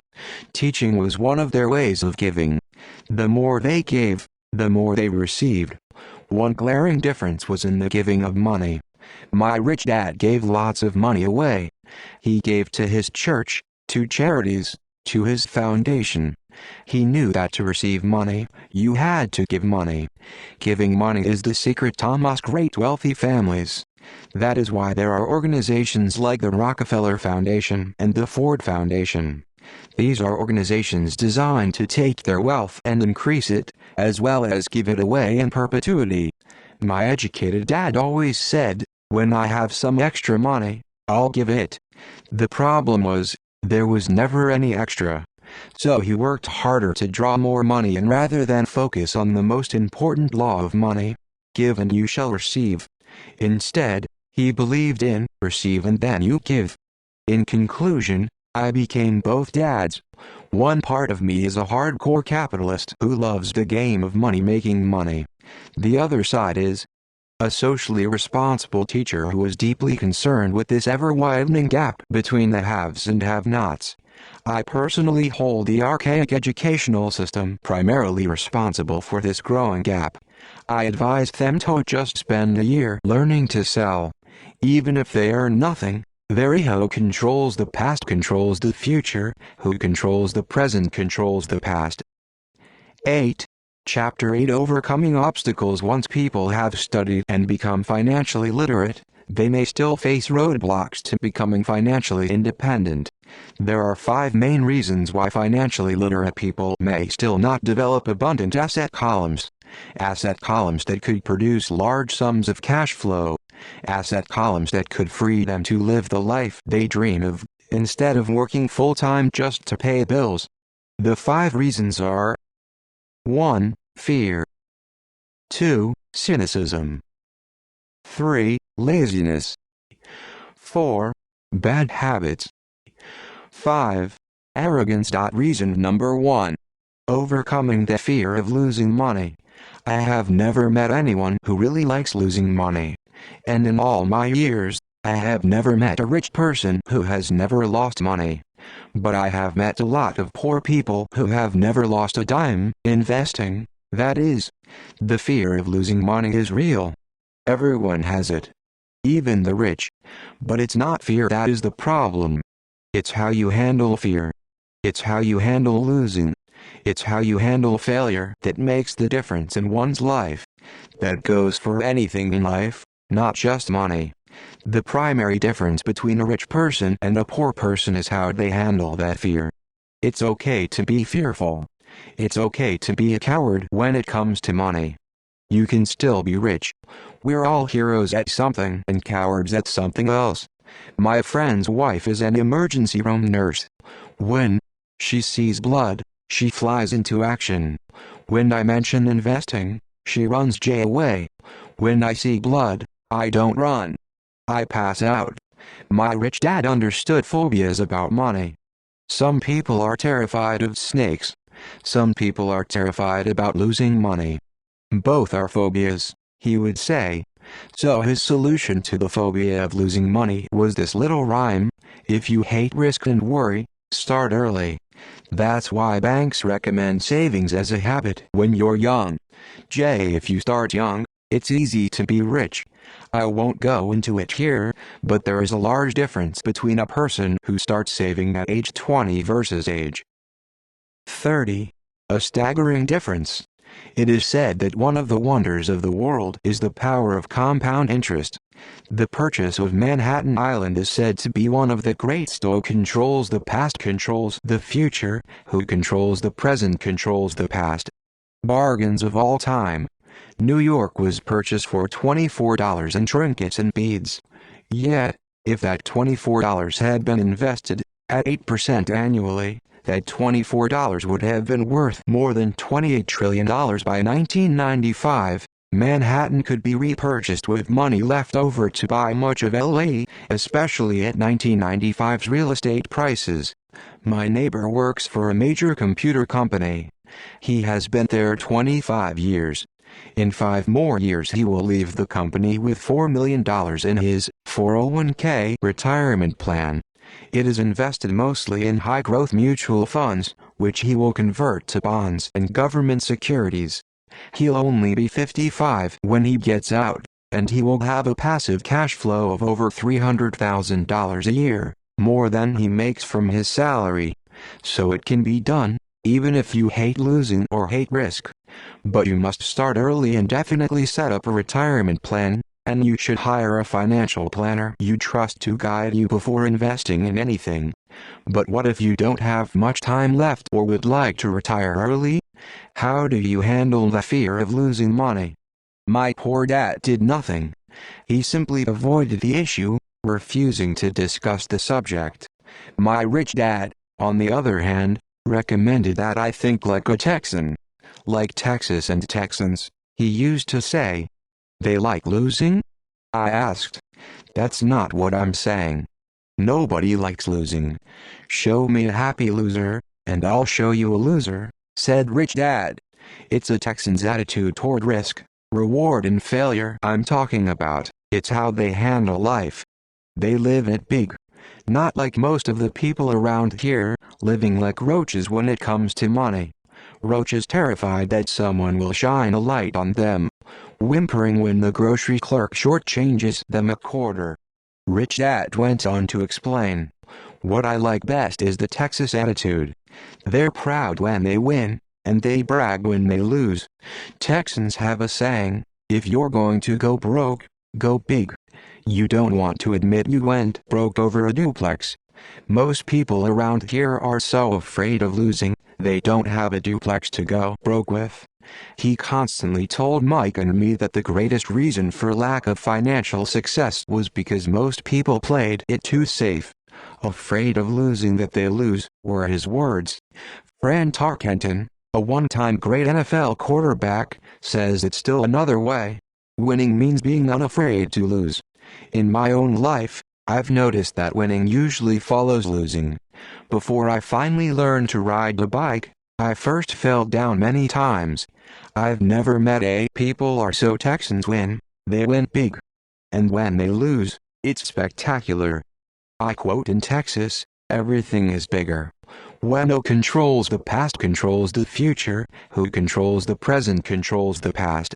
Golfer who has never lost a golf ball. I've never met people who have fallen in love who have never had their heart broken.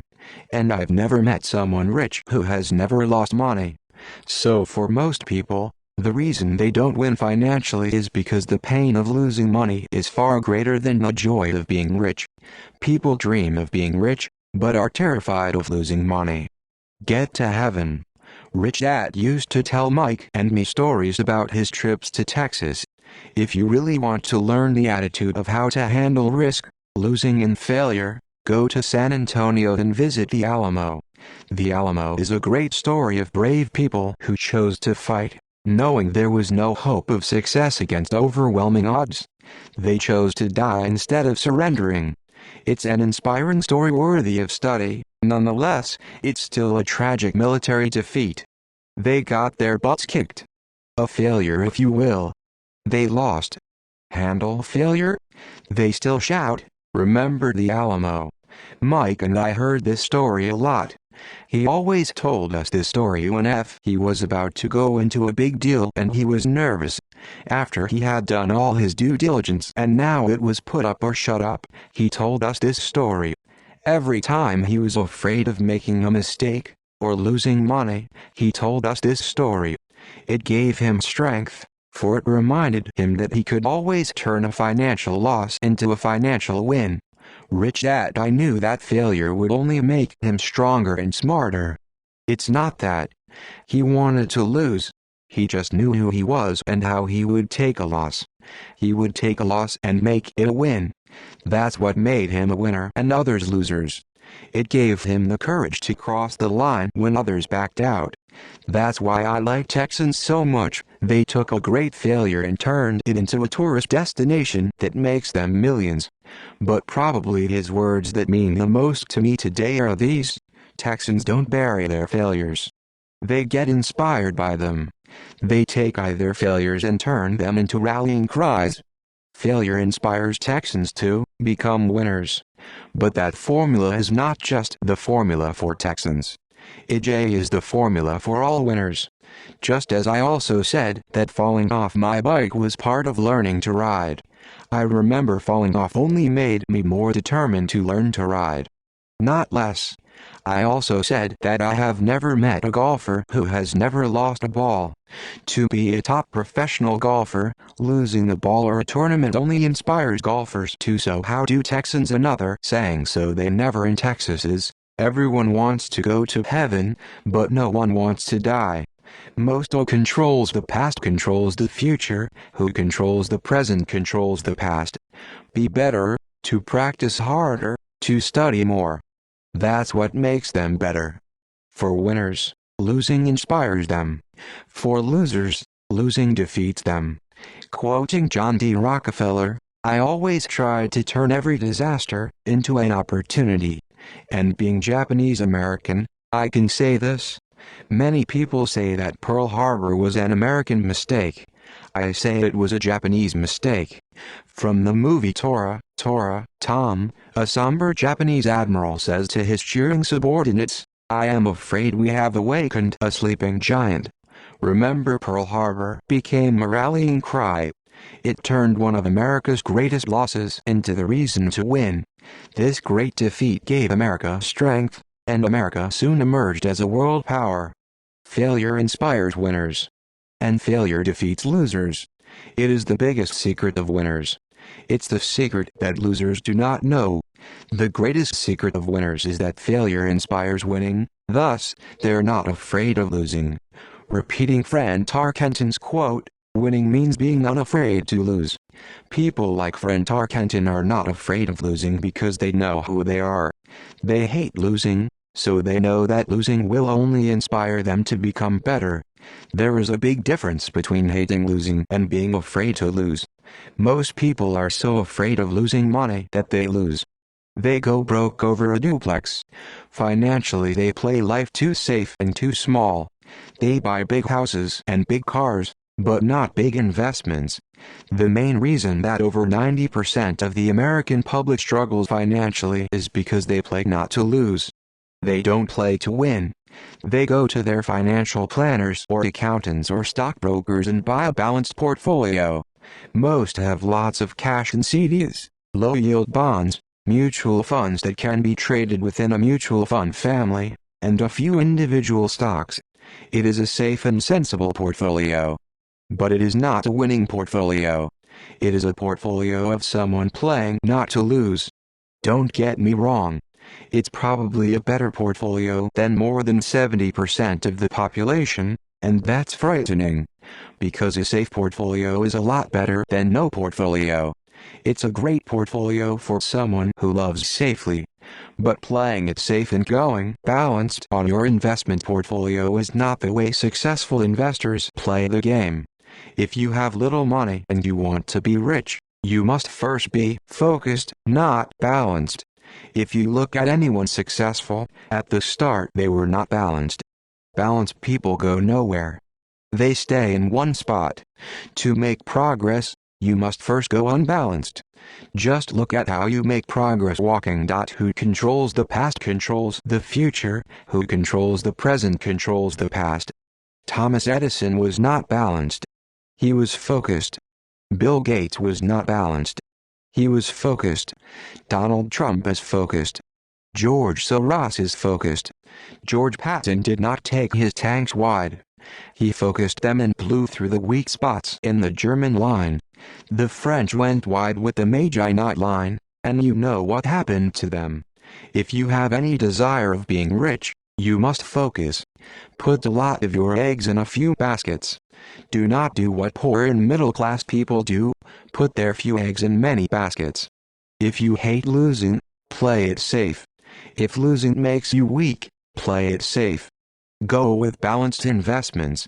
If you're over 25 years old and are terrified of taking risks, don't change. Play it safe, but start early.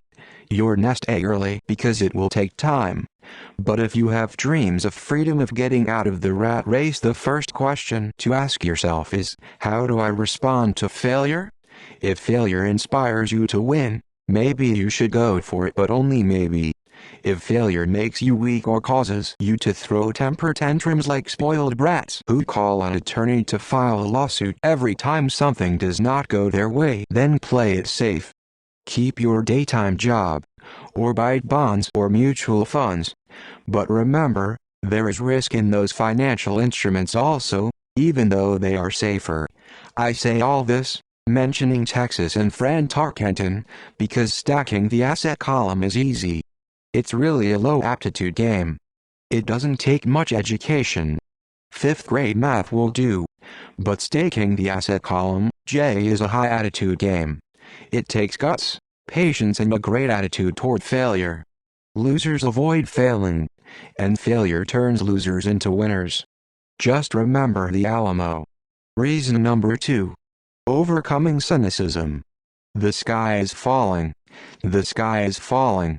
Most of us know the story of Chicken Little, who ran around warning the barnyard of impending doom. We all know people who are that way. But we all have a Chicken Little inside each of us. And as I stated earlier, the cynic is really a little chicken. We all get a little chicken when fear and doubt cloud our thoughts. All of us have doubts. If game. I'm not smart. I'm not good enough. So $and-so is better than me. Or our doubts often paralyze us. We play the what if the economy crashes right after I invest? Or, what if I lose control and I can't pay the money back? What if things don't go as I planned? Or we have friends or loved ones who will remind us of our shortcomings regardless of whether we ask. They often say, "What makes you think you can do that?" Or, "If it's such a good idea, how come someone else hasn't started accumulating?" Who controls the past controls the future, who controls the present controls the past. Done it? Or, "That will never work. You don't know what you're talking about." These words of doubt often get so loud that we fail to act. A horrible feeling builds in our stomach. Sometimes we can't sleep. We fail to move forward. So we stay with what is safe and opportunities pass us by. We watch life passing by as we sit immobilized with a cold knot in our body. We have all felt this at one time in our lives, some more than others. Peter Lynch of Fidelity Magellan Mutual Fund fame refers to warnings about the sky falling as noise, and we all hear it. Noise is either created inside our heads or comes from outside, often from friends, family, co-workers, and the media. Lynch recalls the time during the 1950s when the threat of nuclear war was so prevalent in the news that people began building fallout shelters and storing food and water. If they had invested that money wisely in the market, instead of building a fallout shelter, they'd probably be financially independent today. When the riots broke out in Los Angeles a few years ago, gun sales went up all over the country. A person dies from rare hamburger meat in Washington state, and the Arizona Health Department orders restaurants to have all beef cooked well done. A drug company runs a national TV commercial showing people catching the flu. The ad runs in February. Colds go up as well as sales of their cold medicine. Most people are poor because when it comes to investing, the world is filled with Chicken Littles running around yelling, "The sky is falling. The sky is falling." And Chicken Littles are effective because every one of us is a little chicken. It often takes great courage to not let rumors and talk of doom and gloom affect your doubts and fears. In 1992, a friend named Richard came from Boston to visit my wife and me in Phoenix. He was impressed with what we had done through stocks and real estate. The prices of real estate in Phoenix were depressed. We spent 2 days with him showing him what we thought were excellent opportunities for cash flow and capital appreciation. My wife and I are not real estate agents. We are strictly investors. After identifying a unit in a resort community, we called an agent who sold it to him that afternoon. The price was a mere $42,000 for a 2-bedroom townhome. Similar units were going for $65,000. He had found a bargain. Excited, he bought it and returned to Boston. 2 weeks later, The agent called to say that our friend had backed out. I called immediately to find out why.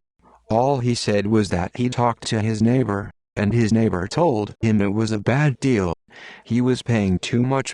Who controls the past controls the future, who controls the present controls the past. I asked Richard if his neighbor was an investor. Richard said no. When I asked why he listened to him, Richard got defensive and simply said he wanted to keep looking.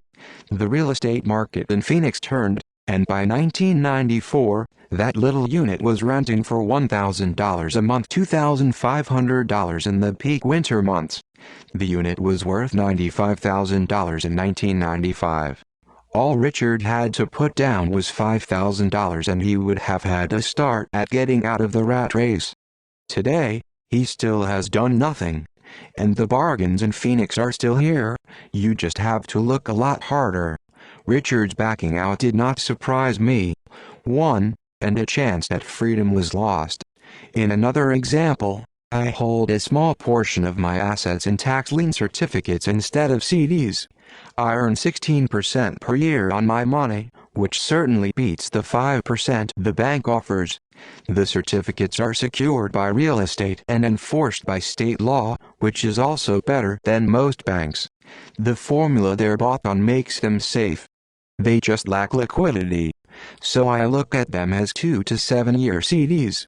Almost every time I tell someone, especially if they have money in CDs, that I hold my money this way, they will tell me it's risky. They tell me why I should not do it. When I ask them where they get their information, they say from a friend or an investment magazine. They've never done it, and they're telling someone who's doing it why they shouldn't. The lowest yield I look for is 16%, but people who are filled with doubt are willing to accept 5%. Doubt is expensive. My point is that it's those doubts and cynicism that keep most people poor and playing it safe. The real world is simply waiting for you to get rich. Only a person's doubts keep them poor. As I said, getting out of the rat race is technically easy. It doesn't take much education, but those doubts are cripplers for most people. Cynics never win, said Rich Dad. Unchecked doubt and fear creates a cynic. Cynics criticize, and winners analyze was another of his favorite sayings. Rich Dad explained that criticism blinded while analysis opened less than eyes. Analysis allowed winners to see that critics were blind, and to see opportunities that everyone else missed. And finding what people miss is key to any success. Real estate is a powerful investment tool for anyone seeking financial independence or freedom. It is a unique investment tool. Yet, every time I mention real estate as a vehicle, I often hear, "I don't want to fix toilets." It's called buyer's remorse, and it affects all of us. It's those doubts that get us. The little one chicken who controls the past controls the future, who controls the present controls the past. That's what Peter Lynch calls noise. That's what my rich dad would say is the cynic talking. Someone who criticizes and does not analyze. Someone who lets their doubts and fears close their mind instead of open their eyes. So when someone says, "I don't want to fix toilets, I want to fire back," what makes you think I want to?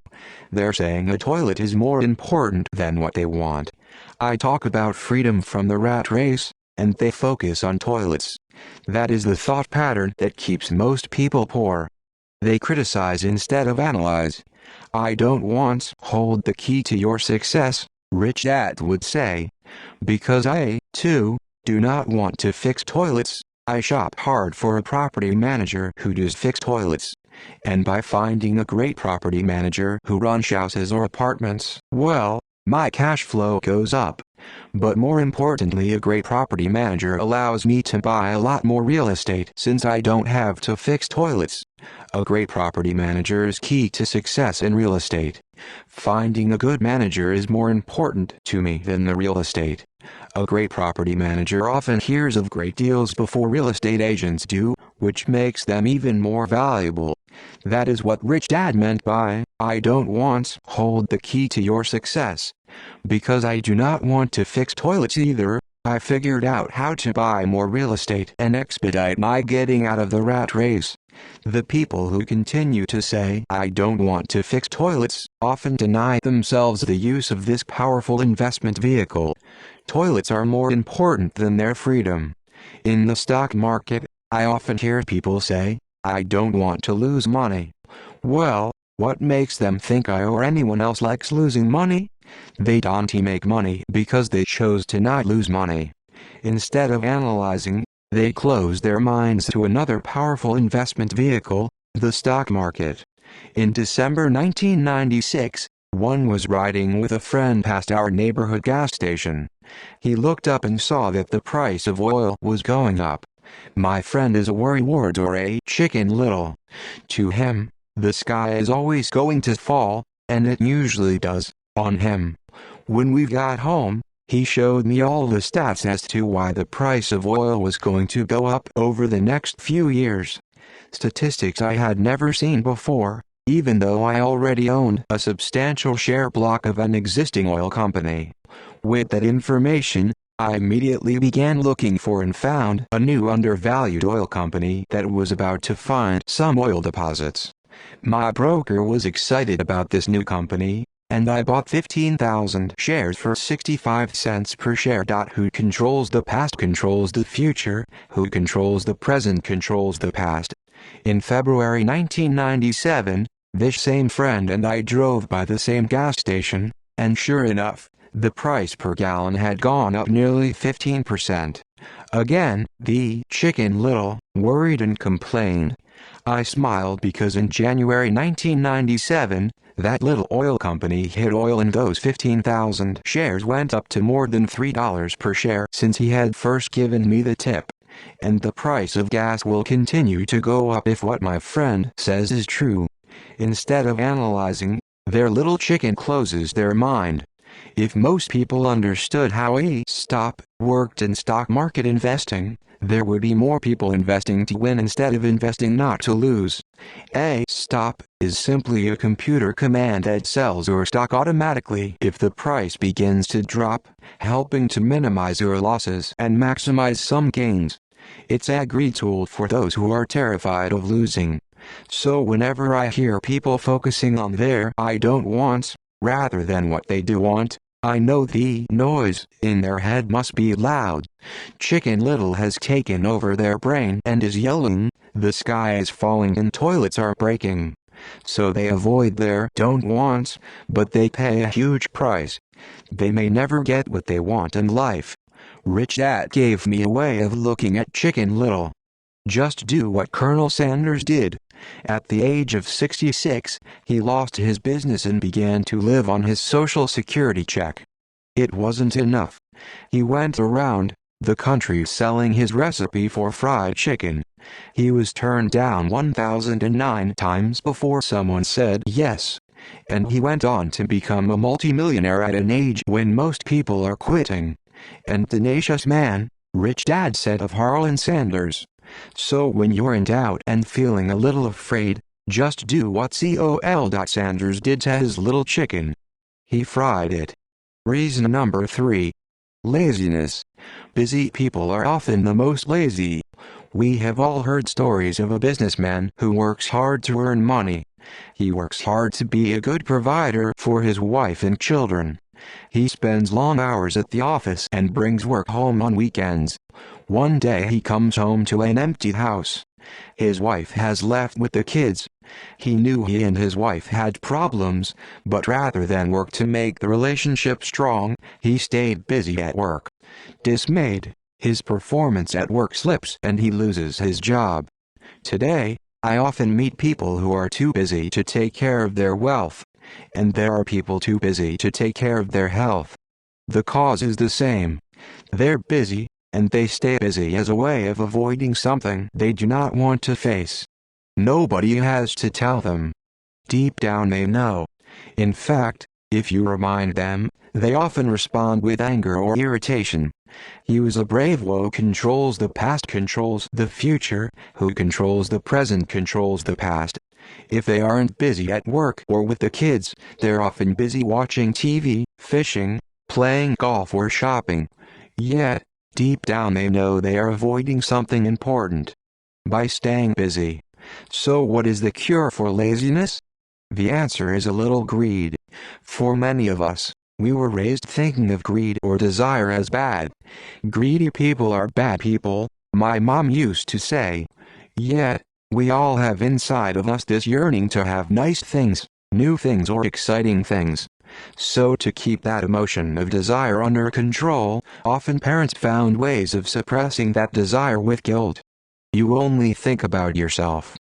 Don't you know you have brothers and sisters? Was one of my mom's favorites.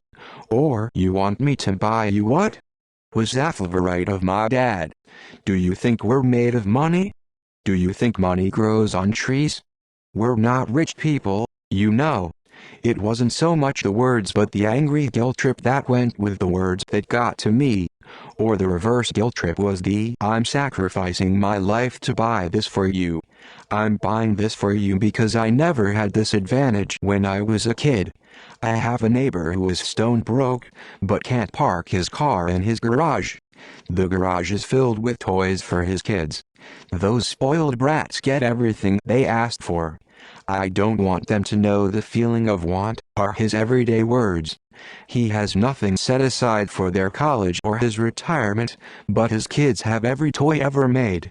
He recently got a new credit card in the mail and took his kids to visit Las Vegas. Great sacrifice. Rich dad forbade the words I can't afford it. In my real home, that's all I heard. Instead, rich dad required his children to say, how can I afford it? His reasoning, the words I can't afford it, shut down your brain. It didn't have to think anymore. How can I afford it? Opened up the brain. Forced it to think and search for answers. But most importantly, he felt the words I can't afford it were a lie. And the human spirit knew it. Would say, the human spirit is very, very powerful. It knows it can do anything. By having a lazy mind that says, I'm doing it for the kids, he said that's the most common form of laziness. Laziness can't afford it. A war breaks out inside you. Your spirit is angry, and your lazy mind must defend its lie. The spirit is screaming, come on. Let's go to the gym and work out. And the lazy mind says, but I'm tired. I worked really hard today. Or the human spirit says, I'm sick and tired of being poor. Who controls the past controls the future, who controls the present controls the past. Get out there and get rich. To which the lazy mind says, rich people are greedy. Besides, it's too much bother. I'm working hard enough as it is. It's not safe. I might lose money. Boss wants it finished by the morning. I can't afford it, also brings up sadness. A helplessness that leads to despondency and often depression. Apathy is another word. How can I afford it? Opens up possibilities, excitement and dreams. So rich dad was not so concerned about what you wanted to buy, but that how can I afford it? Created a stronger mind and a dynamic spirit. Thus, he rarely gave Mike or me anything. Instead he would ask, how can you afford it? And that included college, which we paid for ourselves. It was not the goal but the process of attaining the goal we desired that he wanted us to learn.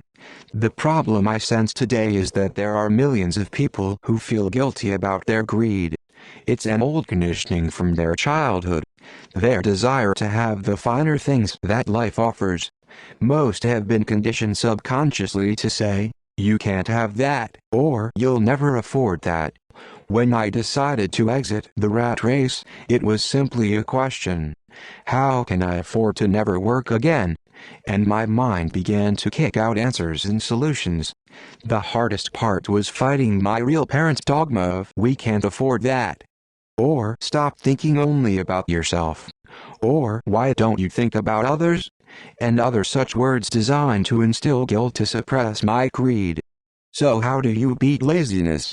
The answer is a little greed. It's that radio station WIIFM, which stands for What's in it for me? A person needs to sit down and ask, what's in it for me if I'm healthy, sexy and good looking? Or what would my life be like if I never had to work again? Or what would I do if I had all the money I needed? Without that little greed, the desire to have something better, progress is not made. Our world progresses because we all desire a better life. New inventions are made because we desire something so better. We go to school and study hard because we want something better. I've got too much to do at work anyway. Look at what I have to do tonight. Whenever you find yourself avoiding something you know you should be doing, then the only thing to ask yourself is, what's in it for me?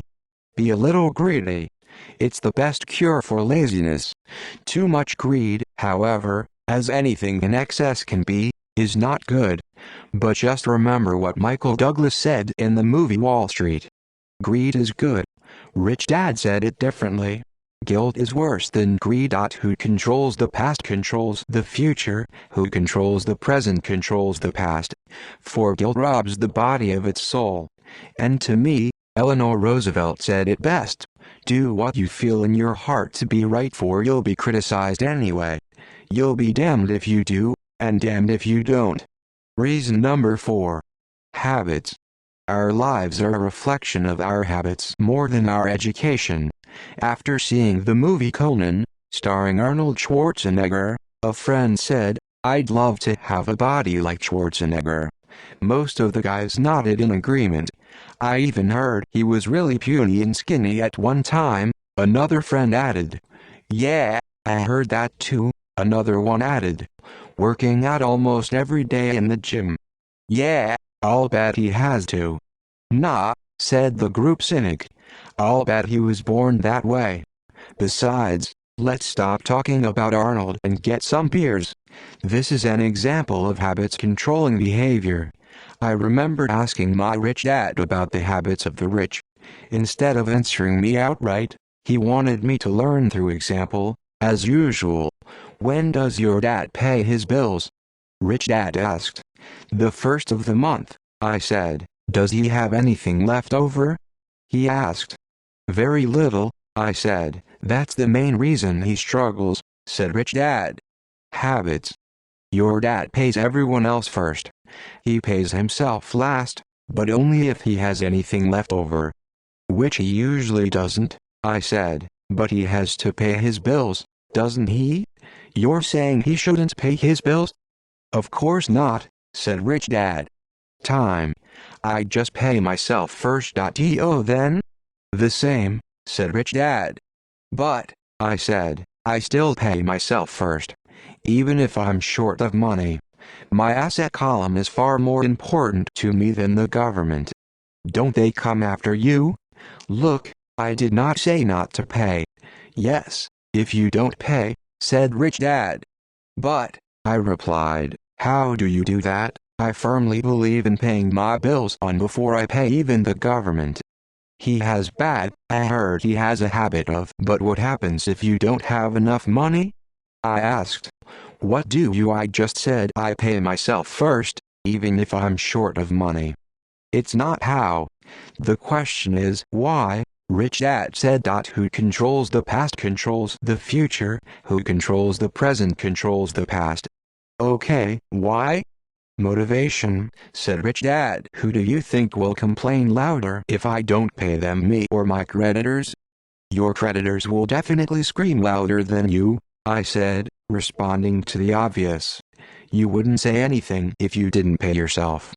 So you see, after paying myself, the pressure to pay my taxes and the other creditors is so great that it forces me to seek other forms of income. The pressure to pay becomes my motivation. I've worked extra jobs, started other companies, traded in the stock market, anything just to make sure those guys don't start yelling at me. That pressure made me work harder, forced me to think, and all in all made me smarter and more active when it comes to money. If I had paid myself last, I would have felt no pressure, but I'd be broke. So it is the fear of the government or other people you owe money to that motivates you? "That's right," said Rich Dad. "You see, government bill collectors are big bullies. So are bill collectors in general. Most people give in to these bullies. They pay them and never pay themselves. You know the story of the 96-pound weakling who gets sand kicked in his face? I nodded. I see that ad for weightlifting and bodybuilding lessons in the comic books all the time. Well, most people let the bullies kick sand in their faces. I decided to use the fear of the bully to make me stronger. Others get weaker. Forcing myself to think about how to make extra money is like going to the gym and working out with weights. The more I work my mental money muscles out, the stronger I get. Now, I'm not afraid of those bullies. I liked what Rich Dad was saying. Rich Dad nodded. And if I pay myself last, or not at all, I get weaker. So people like bosses, managers, tax collectors, bill collectors and landlords push me around all my life. Just because I don't have good money habits. Rich Dad nodded. Just like the 96-pound weakling. What I reason number 5. Arrogance. Arrogance is ego plus ignorance. So if I pay myself first, I get financially stronger, mentally and fiscally. Know makes me money. What I don't know loses me money. Every time I have been arrogant, I have lost money. Because when I'm arrogant, I truly believe that what I don't know is not important. Rich Dad would often tell me who controls the past controls the future, who controls the present controls the past. I have found that many people use arrogance to try to hide their own ignorance. It often happens when I am discussing financial statements with accountants or even other investors. They try to bluster their way through the discussion. It is clear to me that they don't know what they're talking about. They're not lying, but they are not telling the truth. There are many people in the world of money, finances and investments who have absolutely no idea what they're talking about. Most people in the money industry are just spouting off sales pitches like used car salesmen. When you know you are ignorant in a subject, start educating yourself by finding an expert in the field or find a book on the subject. 9. Chapter 9 Getting Started. I wish I could say acquiring wealth was easy for me, but it wasn't. So in response to the question, how do I start? I offer the thought process I go through on a day-by-day basis. It really is easy to find great deals. I promise you that. It's just like riding a bike. After a little wobbling, it's a piece of cake. But when it comes to money, it's the determination to get through the wobbling that's a personal thing. To find million-dollar deals of a lifetime requires us to call on our financial genius. I believe that each of us has a financial genius within us. The problem is, our financial genius lies asleep, waiting to be called upon.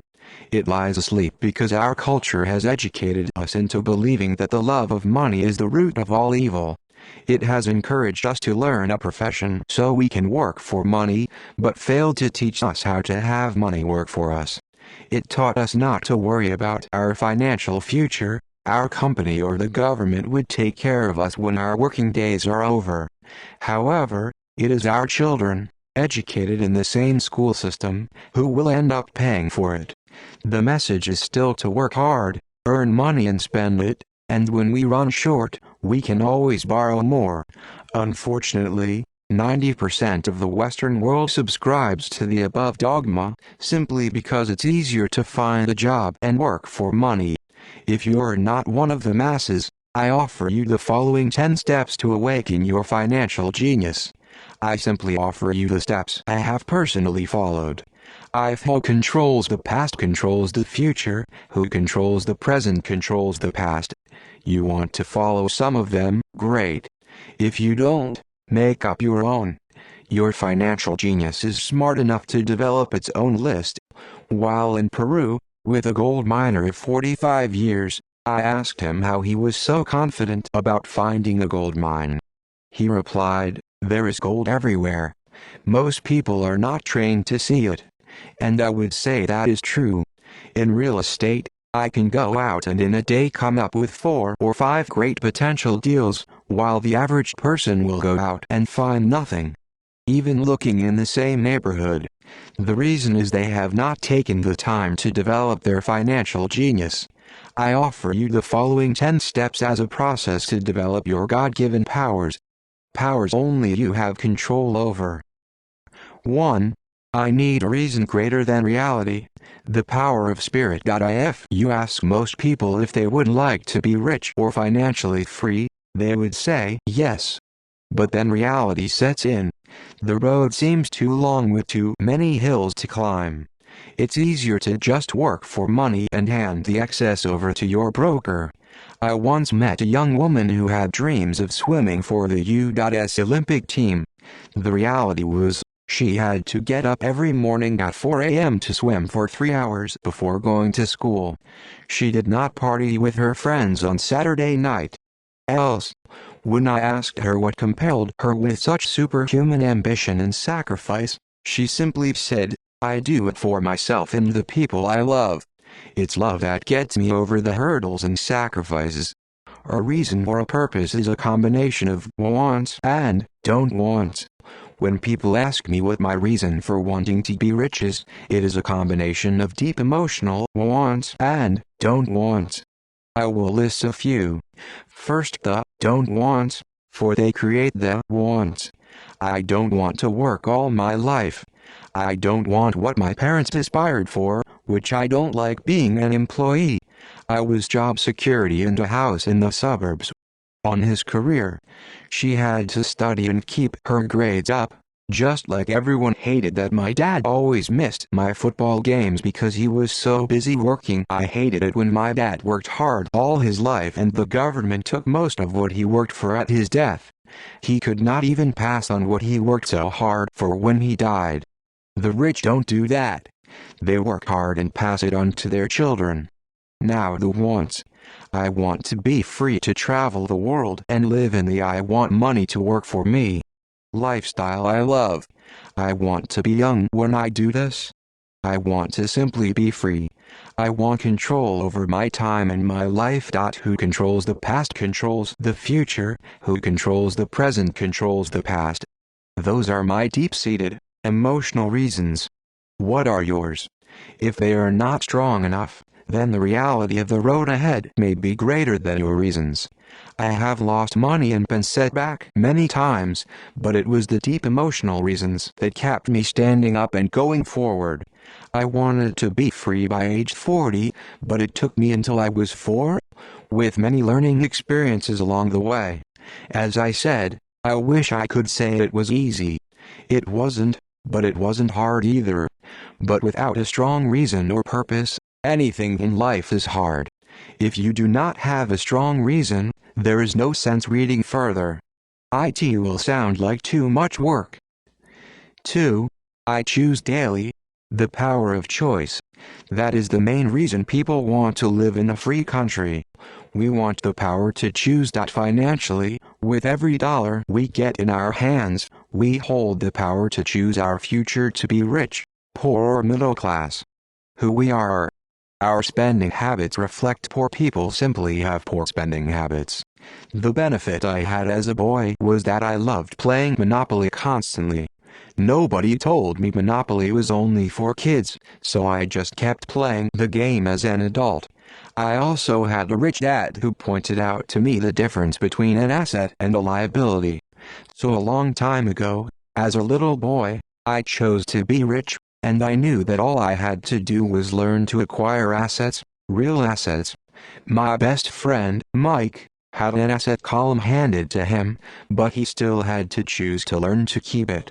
Many rich families lose their assets in the next generation simply because there was no one trained to be a good steward over their assets. Most people choose not to be rich. For 90% of the population, being rich is too much of a hassle. Interested in money. Still young. So they invent sayings that go, I'm not, or I'll never be rich, or I don't have to worry, or when I make some money, then I'll think about my future. My husband-wife handles the finances. The problem with those statements is they rob the person who chooses to think such thoughts of two things. One is time, which is your most precious asset, and 2 is learning. Just because you have no money, should not be an excuse to not learn. But that is a choice we all make daily, the choice of what we do with our time, our money, and what we put in our heads. That is the power of choice. All of us have choice. I just choose to be rich, and I make that choice every day. Who controls the past controls the future, who controls the present controls the past. Invest first in education. In reality, the only real asset you have is your mind, the most powerful tool we have dominion over. Just as I said about the power of choice, each of us has the choice of what we put in our brain once we're old enough. You can watch MTV all day, or read golf magazines, or go to ceramics class or a class on financial planning. You choose. Most people simply buy investments rather than first invest in learning about investing. A friend of mine, who is a rich woman, recently had her apartment burglarized. The thieves took her TV and VCR and left all the books she reads. And we all have that choice. Again, 90% of the population buys TV sets and only about 10% buy books on business or tapes on investments. So what do? I go to seminars. I like it when they are at least 2 days long because I like to immerse myself in a subject. In 1973, I was watching TV and this guy came on advertising a 3-day seminar on how to buy real estate for nothing down. I spent $385 and that course has made me at least $2 million, if not more. But more importantly, it bought me life. I don't have to work for the rest of my life because of that one course. I go to at least 2 such courses every year. I love audio tapes. The reason? I can rewind quickly. I was listening to a tape by Peter Lynch, and he said something I completely disagreed with. Instead of becoming arrogant and critical, I simply pushed rewind and I listened to that 5-minute stretch of tape at least 20 times. Possibly more. But suddenly, by keeping my mind open, I understood why he said what he said. It was like magic. I felt like I had a window into the mind of one of the greatest investors of our time. I gained tremendous depth and insight into the vast resources of his education and experience. The net result? I still have the old way I used to think, and I have Peter's way of looking at the same problem or situation. I have 2 thoughts instead of one. One more way to analyze a problem or trend, and that is priceless. Today, I often say, how would Peter Lynch do this, or Donald Trump or Warren Buffett or George Soros? The only way I can access their vast mental power is to be humble enough to read or listen to what they have to say. Arrogant or critical people are often people with low self-esteem who are afraid of taking risks. You see, if you learn something new, you are then required to make mistakes in order to fully understand what you have learned. If you have read this far, arrogance is not one of your problems. Arrogant people rarely read or buy tapes. Why should they? They are the center of the universe. Who controls the past controls the future, who controls the present controls the past. There are so many intelligent people who argue or defend when a new idea clashes with the way they think. In this case, their so-called intelligence combined with arrogance equals ignorance. Each of us knows people who are highly educated, or believe they are smart, but their balance sheet paints a different picture. A truly intelligent person welcomes new ideas, for new ideas can add to the synergy of other accumulated ideas. Listening is more important than talking.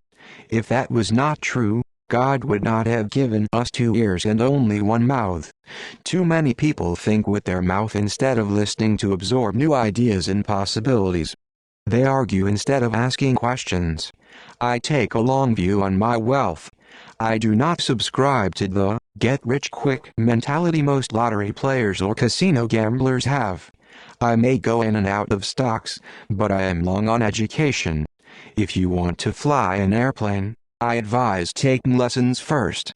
I am always shocked at people who buy stocks or real estate, but never invest in their greatest asset, their mind. Just because you bought a house or 2 does not make you an expert at real estate. 3. Choose friends carefully. The power of association. First of all, I do not choose my friends by their financial statements. I have friends who have actually taken the vow of poverty as well as friends who earn millions every year. The point is I learn from all of them, and I consciously make the effort to learn from them. Now I will admit that there are people I have actually sought out because they had money. But I was not after their money. I was seeking their knowledge. In some cases, these people who had money have become dear friends, but not all. But there is one distinction that I would like to point out. I've noticed that my friends with money talk about money. And I do not mean brag. They're interested in the subject. So I learn from them, and they learn from me. My friends, whom I know are in dire straits financially, do not like talking about money, business or investing. They often think it rude or unintellectual. So I also learn from my friends who struggle financially. I find out what not to do. I have several friends who have generated over $1 billion in their short lifetimes. The three of them report the same phenomenon. Their friends who have no money have never come to them to ask them how they did it. But they do come asking for one of two things, or both: 1. A loan, or 2. A job. A warning: don't listen to poor or frightened people. I have such friends, and I love them dearly, but they are the Chicken Littles of life. When it comes to money, especially investments, the sky is always falling. They who controls the past controls the future, who controls the present controls the past. Always tell you why something won't work. The problem is, people listen to them, but people who blindly accept doom and gloom information are also chicken littles. As that old saying goes, chickens of a feather agree together. If you watch CNBC, which is a goldmine of investment information, they often have a panel of so-called experts. One expert will say the market is going to crash, and the other will say it's going to boom. If you're smart, you listen to both. Keep your mind open because both have valid points. Unfortunately, most poor people listen to Chicken Little. I have had more close friends try to talk me out of a deal or an investment. A few years ago, a friend told me he was excited because he found a 6% certificate of deposit.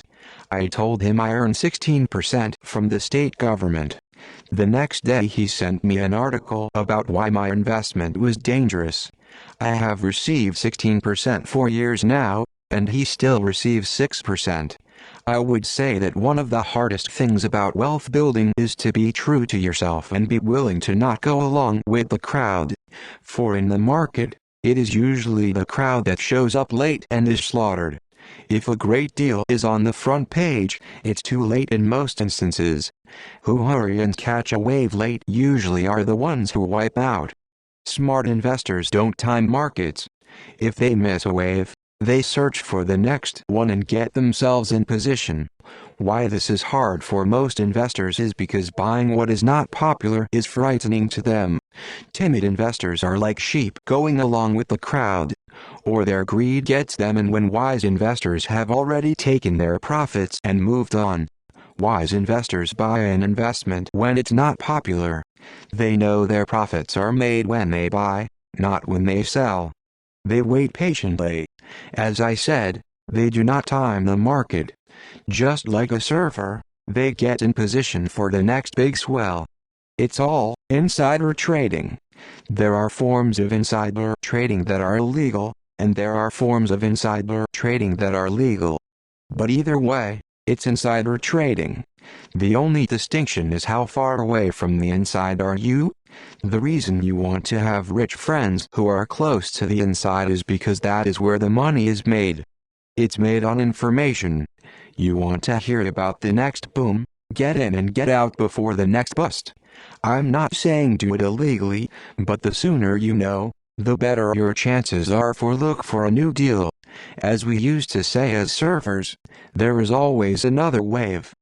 People who controls the past controls the future, who controls the present controls the past. Profits with minimal risk. That is what friends are for. And that is financial intelligence. 4.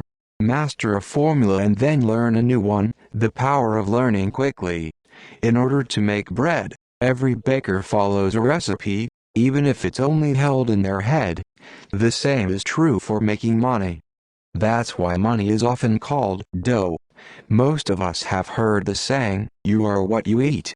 I have a different slant on the same saying. I say, you become what you study.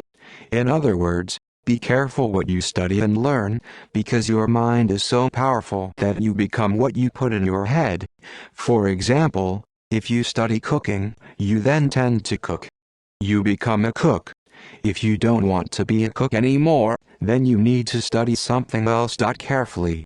When it comes to money, the masses generally have one basic formula they learned in school. And that is, work for money. The formula I see that is predominant in the world is that every day millions of people get up and go to work, earn money, pay bills, balance checkbooks, buy some mutual funds and go back to work. That is the basic formula, or recipe. If you're tired of what you're doing, or you're not making enough, it's simply a case of changing the formula by which you make money. Years ago, when I was 26, one took a weekend class called How to Buy Real Estate Foreclosures. I learned a formula. The next trick was to have the discipline to actually put into action what I had learned.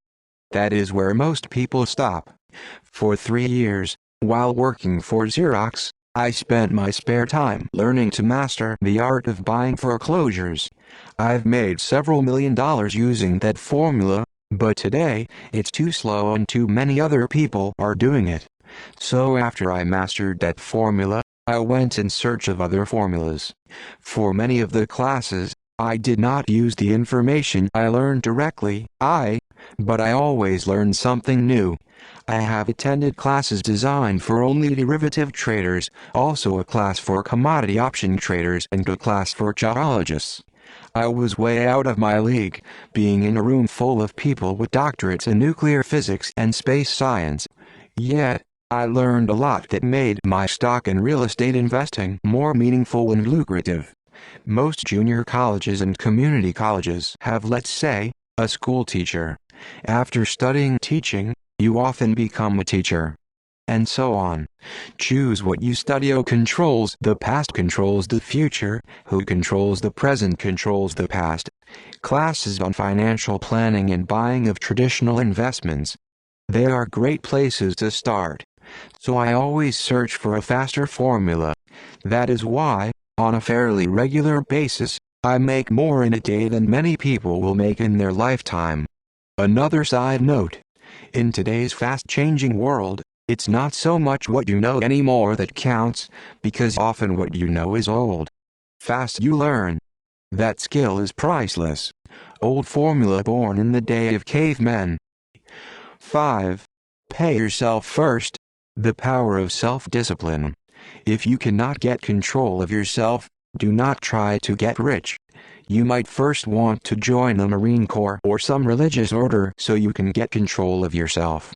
It makes no sense to invest, make money and blow it. It is the lack of self-discipline that causes most lottery winners to go broke soon after winning millions. It is the lack of self-discipline that causes people who get a raise but to immediately go out and buy a new car or take a cruise. It is difficult to say which of the 10 steps is the most important. Of all the steps, this step is probably the most difficult to master if it is not already a part of your makeup. I would venture to say that it is the lack of personal self-discipline that is the #1 delineating factor between the rich, the poor and the middle class. Simply put, people who have low self-esteem and low tolerance for financial pressure can never, and I mean never, be rich. As I have said, a lesson learned from my rich dad was that the world will push you around. The world pushes people around not because other people are bullies, but because the individual lacks internal control and discipline. People who lack internal fortitude often become victims of those who have self-discipline. In the entrepreneur classes I teach, I constantly remind people to not focus on their product, service or widget, but to focus on developing management skills. The 3 most important management skills necessary to start your own business are 1. 2. Management of cash flow. Management of people. It is how it's priceless in finding faster formulas, recipes, if you will, for making dough. Working hard for money is an. 3. Management of personal time. Who controls the past controls the future, who controls the present controls the past. I would say, the skills to manage these three apply to anything, not just entrepreneurs. The three matter in the way you live your life as an individual, or as part of a family, a business, a charitable organization, a city or a nation. Each of these skills is enhanced by the mastery of self-discipline.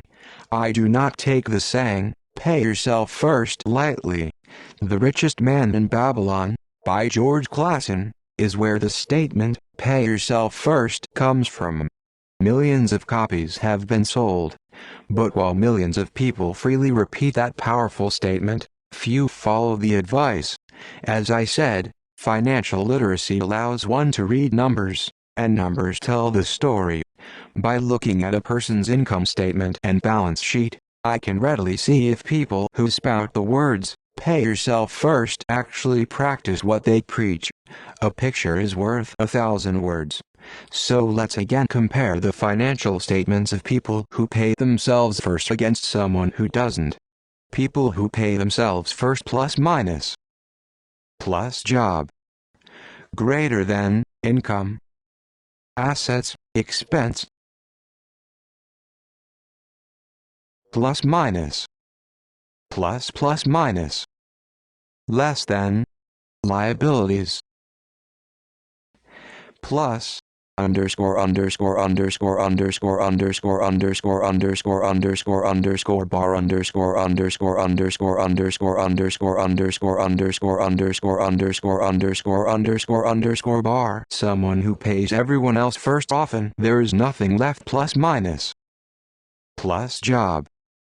Greater than, income, expense. Greater than nothing left. Plus minus. Plus, assets, liabilities. Who controls the past controls the future, who controls the present controls the past. Underscore underscore underscore underscore underscore underscore underscore underscore underscore bar underscore underscore underscore underscore underscore underscore underscore underscore underscore underscore underscore underscore bar. Study the diagrams and notice if you can pick up some distinctions. Again, it has to do with understanding cash flow, which tells the story. Most people look at the numbers and miss the story. If you can truly begin to understand the power of cash flow, you will soon realize what is wrong with the picture on the next page, or why 90% of most people work hard all their lives and need government support like Social Security when they are no longer able to work. Do you see it? The diagram above reflects the actions of an individual who chooses to pay himself first. Each month, they allocate money to their asset column before they pay their monthly expenses. Although millions of people have read Clason's book and understand the words, "Pay yourself first," in reality they pay themselves last. Now I can hear the howls from those of you who sincerely believe in paying your bills first. And I can hear all the responsible people who pay their bills on time. I am not saying be irresponsible and not pay your bills. All I am saying is do what the book says, which is, pay yourself first. And the diagram above is the correct accounting picture of that action. Not the one that follows. My wife and I have had many bookkeepers and accountants and bankers who have had a major problem with this way of looking at, pay yourself first. The reason is that these financial professionals actually do what the masses do, which is pay themselves last. They pay everyone else first. There have been months in my life when, for whatever reason, cash flow was far less than my bills. I still paid myself first. My accountant and bookkeeper screamed in panic. "You in jail. They're going to come after you. The IRS is going to you're going to ruin your credit rating. They'll cut off the electricity." I still paid myself first. Why? You ask. Because that's what the story The Richest Man in Babylon was all about. the power of self-discipline and the power of internal fortitude. Guts, in less elegant terms. As my rich dad taught me the first month I worked for him, most people allow the world to push them around. A bill collector calls and you pay or else. So you pay and not pay yourself. A sales clerk says, "Oh, just put it on your charge card." Your real estate agent tells you to go ahead. The government allows you a tax deduction on your home. That is what the book is really about. Having the guts to go against the tide and get rich. You may not be weak, but when it comes to money, many people get wimpy. Who controls the past controls the future, who controls the present controls the past. I am not saying be irresponsible. The reason I don't have high credit card debt and doodad debt is because I want to pay myself first. The reason I minimize my income is because I don't want to pay it to the government. That is why, for those of you who have watched the video The Secrets of the Rich, my income comes from my asset column, through a Nevada corporation. If I work for money, the government takes it. Although I pay my bills last, I am financially astute enough to not get into a tough financial situation. I don't like consumer debt. I actually have liabilities that are higher than 99% of the population, but I don't pay for them. Other people pay for my liabilities. They're called tenants. So rule number 1 in paying yourself first is don't get into debt in the first place. Although I pay my bills last, I set it up to have only small unimportant bills that I will have to pay. Secondly, when I occasionally come up short, I still pay myself first. I let the creditors and even the government scream. I like it when they get tough. Why? Because those guys do me a favor. They inspire me to go out and create more money. So I pay myself first, invest the money, and let the creditors yell. I generally pay them right away anyway. My wife and I have excellent credit. We just don't cave into the pressure and spend our savings or liquidate stocks to pay for consumer debt. That is not too financially intelligent. So the answer is 1. Don't get into large debt positions that you have to pay for. Being stuck in the rat race is not intelligent. 2. When you come up short, let the pressure build and don't dip into your savings or investments. Use the pressure to inspire your financial genius to come up with new ways of making more money and then pay your bills. You will have increased your ability to make more money as well as your financial intelligence.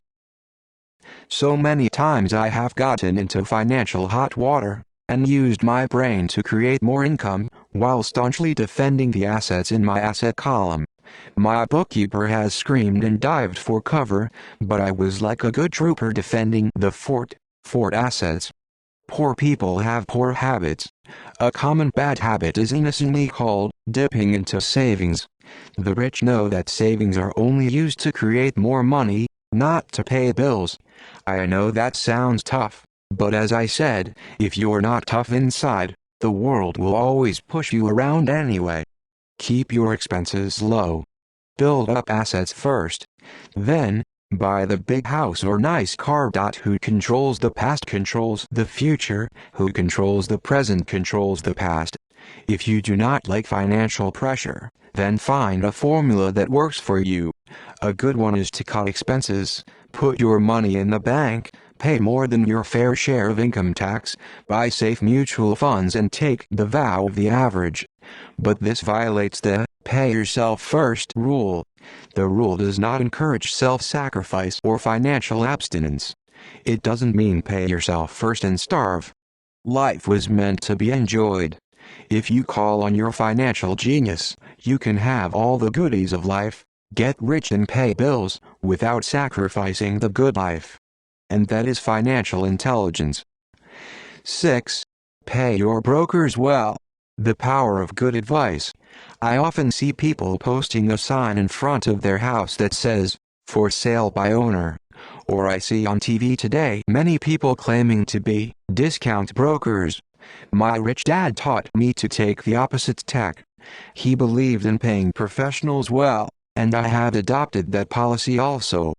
Today, I have expensive attorneys, accountants, real estate brokers and stockbrokers. Why? Because if, and I do mean if, the people are professionals, their services should make you money. And the more money they make, the more money I make. We live in the information age. Information is priceless. A good broker should provide you with information as well as take the time to educate you. I have several brokers who are willing to do that for me. Some taught me when I had little or no money, and I am still with them today. What I pay a broker is tiny in comparison with what kind of money I can make because of the information they provide. Broker or stockbroker makes a lot of money. Lot of money. A good broker saves me time in addition to making me money, as when I bought the piece of vacant land for $9,000 and sold it immediately for over $25,000, so I could buy my Porsche quicker. A broker is your eyes and ears to the market. They're there every day, so I do not have to be. I'd rather play golf. Also, people who sell their house on their own must not value their time much. Why would I want to save a few bucks when I could use that time to make more money or spend it with those I love? What I find funny is that so many poor and middle-class people insist on tipping restaurant help 15 to 20% even for bad service and complain about paying a broker 3 to 7%. They enjoy tipping people in the I love who in my real estate because it usually means I made. Who controls the past controls the future, who controls the present controls the past. Expense column and stiffing people in the asset column. That is not financially intelligent. All brokers are not created equal. Unfortunately, most brokers are only salespeople. I would say the real estate salespeople are the worst. They sell, but they themselves own little or no real estate. There is a tremendous difference between a broker who sells houses and a broker who sells investments. And that is true for stock, bond, mutual fund and insurance brokers who call themselves financial planners. As in the fairy tale, you kiss a lot of frogs to find one prince. Just remember the old saying, never ask an encyclopedia salesperson if you need an encyclopedia. When I interview any paid professional, I first find out how much property or stocks they personally own and what percentage they pay in taxes. And that applies to my tax attorney as well as my accountant. I have an accountant who minds her own business. Her profession is accounting, but her business is real estate. I used to have an accountant that was a small business accountant, but he had no real estate. I switched because we did not love the same business. Find a broker who has your best interests at heart. Many brokers will spend the time educating you, and they could be the best asset you find. Just be fair, and most of them will be fair to you. If all you can think about is cutting their commissions, then why should they want to be around you? It's just simple logic. As I said earlier, one of the management skills is the management of people. Many people only manage people they feel smarter than and they have power over, such as subordinates in a work situation. Many middle managers remain middle managers, failing to get promoted because they know how to work with people below them, but not with people above them. The real skill is to manage and pay well the people who are smarter than you in some technical area. That is why companies have a board of directors. You should have one, too. And that is financial intelligence. 7. Be an Indian giver. This is the power of getting something for nothing. When the first white settlers came to America, they were taken aback by a cultural practice some American Indians had. For example, if a settler was cold, the Indian would give the person a blanket. Mistaking it for a gift, the settler was often offended when the Indian asked for it back. The Indians also got upset when they realized that settlers did not want to give it back. That is where the term, Indian giver, came from. A simple cultural misunderstanding. Who controls the past controls the future, who controls the present controls the past. In the world of the asset column, being an Indian giver is vital to wealth. The sophisticated investor's first question is, how fast do I get my money back? They also want to know what they get for free, also called a piece of the action. That is why the ROI, or return of an on investment, is so important. For example, I found a small condominium, a few blocks from where I live, that was in foreclosure. The bank wanted $60,000, and I submitted a bid for $50,000, which they took, simply because, along with my bid, was a cashier's check for $50,000. They realized I was serious. Most investors would say, "Aren't you tying up a lot of cash? Would it not be better to get a loan on it?" The answer is, not in this case. My investment company uses this as a vacation rental in the winter months, when the snowbirds come to Arizona, and rent it for $2,500 a month for 4 months out of the year. For rental during the off-season, it rents for only $1,000 a month. I had my money back in about 3 years. Out. The same is done with stocks. Frequently, my broker will call me and recommend I move a sizable amount of money into the stock of a company that he feels is just about to make a move that will add value to the stock, like announcing a new product. I will move my money in for a week to a month while the stock moves up. Then, I pull my initial dollar amount out, and stop worrying about the fluctuations of the market, because my initial money is back and ready to work on another asset. So my money goes in, and then it comes out, and I own an asset that was technically free. True, I have lost money on many occasions, but I only play with money I can afford to lose. I would say, on an average 10 investments, I hit home runs on 2 or 3, while 5 or 6 do nothing, and I lose on 2 or 3. But I limit my losses to only the money I have in at that time. For people who hate risk, they put their money in the bank. And in the long run, savings are better than no savings. But it takes a long time to get your money back, and, in most instances, you don't get anything for free with it. They used to hand out toasters, but they rarely do that these days. On every one of my investments, there must be an upside, something for free. A condominium, a mini storage, a piece of free land, a house, stock shares, office building. And there must be limited risk, or low-risk idea. There are books devoted entirely to this subject that I will not get into here. Ray Kroc, of McDonald's fame, sold hamburger franchises, not because he loved hamburgers, but because he wanted the real estate under the franchise for free. Now I own this asset, which pumps money out for me. Month in and month out, controls the past, controls the future. Who controls the present controls the past. So wise investors must look at more than ROI. It's the assets you get for free once you get your money back. That is financial intelligence. 8. Assets buy luxuries. The power of focus. A friend's child has been developing a nasty habit of burning a hole in his pocket. Just 16. He naturally wanted his own car. The excuse: all his friends' parents gave their kids cars. The child wanted to go into his savings and use it for a down payment. That was when his father called me. "Do you think I should let him do it, or should I just do as other parents do and just buy him a car?"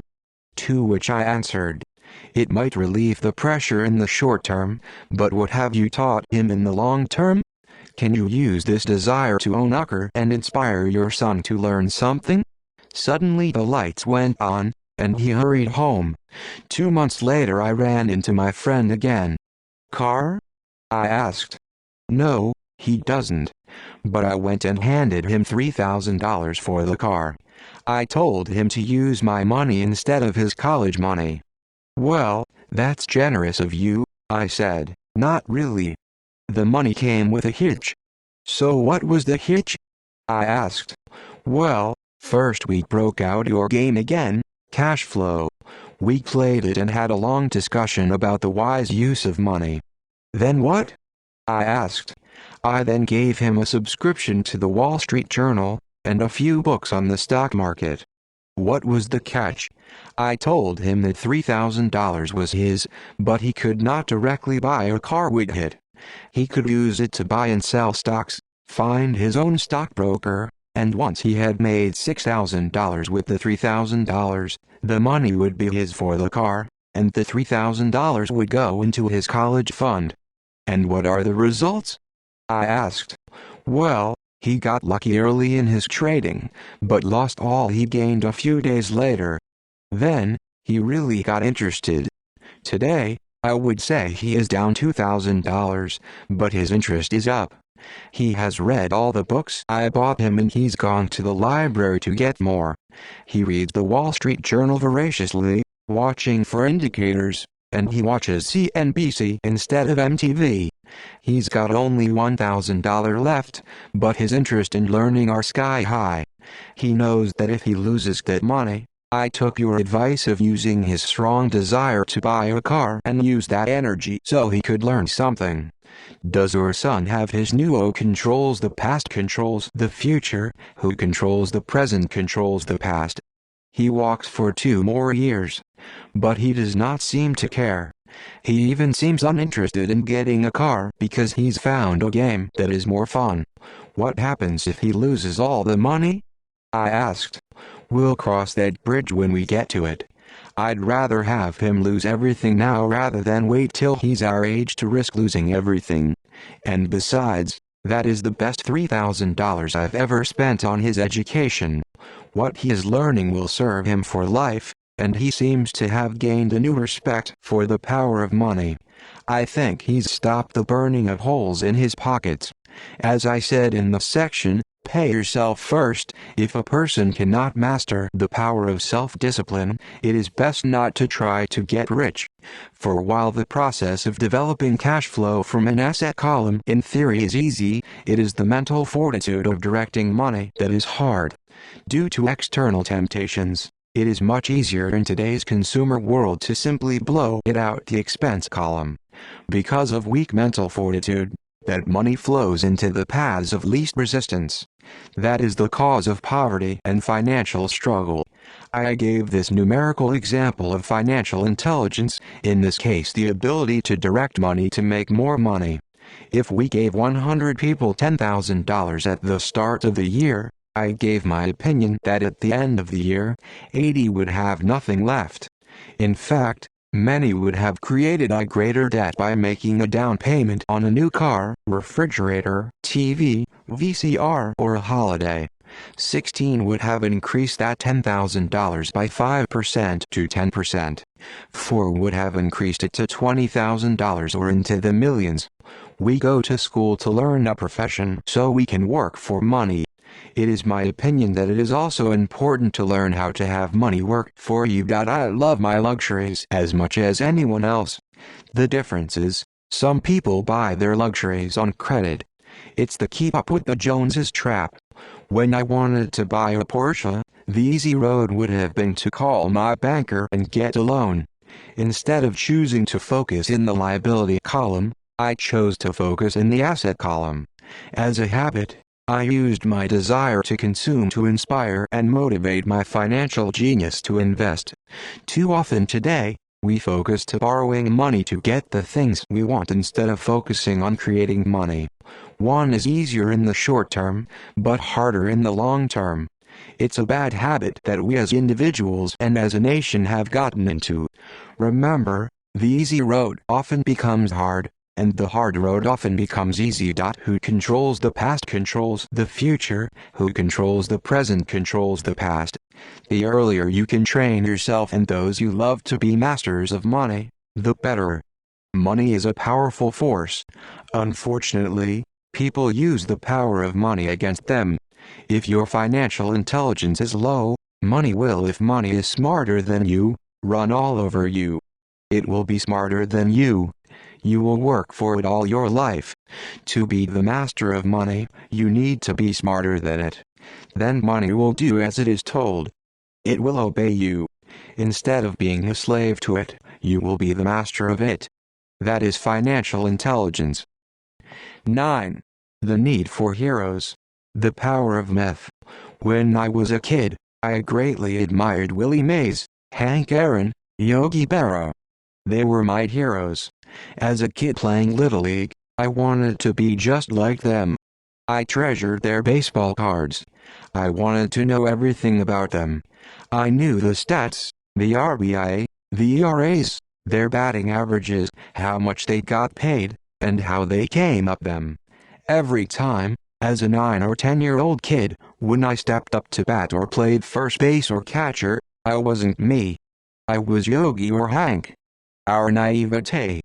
Today, I watch young kids playing basketball near my home. On the court they're not little Johnny. They're Michael Jordan, Sir Charles or Clyde. Copying or emulating heroes is true power learning. And that is why when someone like O.J. Simpson falls from grace, there is such a huge outcry. There is more than just a courtroom trial. It is the loss of a hero. Someone people grew up with, looked up to, and wanted to be like. Suddenly we need to rid ourselves of that person. I have new heroes as I grow older. I have golf heroes such as Peter Jacobsen, Fred Couples and Tiger Woods. I copy their swings and do my best to read everything I can about them.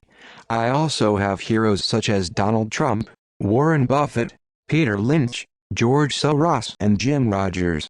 In my older years, I know their stats just like I knew the ERAs and RBI of my baseball heroes. I follow what Warren Buffett invests in, and read anything I can about his point of view on the market. I read Peter Lynch's book to understand how he chooses stocks. And I read about Donald Trump, trying to find out how he negotiates and puts deals together. Just as I was not me when I was up to bat, when I'm in the market or I'm negotiating a deal, I am subconsciously acting with the bravado of Trump. Or it's one of the most powerful ways we learn that we often lose as adults. We lose our heroes. We lose one from the minors. I wanted to know everything because I wanted to be just like who controls the past controls the future, who controls the present controls the past. When analyzing a trend, I look at it as though Peter Lynch were doing it. Having heroes, we tap into a tremendous source of raw genius. But heroes do more than simply inspire us. Heroes make things look easy. It's the making it look easy that convinces us to want to be just like them. If they can do it, so can I. When it comes to investing, too many people make it sound hard.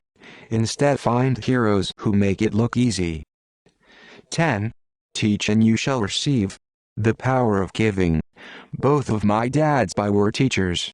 My rich dad taught me a lesson I have carried all my life, and that was the necessity of being charitable or giving. My educated dad gave a lot by the way of time and knowledge, but almost never gave away money. There was rarely any extra. My rich dad gave money as well as education. He believed firmly in tithing. If you want something, you first need to give, he would always say. When he was short of money, he simply gave money to his church or to his favorite charity. If I could leave one single idea with you, it is that idea. Whenever you feel short or in need of something, give what you want first and it will come back in buckets. That is true for money, a smile, love, friendship. I know it is often the last thing a person may want to do, but it has always worked for me. I just trust that the principle of reciprocity it is true, and I give what I want. I want money, so I give money, and it comes back in multiples. I want sales, so I help someone else sell something, and sales come to me. I want contacts and I help someone else get contacts, and like magic, contacts come to me. I heard a saying years ago that went, God does not need to receive, but humans need to give. My rich dad would often say, poor people are more greedy than rich people. He would explain that if a person was rich, that person was providing something that other people wanted. In my life, over all these years, whenever I had felt needy or short of money or short of help, I simply went out or found in my heart what I wanted, and decided to give it first. And when I gave, it always came back. It reminds me of the story of the guy sitting with firewood in his arms on a cold freezing night, and he is yelling at the pot-bellied stove, when you give me some heat, then I'll put some wood in. And when it comes to money, love, happiness, sales and contacts, all one needs to remember is first to give what, as I said, he usually said that he would give when he had some extra money. Of course, who controls the past controls the future, who controls the present controls the past. You want and it will come back in droves. Often just the process of thinking of what I want, and how could I give what I want to someone else, breaks free a torrent of bounty. Whenever I feel that people aren't smiling at me, I simply begin smiling and saying hello, and like magic, there are suddenly more smiling people around me. It is true that your world is only a mirror of you. So that's why I say, teach and you shall receive. I have found that the more I sincerely teach those who want to learn, the more I learn. If you want to learn about money, teach it to someone else. A torrent of new ideas and finer distinctions will come in. There are times when I have given and nothing has come back, or what I have received is not what I wanted. But upon closer inspection and soul searching, my rich dad was often giving to receive in those instances, instead of giving to give. My dad taught teachers, and he became a master teacher. Always taught young people his way of doing business. In retrospect, it was their generosity with what they knew that made them smarter. There are powers in this world that are much smarter than we are. You can get there on your own, but it's easier with the help of the powers that be. All you need to be is generous with what you have, and the powers will be generous with you. 10. Chapter 10. Still want more? Here are some to-dos. Many people may not be satisfied with my 10 steps. They see them more as philosophies than actions. I think understanding the philosophy is just as important as the action. There are many people who want to do, instead of think, and then there are people who think but do not do. I would say that I am both. I love new ideas and I love action. So for those who want to-dos on how to get started, I will share with you some of the things I do, in abbreviated form. Stop doing what you're doing. In other words, take a break and assess what is working and what is not working. The definition of insanity is doing the same thing and expecting a different result. Stop doing what is not working and look for something new to do. Look for new ideas. For new investing ideas, I go to bookstores and look for books on different and unique subjects. I call them formulas. I buy How TOWHO controls the past controls the future, Who controls the present controls the past. Books on a formula I know nothing about. For example, it was in the bookstore that I found the book The 16% Solution, by Joel Moskowitz. I bought the book and read it. Take action. The next Thursday, I did exactly as the book said. Step by step. I have also done that with finding real estate bargains in attorneys' offices and in banks. Most people do not take action, or they let someone talk them out of whatever new formula they are studying. My neighbor told me why 16% would not work. I did not listen to him because he's never done it. Find someone who has done what you want to do. Take them to lunch. Ask them for tips, for little tricks of the trade. As for 16% tax lien certificates, I went to the county tax office and found the government employee who worked in the office. I found out that she, too, invested in the tax liens. Immediately, she was invited to lunch. She was thrilled to tell me everything she knew and how to do it. After lunch, she spent all afternoon showing me everything. By the next day, I found 2 great properties with her help and have been accruing interest at 16% ever since. It took a day to read the book, a day to take action, an hour for lunch, and the day to acquire 2 great deals. Take classes and buy tapes. I searched the newspapers for new and interesting classes. Many are for free or a small fee. I also attend and pay for expensive seminars on what I want to learn. I am wealthy and free from needing a job simply because of the courses I took. I have friends who did not take those classes who told me I was wasting my money, and yet they're still at the same job. Make lots of offers. When I want a piece of real estate, I look at many properties and generally write an offer. If you don't know what the right offer is, neither do I. That is the job of the real estate agent. They make the offers. I do as little work as possible. A friend wanted me to show her how to buy apartment houses. Were dogs, but two were good, of what the owners asked for. So one for Saturday she, her agent and I went and looked at 6 apartment houses. I said to write offers on all 6, offering half. She and the agent nearly had heart attacks. They did nothing and went on. Thought it would be rude, that I might offend the sellers, but I really don't think the agent wanted to work that hard. Looking for a better deal. Who controls the past controls the future, who controls the present controls the past. No offers were ever made, and that person is still looking for the right deal at the right price. Well, you don't know what the right price is until you have a second party who wants to deal. Most sellers ask too much. It is rare that a seller will actually ask a price that is less than something is worth. Moral of the story: make offers. People who are not investors have no idea what it feels like to be trying to sell something. I have had a piece of real estate that I wanted to sell for months. I would have welcomed anything. I would not care how low the price. They could have offered me 10 pigs and I would have been happy.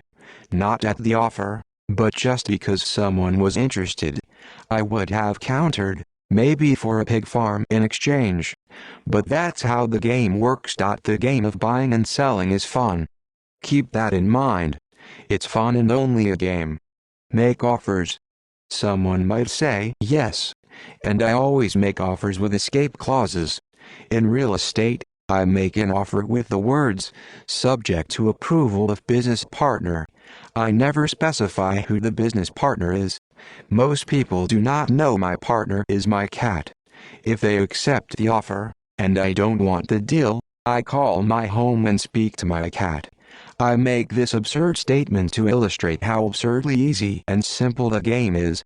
So many people make things too difficult and take them too seriously. Finding a good deal, the right business, the right people, the right investors, or whatever is just like dating. You must go to the market and talk to a lot of people, make a lot of offers, counter offers, negotiate, reject and accept. I know single people who sit at home and wait for the phone to ring, but unless you're Cindy Crawford or Tom Cruise, I think you'd best go to the market, even if it's only the supermarket. Search, offer, reject, negotiate and accept are all parts of the process of almost everything in life. Jog, walk or drive a certain area once a month for 10 minutes. I have found some of my best real estate investments while jogging. I will jog a certain neighborhood for a year. What I look for is change. For there to be profit in a deal, there must be 2 elements: a bargain and change. There are lots of bargains, but it's change that turns a bargain into a profitable opportunity. So when I jog a neighborhood I might like to invest in. It is the repetition that causes me to notice slight differences. I notice real estate signs that are up for a long time. That means the seller might be more agreeable to deal. I watch for moving trucks, going in or out. They inquire about an area. I stop and talk to the drivers. I talk to the postal carriers. It's amazing how much information. Who controls the past controls the future, who controls the present controls the past. I find a bad area, especially an area that the news has scared everyone away from. I drive it for sometimes a year, waiting for signs of something changing for the better. I talk to retailers, especially new ones, and find out why they're moving in. It takes only a few minutes a month, and I do it while doing something else, like exercising, or going to and from the store. As for stocks, I like Peter Lynch's book Beating the Street for his formula for selecting stocks that grow in value. I have found that the principles of finding value are the same regardless if it's real estate, stocks, mutual funds, new companies, a new pet, a new home, a new spouse, or a bargain on laundry detergent. The process is always the same. You need to know what you're looking for and then go look for it. Bullet. Why consumers will always be poor. When the supermarket has a sale on, say, toilet paper, the consumer runs in and stocks up. When the stock market has a sale, most often called a crash or correction, the consumer runs away from it. When the supermarket raises its prices, the consumer shops elsewhere. When the stock market raises its prices, the consumer starts buying. Look in the right places. A neighbor bought a condominium for $100,000. I bought the identical condo next door to his for $50,000. He told me he's waiting for the price to go up. I told him that his profit is made when you buy, not when you sell. He shopped with a real estate broker who owns no property of her own. I shopped at the foreclosure department of a bank. I paid $500 for a class on how to do this. My neighbor thought that the $500 for a real estate investment class was too expensive. He said he could not afford it, and he couldn't afford the time. So he waits for the price to go up. I look for people who want to buy first, then I look for someone who wants to sell. A friend was looking for a certain piece of land. He had the money and did not have the time. I found a large piece of land larger than what my friend wanted to buy, tied it up with an option, called my friend and he wanted a piece of it. So I sold the piece to him and then bought the land. I kept the remaining land as mine for free. Moral of the story: buy the pie and cut it in pieces. Most people look for what they can afford, so they look too small. They buy only a piece of the pie, so they end up paying more for less. Who controls the past controls the future, who controls the present controls the past. Small thinkers don't get the big breaks. If you want to get richer, think bigger first. Retailers love giving volume discounts, simply because most business people love big spenders. So even if you're small, you can always think big. When my company was in the market for computers, I called several friends and asked them if they were ready to buy also. We then went to different dealers and negotiated a great deal because we wanted to buy so many. I have done the same with stocks. Small people remain small because they think small, act alone, or don't act all. Learn from history. All of the big companies on the stock exchange started out as small companies. Everything in his 60s. Before he was 30. Action always beats inaction. These are just a few of the things I have done and continue to do to recognize opportunities. The important words being done and do. As repeated many times throughout the book, you must take action before you can receive the financial rewards. Act now.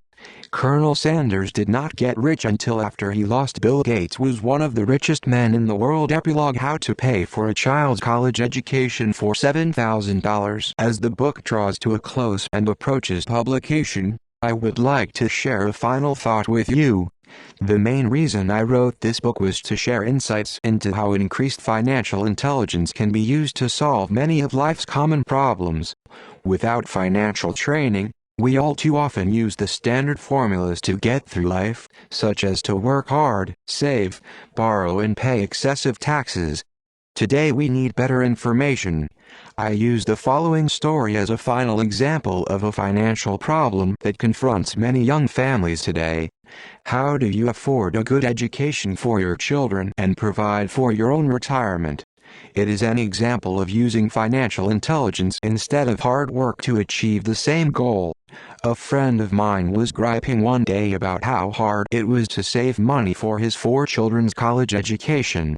He was putting $300 away in a mutual. Who controls the past controls the future, who controls the present controls the past. Fund each month and had so far accumulated about $12,000 for it, since his oldest child was then 6 years of age. The year was 1991, and the real estate market in Phoenix was terrible. People were giving houses away. I suggested to my classmate that he buy a house with some of the money in his mutual fund. The idea intrigued him and we began to discuss the possibility. His primary concern was that he did not have the credit with the bank to buy another house, since he was so overextended. I assured him that there were other ways to finance a property other than through the bank. We looked for a house for 2 weeks, a house that would fit all the criteria we were looking for. There were a lot to choose from, so the shopping was kinda fun. Finally, we found a 3-bedroom 2-bath home in a prime neighborhood. The owner had been downsized and needed to sell that day because he and his family were moving to California where another job waited. He wanted $102,000, but we offered only $79,000. He took it immediately. The home had on it what is called a non-qualifying loan, which means even a bum without a job could buy it without a banker's approval. The owner owed $72,000, so all my friend had to come up with was $7,000, the difference in price between what was owed and what it sold for. As soon as the owner moved, my friend put the house up for rent. After all expenses were paid, including the mortgage, he put about $125 in his pocket each month. His plan was to keep the house for 12 years and let the mortgage get paid down faster by applying the extra $125 to the principal each month. We figured that in 12 years, a large portion of the mortgage would be paid off and he could possibly be clearing $800 a month by the time his first child went to college. He could also sell the house if it had appreciated in value. In 1994, the real estate market suddenly changed in Phoenix and he was offered $156,000 for the same house by the tenant who lived in it and loved it. Again, he asked me what I thought, and I naturally said sell, on a 1031 tax-deferred exchange. Suddenly, he had nearly $80,000 to operate with. I called another friend in Austin, Texas who then moved his tax-deferred money into a mini storage facility. Within 3 months, he began receiving checks for a little less than $1,000 a month in income, which he then poured back into the college mutual fund that was now building much faster.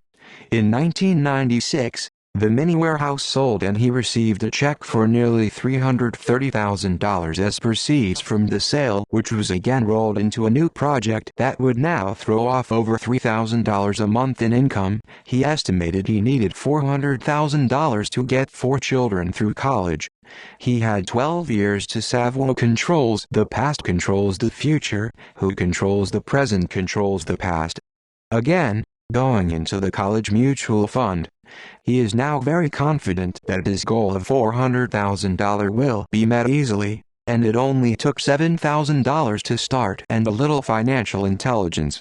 His children will be able to afford the education that they want and he will then use the underlying asset, wrapped in his C corporation, to pay for his retirement.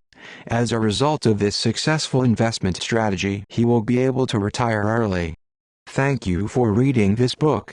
I hope it has provided some insights into utilizing the power of money to work for you. Today, we need greater financial intelligence to simply survive.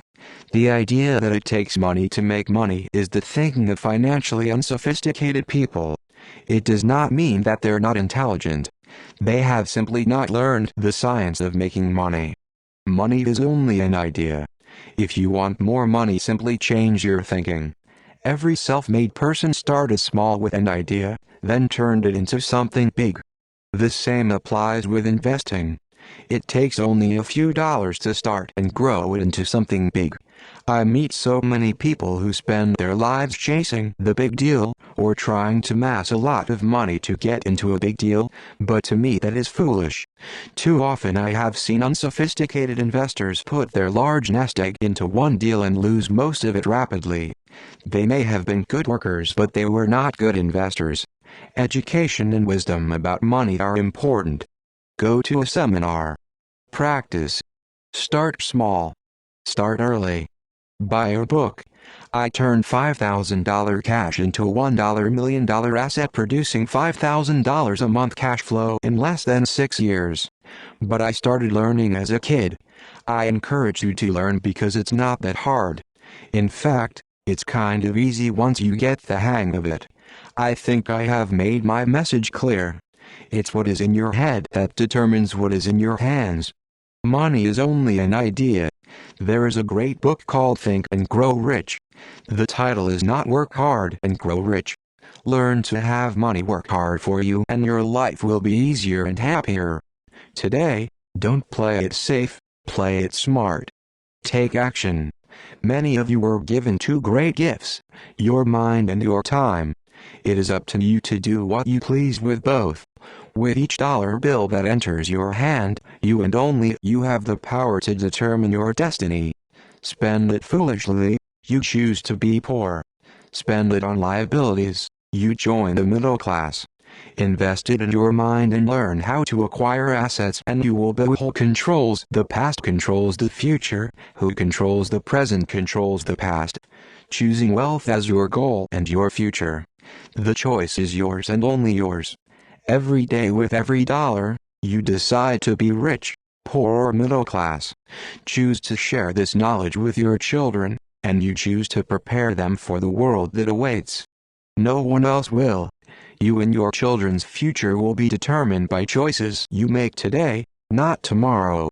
We wish you great wealth and much happiness with this fabulous gift called life. Robert Kiyosaki, Sharon Lechter. About the authors Robert T. Kiyosaki, the main reason people struggle financially is because they spent years in school but learned nothing about money. The result is, people learn to work for money, but never learn to have money work for them. Says Robert. Born and raised in Hawaii, Robert is fourth-generation Japanese American. He comes from a prominent family of educators. His father was the head of education for the state of Hawaii.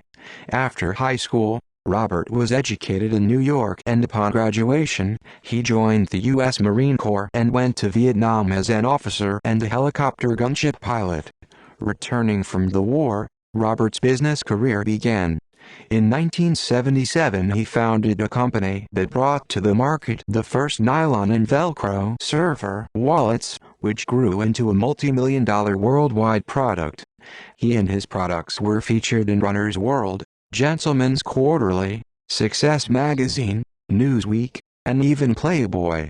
Leaving the business world, he co-founded in 1985 an international education company that operated in 7 countries, teaching business and investing to tens of thousands of graduates. Retiring at age 47, Robert does what he enjoys most, investing. Concerned about the growing gap between the haves and have-nots, Robert created the board game Cash Flow, which teaches the game of money, heretofore only known by the rich. Although Robert's business is real estate and developing small-cap companies, his true love and passion is teaching. He has shared the speaking stage with such greats as Og Mandino, Zig Ziglar, and Anthony Robbins. Roberto controls the past controls the future, who controls the present controls the past. Kiyosaki's message is clear. Take responsibility for your finances or take orders all your life. You're either a master of money or a slave to it. Robert holds classes that last from 1 hour to 3 days teaching people about the secrets of the rich. Although his subjects run from investing for high returns and low risk, to teaching your children to be rich, to starting companies and selling them, he has one solid earth-shaking message. And that message is, awaken the financial genius that lies within you. Your genius is waiting to come out. This is what world-famous speaker and author Anthony Robbins says about Robert's work. Robert Kiyosaki's work in education is powerful, profound, and life-changing. I salute his efforts and recommend him highly. During this time of great economic change, Robert's message is priceless.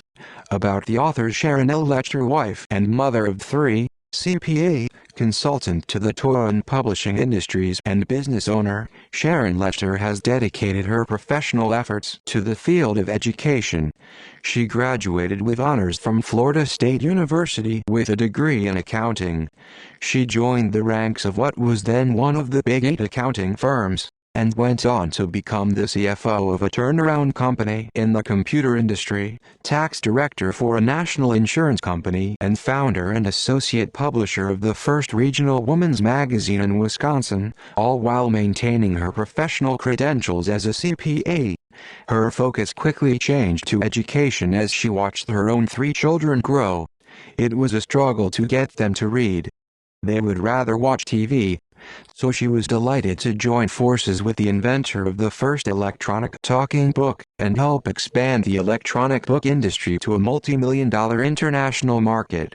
Today, she remains a pioneer in developing new technologies to bring the book back into children's lives. As her own children grew, she was keenly involved in their education. She became a vocal activist in the areas of mathematics, computers, reading and writing education. Our current educational system has not been able to keep pace with the global and technological changes in the world today. We must teach our young who controls the past controls the future, who controls the present controls the past.